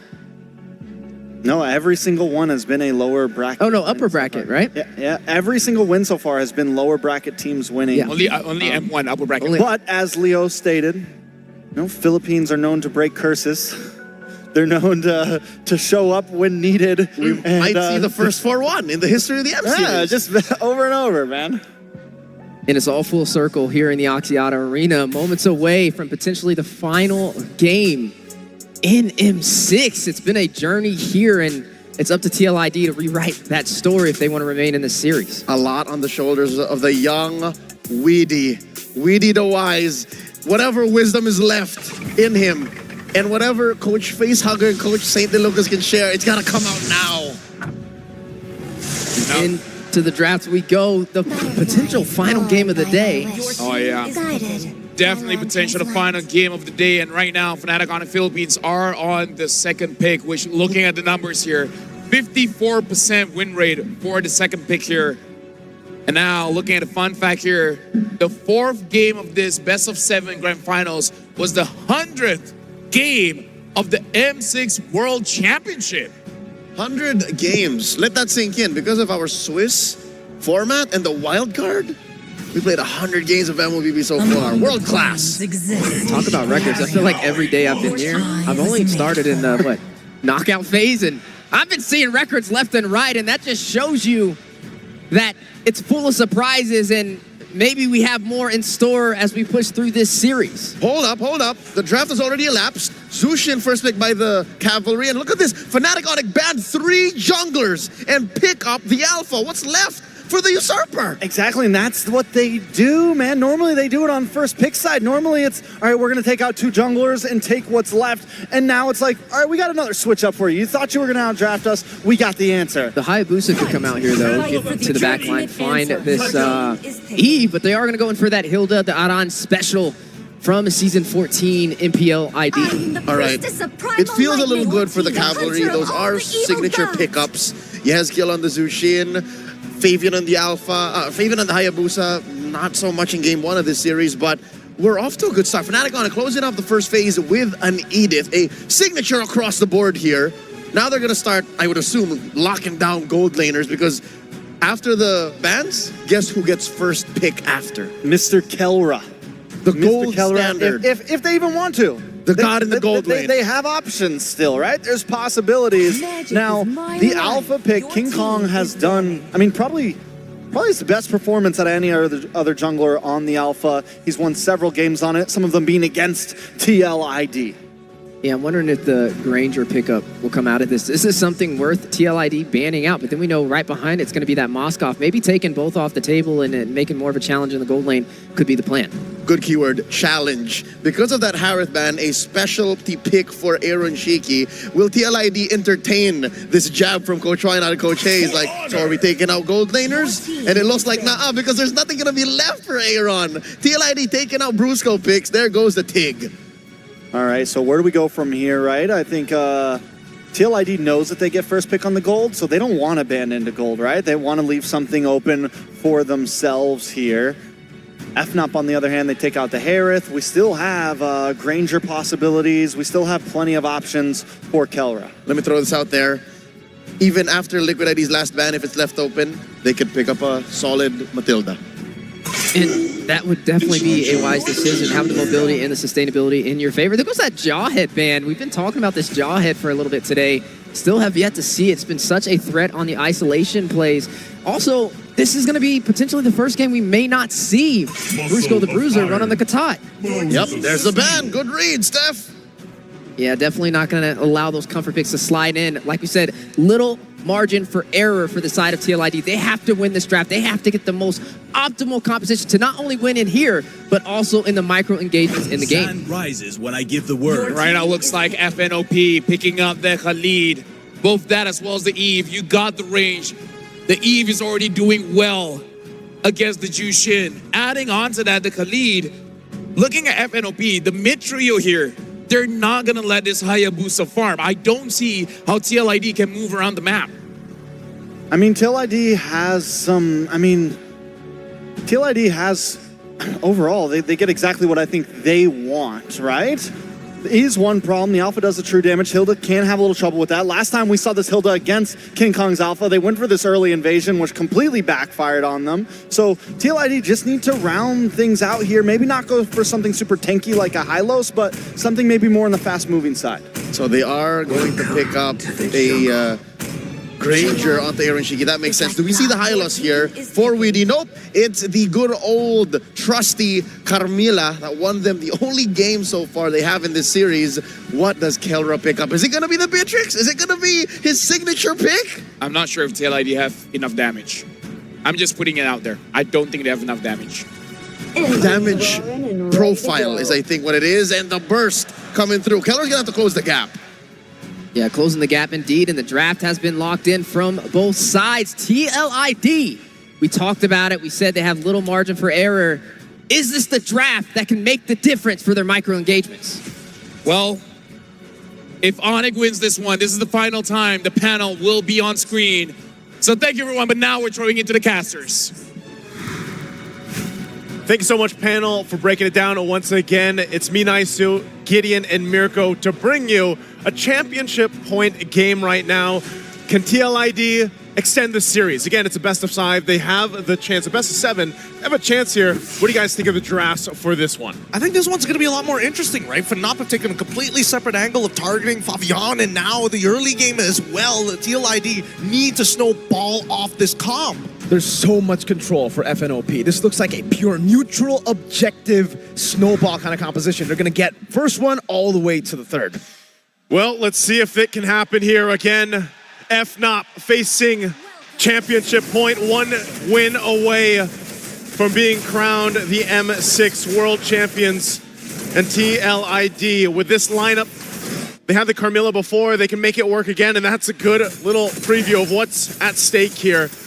As early a game already, poking happening in the mid lane. This Wishing Lantern, Super Prince. Okay. Flicker out from Super Prince. Respect instantly as Aran shows himself in that bush. Revitalized from Witty. Yeah, but just as expected here, right? Because Kirk is going for Warcry, doesn't have the concussive blast. He won't be able to push it out as quick as Aran, only for the earlier stages of the game. Later on, might be a bit more tough, but let's see how Yehezkiel's going to deal with it as the first Lethal Wanderer goes over to Fnatic on a PH. Oh, and all in early over Aran. Flicker out as well. So 2 battle spells now used up from TLID. King Kong getting that lethal earlier. Looking to go for more, but respects TLID's control with the Juicin. The biggest thing about this, if TLID wants to go ahead and have these winning fights, is really playing against the massive amount of crowd control and also just space advantage that FNOP can set up with this type of composition, even with the Eve here. I mean, again, looking at it, you know, Kirk, we just saw the performance with the Edith, still running that Warcry emblem, but even so, the amount of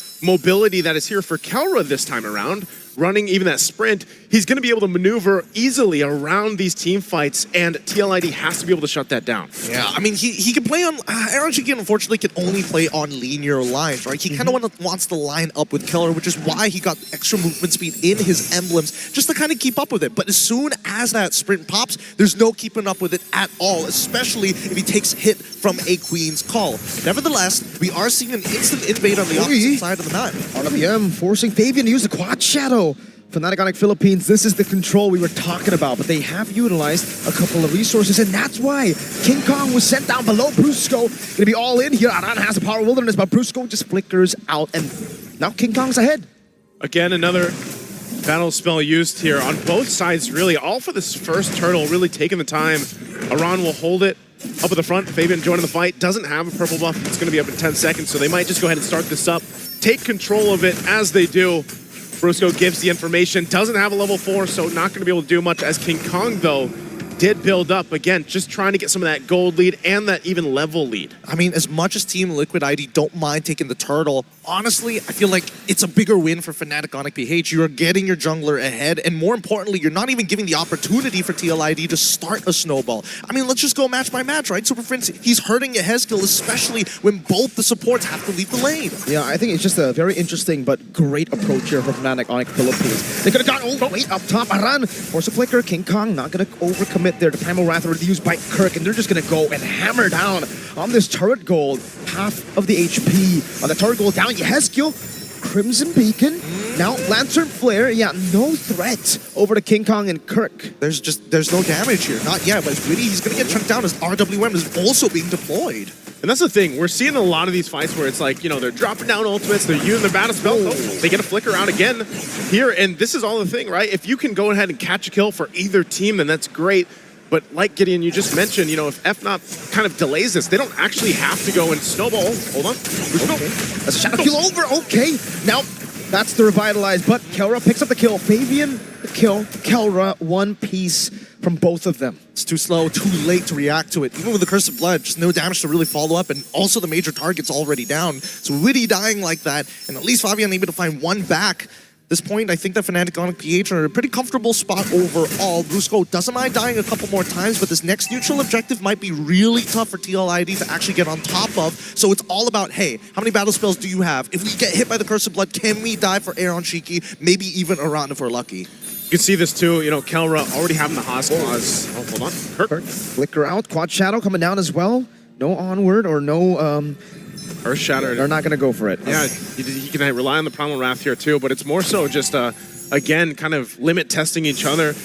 Battle spells being used up or not. Next objective is up here, and they're going to get in the zone here. They have to worry about Super Prince setting things up, but it's going to be started up too. King Kong holding it.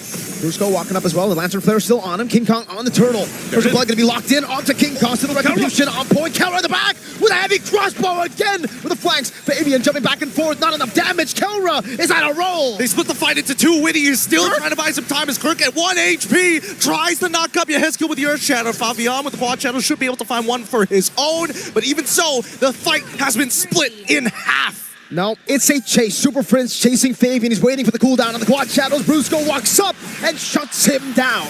And with that exchange, at least Fabian gets a couple kills, but FNOP gets a whole lot through that. Plus, taking the gold lead now in favor, almost 2,000. 1-for-1 for the Turtles here, but some of these first items are going to be picked up now and locked in and start to show.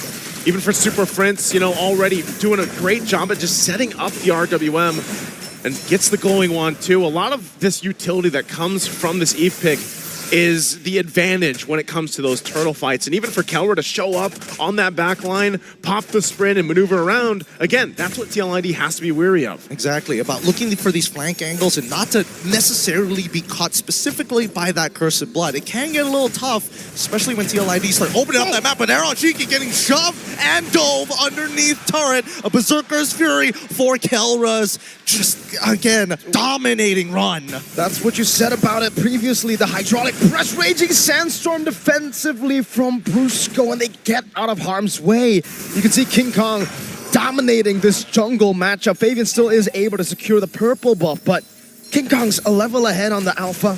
He's gonna wait for it. RWM over the Esculo. Spear of Alpha 2 from King Kong. A breather, but now the Crystal Blood on all three of the members. They're chunked out one by one. All three pulled underneath the turrets. Yeah, Heskiel continuing the chase. Fabian takes it back, punishing FNOP's overextension. An overextension, trying to set up under that tier 1 turret. Fabian having a great start again on this Hayabusa. He's had to work for it, but they're going to have to do something about Kelra here because eventually that is going to be a kill. It's a damage check. He gets under half. They got to deal with him, Kirk. Uh-oh.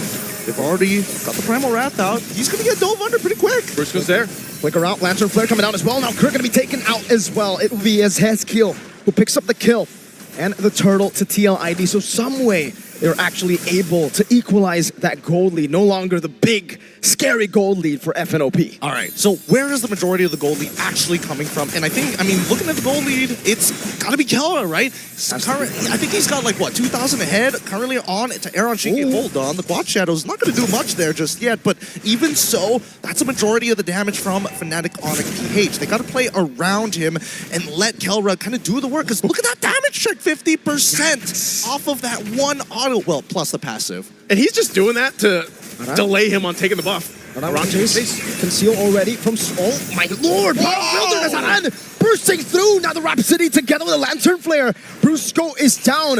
Out of nowhere, becomes a 2-for-1 for Liquid ID. Oh no. Okay, Team Liquid ID are actually pulling this back now with the lead of their own. At the very least, Heskiel has a very stable pick. Let's look at the items and really start to compare, because wow, shocking lead for Kelra, but then there is compensation when it comes down to the jungle, compensation when it does also come down to the mid lane too. And interestingly enough, as you know, as many kills as Fabian has on this Hayabusa, the fact that King Kong is not too far behind in essence against the economy here, that's fine for him, because that's what King Kong does on the alpha pick. It isn't to go and fight and fight and fight. It's really just go ahead and lock down some of the farm, and then later on, you know, you have some more of that tankiness on this alpha. You play around your setup potential, and you just let Kelra shine. And there it is. Skypiercer is actually going to be picked up already from Aaron Shiki. He's going for a third item. I think he recognizes that Heskiel is giving him a lot of peel anyway. Same goes to Iran. They need those big finishers, which means I would assume that Fabian, he's going into these fights just to chunk. And to be fair, the Juicing will go Skypiercer too, right? Like, that's the normal build we're seeing. And for Heskiel, it does look like he's on the way for a second item, Skypiercer. So they'll have two. Now, is that a bit too greedy, or is that good, you know? I think it's part of the answer is just get rid of Kelra. Whether it's either or, as long as you take Kelra out of the picture, then they lose a lot of that damage potential. And we'll see if that gamble is going to be worth it, because Team Liquid ID will start things up. Crimson Beacon out. Escape, what happened? Fabian claims a kill in the back. The assassination Aaron Shiki. So able to cut away with Detonata. Kelra chasing it on down in the bush. Kelra walking with a heavy crossbar. Power of wildness. Aaron Shiki claims the kill. Brusco running back with a raging sandstorm. Fabian with a chase again. And it will be a Lord traded in for a fight. Oh my goodness, and a fight well deserved by TLID. I mean, it might not be over just yet here. Let's give it a moment because Aaron Cheeky, it's great. The target acquisition in tandem with Fabian, making sure that Super Prince does not get that much value out of his RWM. Happens so fast. Yeah. And honestly, I gotta give it to Witty. He's been finding like 2-man, 3-man Cursed Bloods at some critical moments. Again, this Carmilla pick for Witty has worked for them in the past, even their whole journey up to this point in the grand final. And they're set up mid. Spear of Alpha into the Earth Shadow. Witty still surviving. Shadow kill. It's going to be neutralized by the Primal Rat. Real manipulation! Let's go! Kelra, he's running forward. He takes out one. Needs the backup. Dive underneath the turret. Nobody is safe. 3 flickers for 3 kills. And Brusco will pay that price. It doesn't matter if they're behind in that form. They'll make a play either way. And they still have the Lord knocking on the base turrets now. FNOP sets things up. They might look for more. They're hungry. They're so hungry. They want this inhibitor early on. They want to create that 13K lead they did in their previous series. Because Team Liquid ID, if they find that momentum back against Fnatic on PH, they might be able to turn things around. Holy moly. Just when you think Liquid have neutralized the lead, when you think they're ahead, someone else becomes the X Factor. Game 1, 2, 3, I think it was Kelra all around. Now, Brusco from out of nowhere. It's always one of them, and that's again why they have been called the Super Fam. Every single player, every single role in lane filled and just perform at a peak here throughout the tournament and now through the grand final. It's TLID on the back foot now, trying to just defend even the buffs. King Kong put enough pressure, nearly level 15. Again, with this, Team Liquid ID still in fighting form, not a massive deficit to work against, but it gets increasingly more difficult when they approach these Lord fights because of that setup potential from FNOP.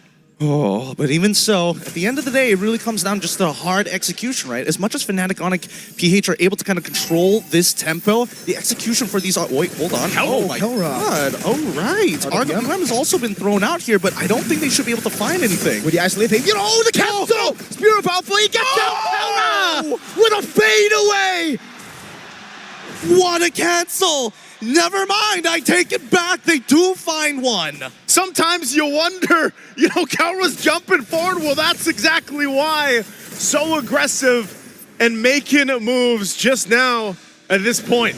How does he get a Renner's apathy on an Irithel? I have no clue. I have no clue. But at this point, this Lord should be free, right? They're going to start it up. Lord for the taking here. It's already taken. Kirk gets it. Raging Sandstorm, Brusco. Gonna be taken down. He has to with the Sky Piercer stack. Crucible Blood into the back line. Super Prince not able to pop in the RWM just yet as Kelra jumps with the heavy crossbow. Power Wildness onto Kelra, but Aran gets deleted. The peel is perfect. Kelra has the space, and Witty, as well as Aran, will not be able to create the opening that they were looking for. And look at that, just as you think, you know, he's so aggressive on this Irithel, able to jump in. Now he also gets some defense with a Wind of Nature pickup. Able to deal with some of that pressure, physical damage that might be set up from even Fabian here. They work with this Lord at push now, taking the goal lead a little bit further. FNOP will get ready to march towards the base. They already got some work done on these turrets. And so Team Liquid Indonesia in a precarious situation on this defense. They have to be able to clear things out and keep things contained and together. They're going to rely on the setup potential and maybe even this Cursed Blood. Spear of Alpha won't land from King Kong. It's a short cooldown, totally fine here, and I think the Team Liquid ID need to play this defensively. Sacrifice an inhibitor, sure, but this game needs to drag on because they're so close to their next item power spike. 39 to 43. The siege continues. That's a quad channel to the back. King Kong with the Spear of Alpha baited out. The primal wrap from Kirk as well, though.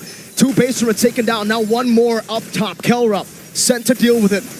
A few more shots into the turret. It will survive for a bit. Kelra wants to go for it. Walks up a few more times. 1 more time. That Sonata keeps him at bay. Team Liquid ID wants to hold on to that one. Fabian jumps in. Shadow kill, Spear of Alpha, bringing him back again. The quad shadow back from Fabian and the damage. RWM locking him down inside. It has deal with the Crimson Beacon, locking Super Prince up. Now it's an all-in into the back line. Aaron Shiki getting it, raging sense from a boost. Kelra in the base, looking for the end moment. TLID have cleared out the wave, and Kelra will be able to escape, but King Kong have dealt with him. Oh no, the minions are starting to push it. They're running out. It's one.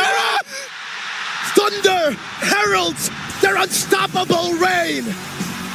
Unscathed, unrivaled, their legends proclaimed.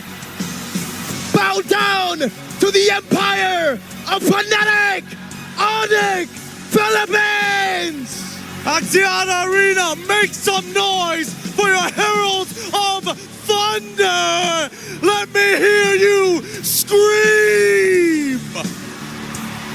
Their dominant run in the Philippines and now their dominant run here in the M6 World Championship. We're all part of the fam now. Let's throw it on stage with our winners. Ladies and gentlemen, give it up for Fnatic Onyx Philippines!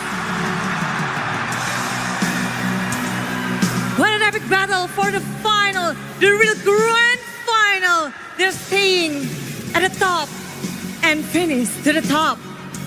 Gentlemen, Fnatic Onyx Philippines, come and join us here at the front. The emotions is overwhelming, and guys, I gotta say, Axiata Arena, you guys are amazing. You guys are the superstars. You guys are the best. This is the best M Series I've ever witnessed in my lifetime. But once again, ladies and gentlemen, your champions! The fight is over. This is the new record for Fnatic Onyx. All right, gentlemen. You may now claim what is rightfully yours. In 3, 2, 1. Ito ang lakas ng Pinas! Fnatic Onyx Philippines!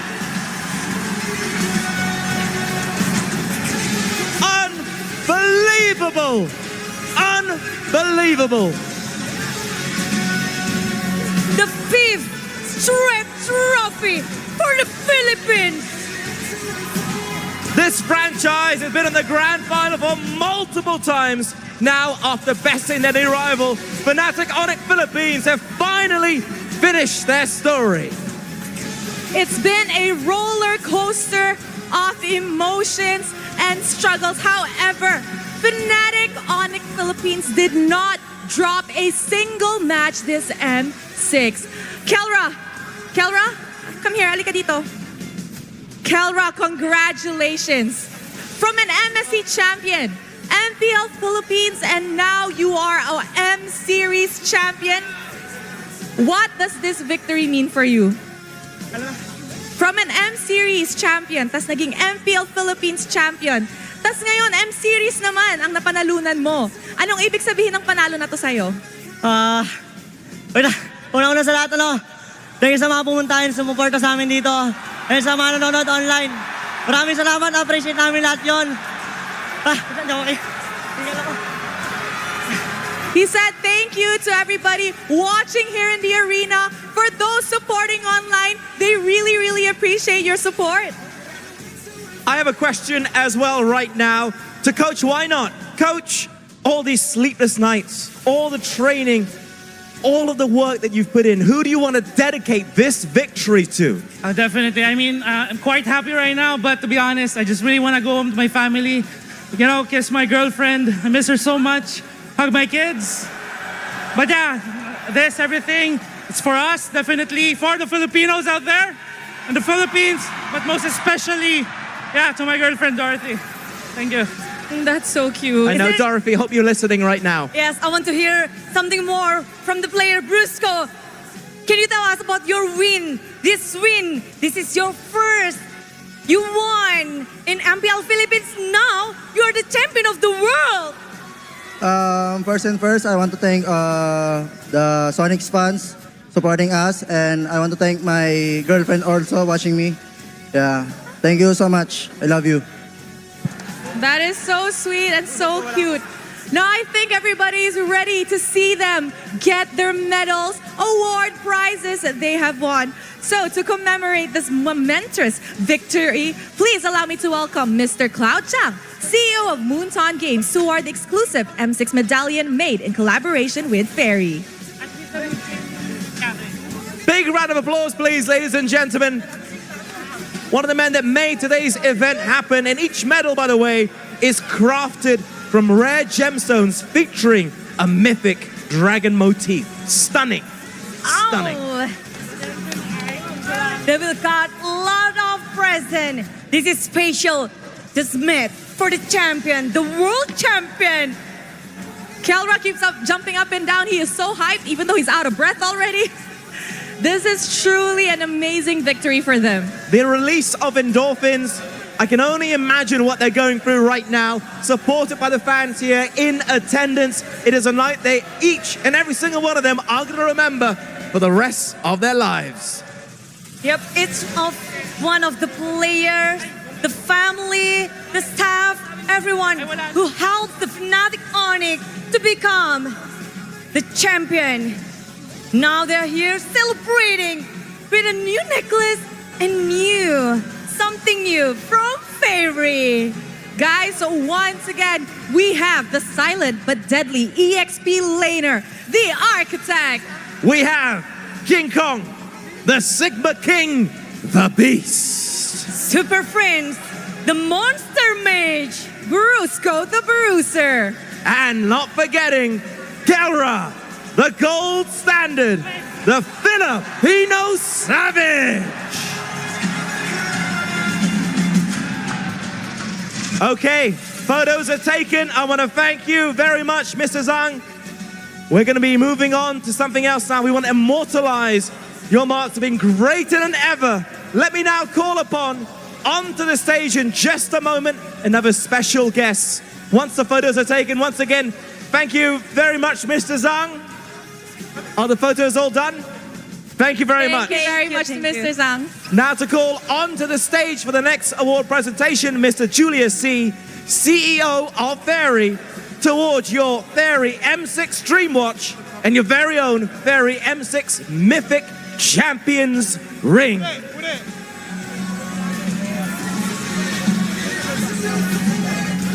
Show us. After the medals, now it's time.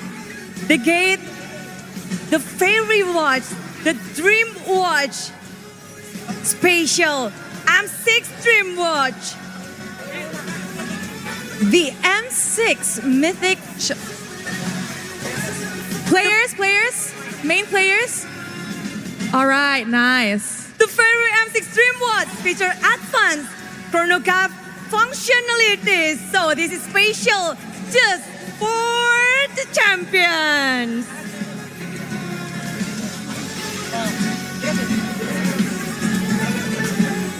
Can we get the starting lineup to come in front first, please? And don't forget, we have our very own Fairy M6 Mythic Champions rings as well. Smart Omega. Meanwhile, the M6 Mythic Champion ring boasts an innovative design with a removable crown that reveals a hidden Land of Dawn map with 20 and blue and red animals that represents the MLBB turrets.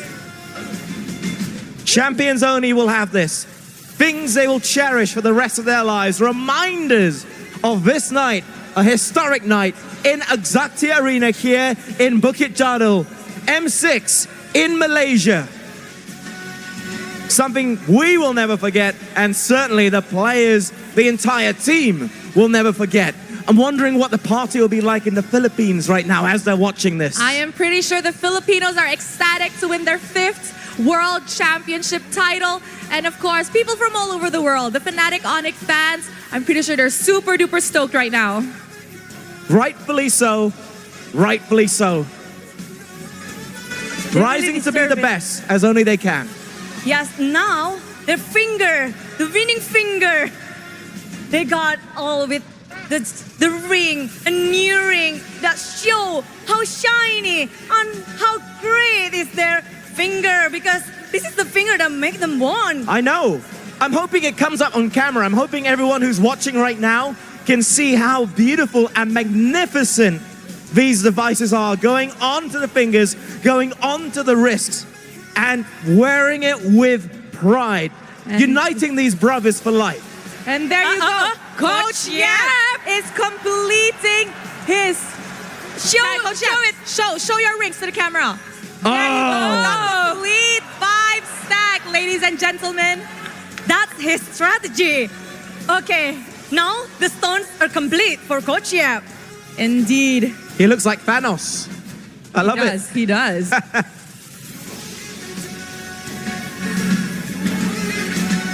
Different colors. These are green. I'm trying to get a closer look from where we are right now. So some of the watches, they have got a blue trim around them. Some have got green. They all look gorgeous. They do, and they all look really amazing on our players. Definitely greater than ever this time around. Neck, arm, finger, everything is catching, bubbling. That looks heavy as well, I have to say. I mean, better watch your luggage when you fly back. Don't want to be overweight with all the bling on your arms. They got a lot of things. This is super special.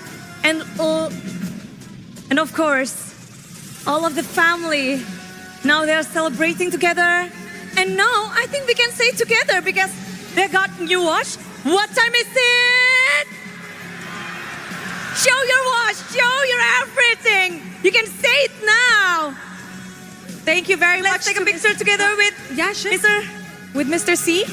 I think we should have a big Mr. Stang, let's have a big picture together. Group picture with everybody here. Okay, if everyone here can look at me. Okay, we're gonna take a picture with our VIP down here. Lovely, thank you. Let me get out the way. Smile for the camera, everybody. Show off your new rings. Coach Yeb, show off your complete stack. Ring, watch, medals, and this is the moment for the champion. What time is that? Woohoo! Thank you very much to Mr. C. And finally, to complete the champion's gear, ladies and gentlemen, please welcome Miss Ellie Chin, Smartphone Country Product Manager of Asus Malaysia, to award your ROG Phone 9. The winner takes everything. They deserve it.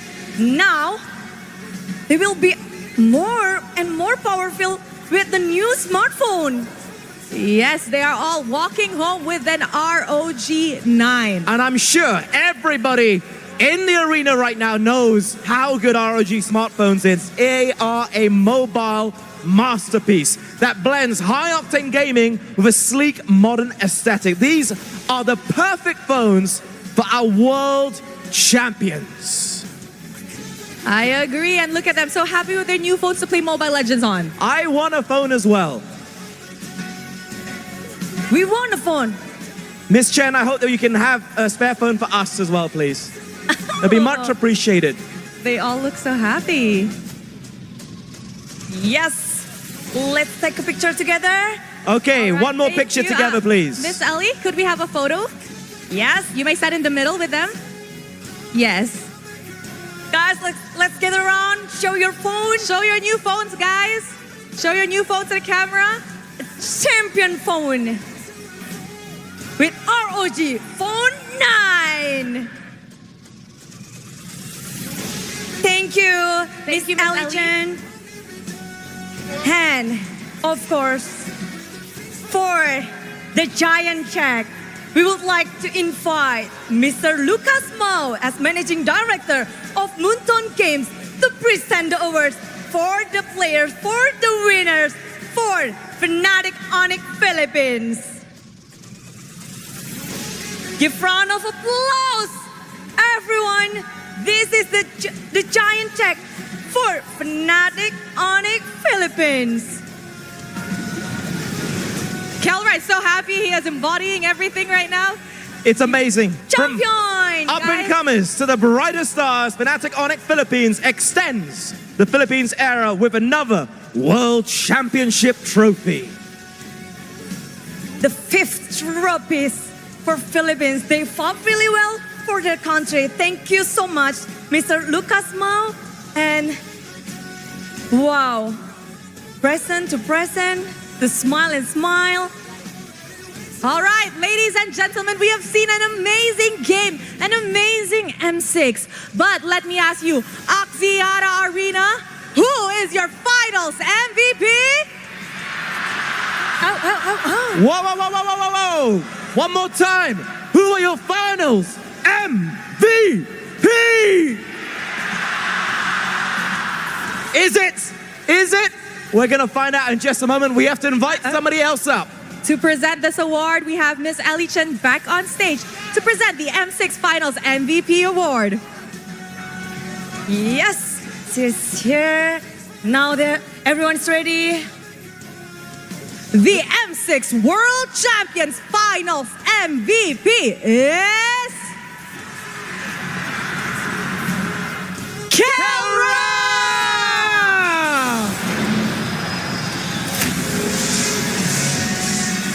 The Filipino Savage, the gold standard. Now, the M6 Finals MVP. Kelra's development, not only as a player, but as an individual, is unmatched. This is a much-deserved recognition. Our congratulations.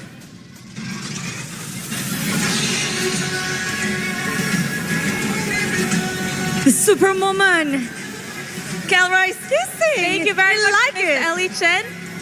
Thank you. Kelra, come here. You know what, Kelra? Come, I'll go to you. You're now the finals MVP. Kelra, you're the only player in the world with an MSC Finals MVP, MPL Finals MVP, and now M6 Finals MVP. What do you have to say about your victory? Masasabi ko lang nag-finals MVP ako dahil sa kampi ko, hindi dahil sa sarili ko. He said that he just want to say to everyone, he became a finals MVP not because of himself, but because of his teammates. Do you have anything to say to them? Do you have anything to say to your teammates? Sa teammate ko, mahal na mahal ko kayo, yun lang. To his teammates, I love you all so much. That's it. Thank you, Kelra. Wow. This guy, he's called the gold standard, but I think he is now the greatest standard. The GOAT conversation right now, is he in that conversation? Is he in the bracket of GOAT? I think he is slowly getting there. I think he's getting there. And we're witnessing history being made. Okay, looking all these gentlemen, how do you think they're feeling?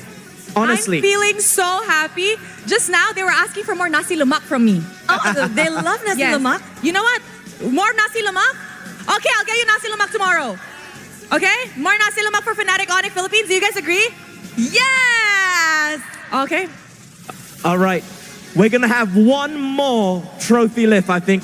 I want everyone to get by their trophy one more time. Gather around. Gather around the trophy. We're going to lift it one more time together. The Champions Lift. You've received your prizes. You've received the accolades of all the fans here and those streaming it online. The millions upon millions of fans and players around the globe who have gathered here today to witness history being made. You guys may now lift your trophy. Once again, this is Fnatic Onyx Philippines. The M6 World Championship champion. The dawn of a new legacy. Fnatic Onyx Philippines. Fnatic Onyx Philippines have finally become greater than ever. Fnatic Onyx Philippines has left their mark in the MLBB Esports scene. And now they are going back to the Philippines with a brand new trophy. Ladies and gentlemen, one more time for our champions here, Axiata Arena. Malaysians, do me proud and make some noise!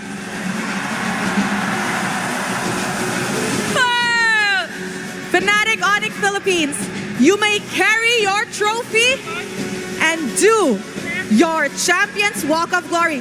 Kelra, this is real. This is real, Kelra. It's not a dream. You are living the dream. They're stuck on the floor. You are the dream now. You guys may now lift your trophy. Okay. Guys, we want you to carry this trophy down here. We want you to show the fans your trophy. So pick it up. Are you ready? Pick it up one more time, and let's walk down here. This is your champion. The champions. And this is the Champions Walk of Glory. To our passionate and ever-growing community, thank you for making the M6 World Championship possible for the last time tonight. My name is Rose. My name is Adam. And my name is Bude Clara. See you at M7.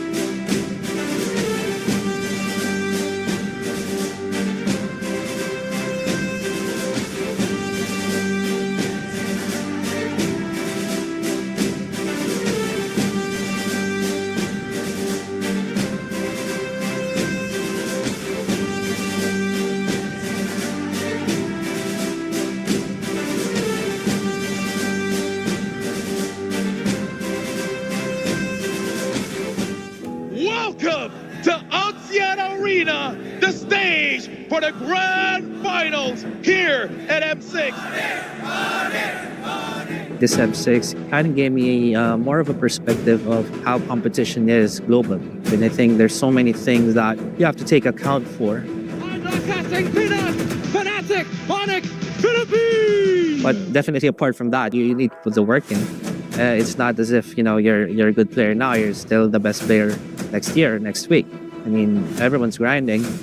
What will you do, right? 1, 2, 3, 5! You need to make sure that, as an individual, you're quite confident in who you are. This is the first step, being crowned the champions. I think at this point, right now, yes, we are greater than ever, but come tomorrow, it's going to be a new chapter. It's going to be us, trying to chase another thing. It's going to be us trying to be greater in the future. It's been, a great privilege, having your respect each and every day. I'm quite happy with how you guys have grown since, the day that we met. M6, we are greater than ever.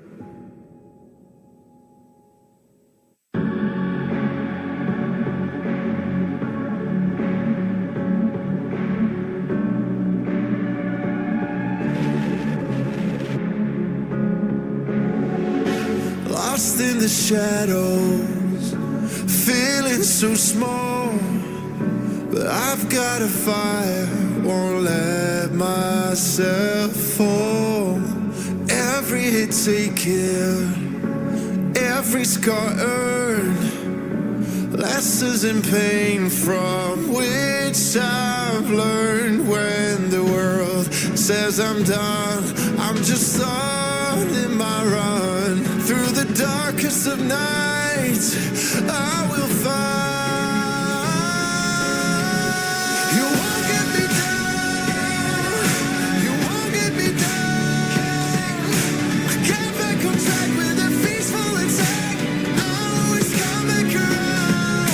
I'll never back down. No, I'll never back down. A force to behold and it waits to unfold.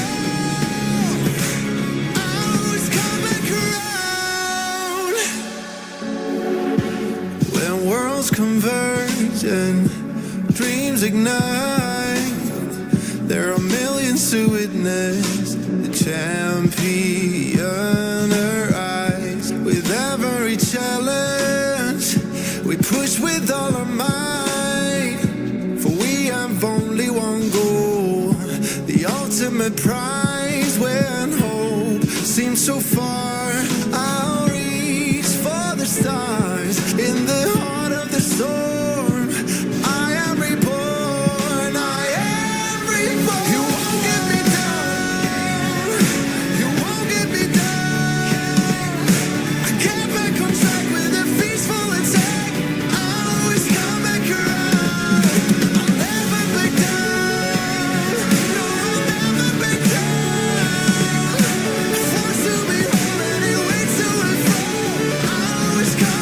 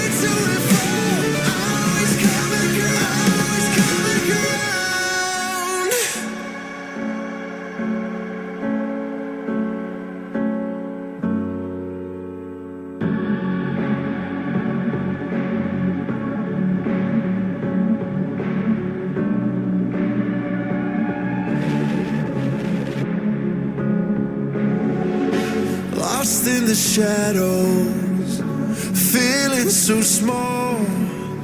But I've got a fire, won't let myself fall. Every hit taken, every scar earned, lessons in pain from which I've learned when the world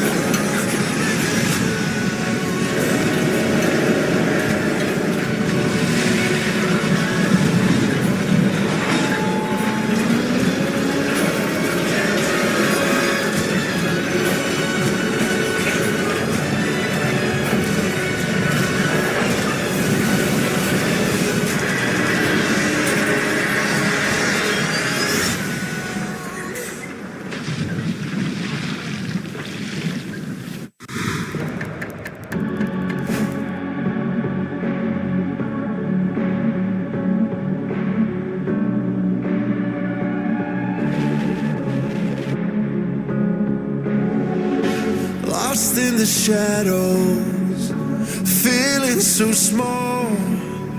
But I've got a fire, won't let myself fall. Every hit taken, every scar earned, lessons in pain from which